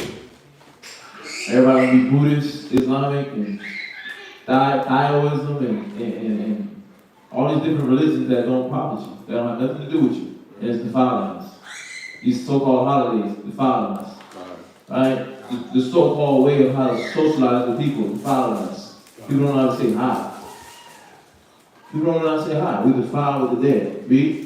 Verse 11. That thou art counted with them that go down into the grave. Yeah. How are we going to come out of that, though? How do we get to this point? How are we going to come out of it? The scriptures show us. The counsel shows us. The wisdom shows us. The word shows us. It's simple. Look for the simplicity of Christ. In the confusion, you always look for the simplicity of Christ. Go back to the fundamentals. Read. Verse 12. Thou hast forsaken the fountain of wisdom. And he's also answering. He's making statements, he's asking questions, but then he's answering for you. This is what we did to get in this situation. Read. Verse 13. For if thou hast walked in the way of the Most High, thou shouldest have dwelt in peace forever. Yeah. We would have been in peace forever. But because we left off the wisdom, we're not in peace. That's why we're in this situation. Go ahead, so. Speak to the verse of fountain of wisdom that before second, is that speaking of the word, the outside of the sense? Yeah, we forsake the fountain of wisdom, the Most High. The Most High, which gave us the word and the commandments. Right? He says, when he goes up in the verse, it says, hear Israel, the commandments of life. Give ear to understand wisdom. The wisdom of the Most High, it says fountain of wisdom. But the word, the Bible, that's the fountain of wisdom. You got that right? Okay. Read on. Okay. Verse 14. It says, learn where is wisdom. So now coming back, you gotta learn where the wisdom is. Learn where is strength and where is understanding. That thou mayest know also where is length of days and life, where is the light of the eyes and peace. It says we gotta learn where all those things are. Well, it's in the Word. It's literally in the Bible. Alright? It's literally what you're getting right now. This is the wisdom. This is the freedom. It says, who have found her out? Who have found out her place? Or who have come into her treasure? The humble, the meek. That's what it is. Right? Where are the princes of the heathen become? Oh, where are the princes of the heathen become? And such as rule the beasts upon the earth. They have their pastime with the fowls of the air. And they that hoarded up silver and gold, where have been trust, and made no end of their gift. For they that wrought with silver, and were so careful, and whose work are unsearchable, they are vanished, and gone down to the grave. And others are come up in their stead. Meaning what? When the people that are moving in the spirit, that these princes were moving in, that they hoard up treasure, they hoard up silver, they hoard up gold, they're all about this, the vanity of life, right? They'll never get the wisdom. So if your mind, basically saying if your mind is in the cares of this world, right? My relationship matters more, my kids matter more, right? Than the Most High, my sleep matter more. That type of person. Oh, but I want silver and gold matter more. I want the riches of this world. Then that person never gonna get wisdom because why? You're not willing to sacrifice. You're not willing to let go. So you're never gonna understand the wisdom of the Most High because you fight against the way that He teaches. Read. Right.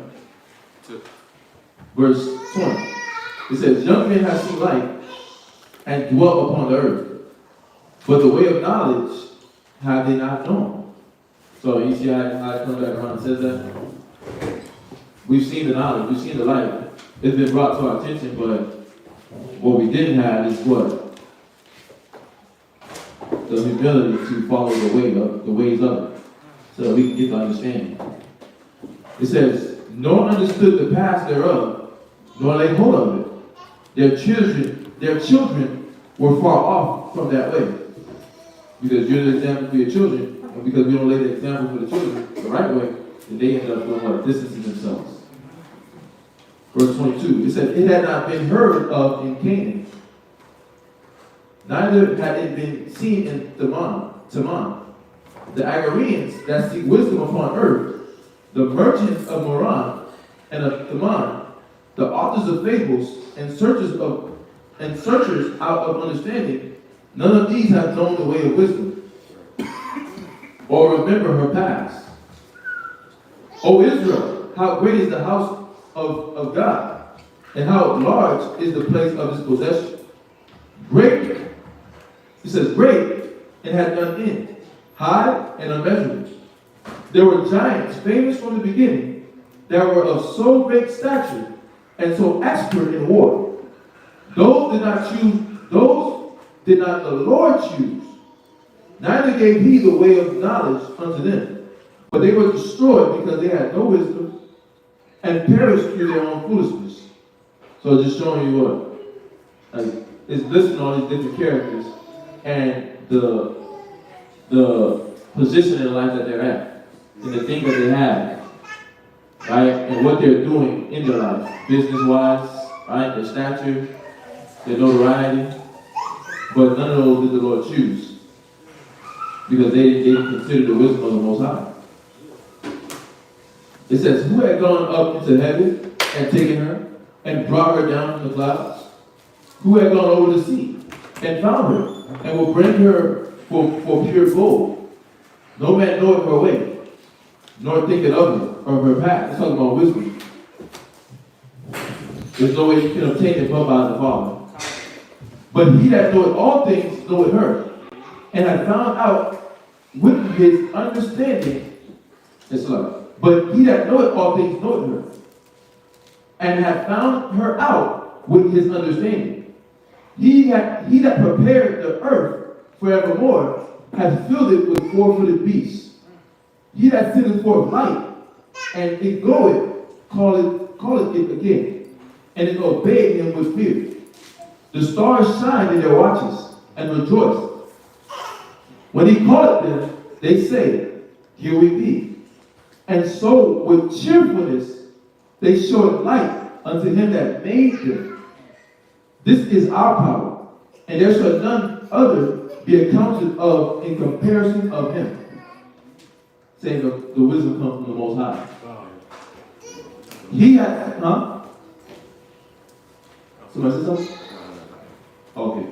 Verse 36. He had found out all the way of knowledge, and had given it unto Jacob, his servant, and to Israel, his beloved.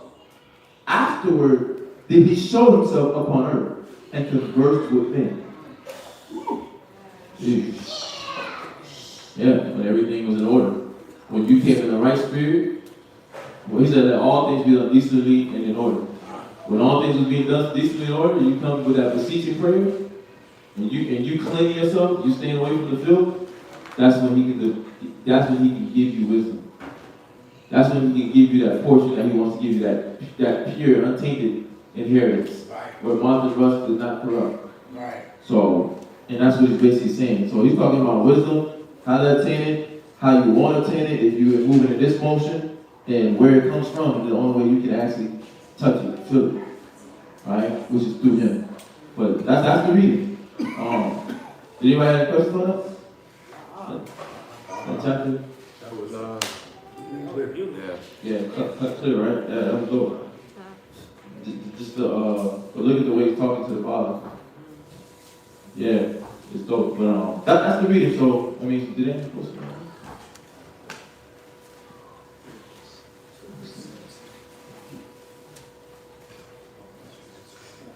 No questions? No comments? Open.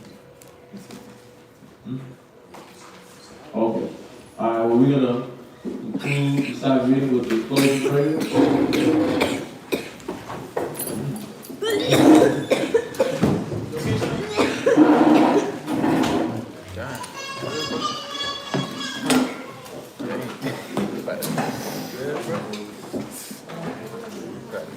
About to go down. Go ahead. He was like, The couple going around in the house.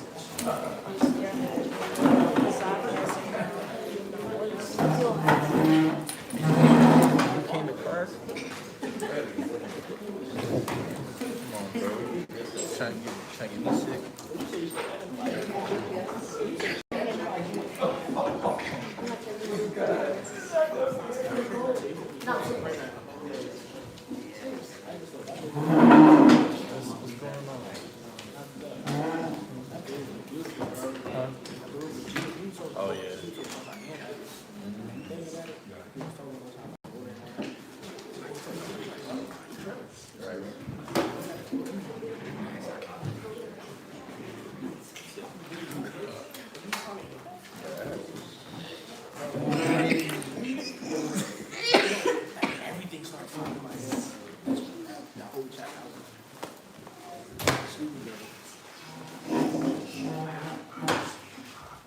gonna do my hairstyle like that.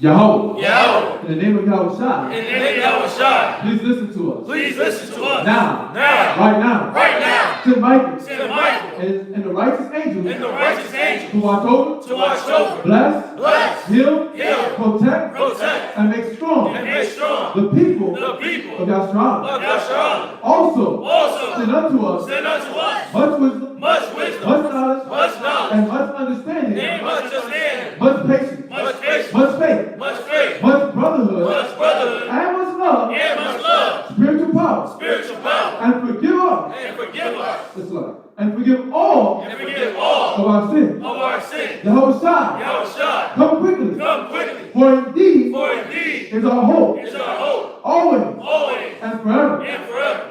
Amen. Amen. Barak Yahweh. Barak Yahweh. Bahashem Yahweh Shai. Bahashem Yahweh Shai. Hawa. Hawa. Ha. Bless you, Yahweh, in the name of Yahweh Shai, that gives to us the law. Barak Yahweh. Barak Yahweh. Bahashem Yahweh Shai. Bahashem Yahweh Shai. Hawa.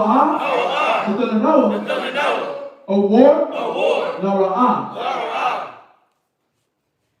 Bless you, Yahweh, in the name of Yahweh Shai, that gives to us the light to see. Barak Yahweh. Barak Yahweh. Bahashem Yahweh Shai. Bahashem Yahweh Shai. Hawa. Ha'ayot. Korah. La Ha'ain. Bless you, Yahweh, in the name of Yahweh Shai, that gives to us the ram's horn to call the people. Barak Yahweh. Barak Yahweh. Bahashem Yahweh Shai. Bahashem Yahweh Shai. Hawa. Shaman. Zayah. Zayah. Amashah. Yashra'Allah. Yashra'Allah. Bless you, Yahweh, in the name of Yahweh Shai, that gives to us the olive oil to Israel. And of course, after the closing prayers, if you want to get anointed, you can do that as well. Alright? So this is Psalms 92. It is a good thing. It is a good thing. To give thanks. To give thanks. Unto the Lord. Unto the Lord. And to sing praises. And to sing praises. Unto thy name. Unto thy name. O Most High. O Most High. To show forth. To show forth. Thy loving kindness. Thy loving kindness. In the morning. In the morning. And thy faithfulness. And thy faithfulness. Every night. Every night. Upon an instrument. Upon an instrument. Of 10 strings. Of 10 strings. And upon the psaltery. And upon the psaltery. Upon the harp. Upon the harp. With the sound. With a solemn sound. For thou. Yahweh. Has made me glad. Has made me glad. Through thy work. Through thy work. I will triumph. I will triumph. In the works of thy hand. In the works of thy hand. O Yahweh. O Yahweh. How great are thy works. How great are thy works. And thy thoughts. And thy thoughts. Are very deep. Are very deep. A brutish man. A brutish man. Know it not. Know it not. Neither doth a fool. Neither doth a fool. Understand it. Understand it. When the wicked spring as the grass. When the wicked spring as the grass. And when all the workers of iniquity do flourish. And when all the workers of iniquity do flourish. It is. It is. That they shall. That they shall. Be destroyed. Be destroyed. Forever. Forever. But thou. But thou. Yahweh. Art most high. Art most high. Forevermore. Forevermore. But Lord. But Lord. Thine enemy. Thine enemy. O Yahweh. O Yahweh. But Lord. But Lord. Thine enemies. Thine enemies. Shall perish. Shall perish. All the workers of iniquity. All the workers of iniquity. Shall be scattered. Shall be scattered. But my horn. But my horn. Shall thou exalt. Shall thou exalt. Like the horn. Like the horn. Of a unicorn. Of a unicorn. I shall be anointed. I shall be anointed. With fresh oil. With fresh oil. Mine eye also. Mine eye also. Shall see my desire. Shall see my desire. On my enemies. On my enemies. And my ears. In my ears. Shall hear my sight. Shall hear my desire. Of the wicked. Of the wicked. That rise up against me. That rise up against me. The righteous shall flourish like the palm tree. The righteous shall flourish like the palm tree. He shall grow like a cedar in Lebanon. He shall grow like the cedar in Lebanon. Those that be planted in the house of Yahushua Those that be planted in the house of Yahushua shall flourish in the courts of our power. shall flourish in the courts of our power. They shall still bring forth fruit in old age. They shall still bring forth fruit in old age. They shall be fat They shall be fat and flourishing, and flourishing, to show that Yahweh is upright. to show that Yahweh is upright. He is my rock, He is my rock, and there is no righteousness in him. and there is no unrighteousness in him. Amen. Amen. This is Psalms 133 in Hebrew, and this is translated in English. Shayar, Shayar, Hamalawat, Hamalawat, Ladawat, Lagawat, Hana, Hana, Ma, Ma, Tuwa, Tawa, Wama, Wama, Na'ayam, Na'ayam, Shabbat, Shabbat, Akim, Akim, Gum, Gum, Yachad, Yachad, Kasaman, Kashaman, Hatawa, Hatawa, Ayel, Ayel, Harash, Haraash, Harash, Haraash, Yarad, Yarad, Ayel, Ayel, Hazakwan, Hazakwan, Zakwan, Zakwan, Aharon, Aharon, Shayarad, Shayarad, Alpanya, Alpanya, Malawaktua, Malawaktua, Katol, Katol, Karawan, Karawan, Shayarad, Shayarad, Ayel, Ayel, Hariah, Hariah, Tazayawan, Tazayawan, Kaya, Kaya, Shum, Shum, Tazawat, Tazawat, Yahweh, Yahweh, Ak, Ak, Habaraka, Habaraka, Kayam, Kayam, Ai, Haiwalom. Avalon, Amen. Amen. This is Psalms 133. Behold, Behold, how good and how pleasant it is for brethren to dwell together in unity. It is like the precious ointment upon the head that went down upon the beard, even Aaron's beard, that went down to the skirts of his garments, as the dew of Hermon, and as the dew that descended upon the mountains of Zion. For there the Most High commanded the blessing, even life forevermore. Bahashem Yahushai. Bahashem Yahushai. The one, the beyond, Amen.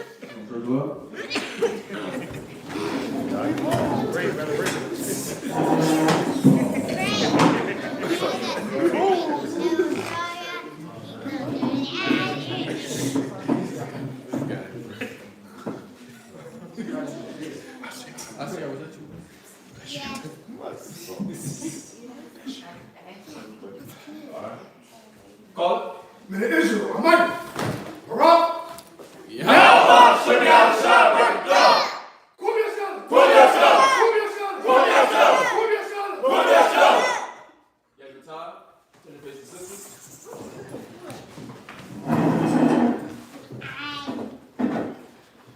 Call salute the daughters of Zion, men of Israel, Almighty, Barak, Yahweh Shem Yahushai.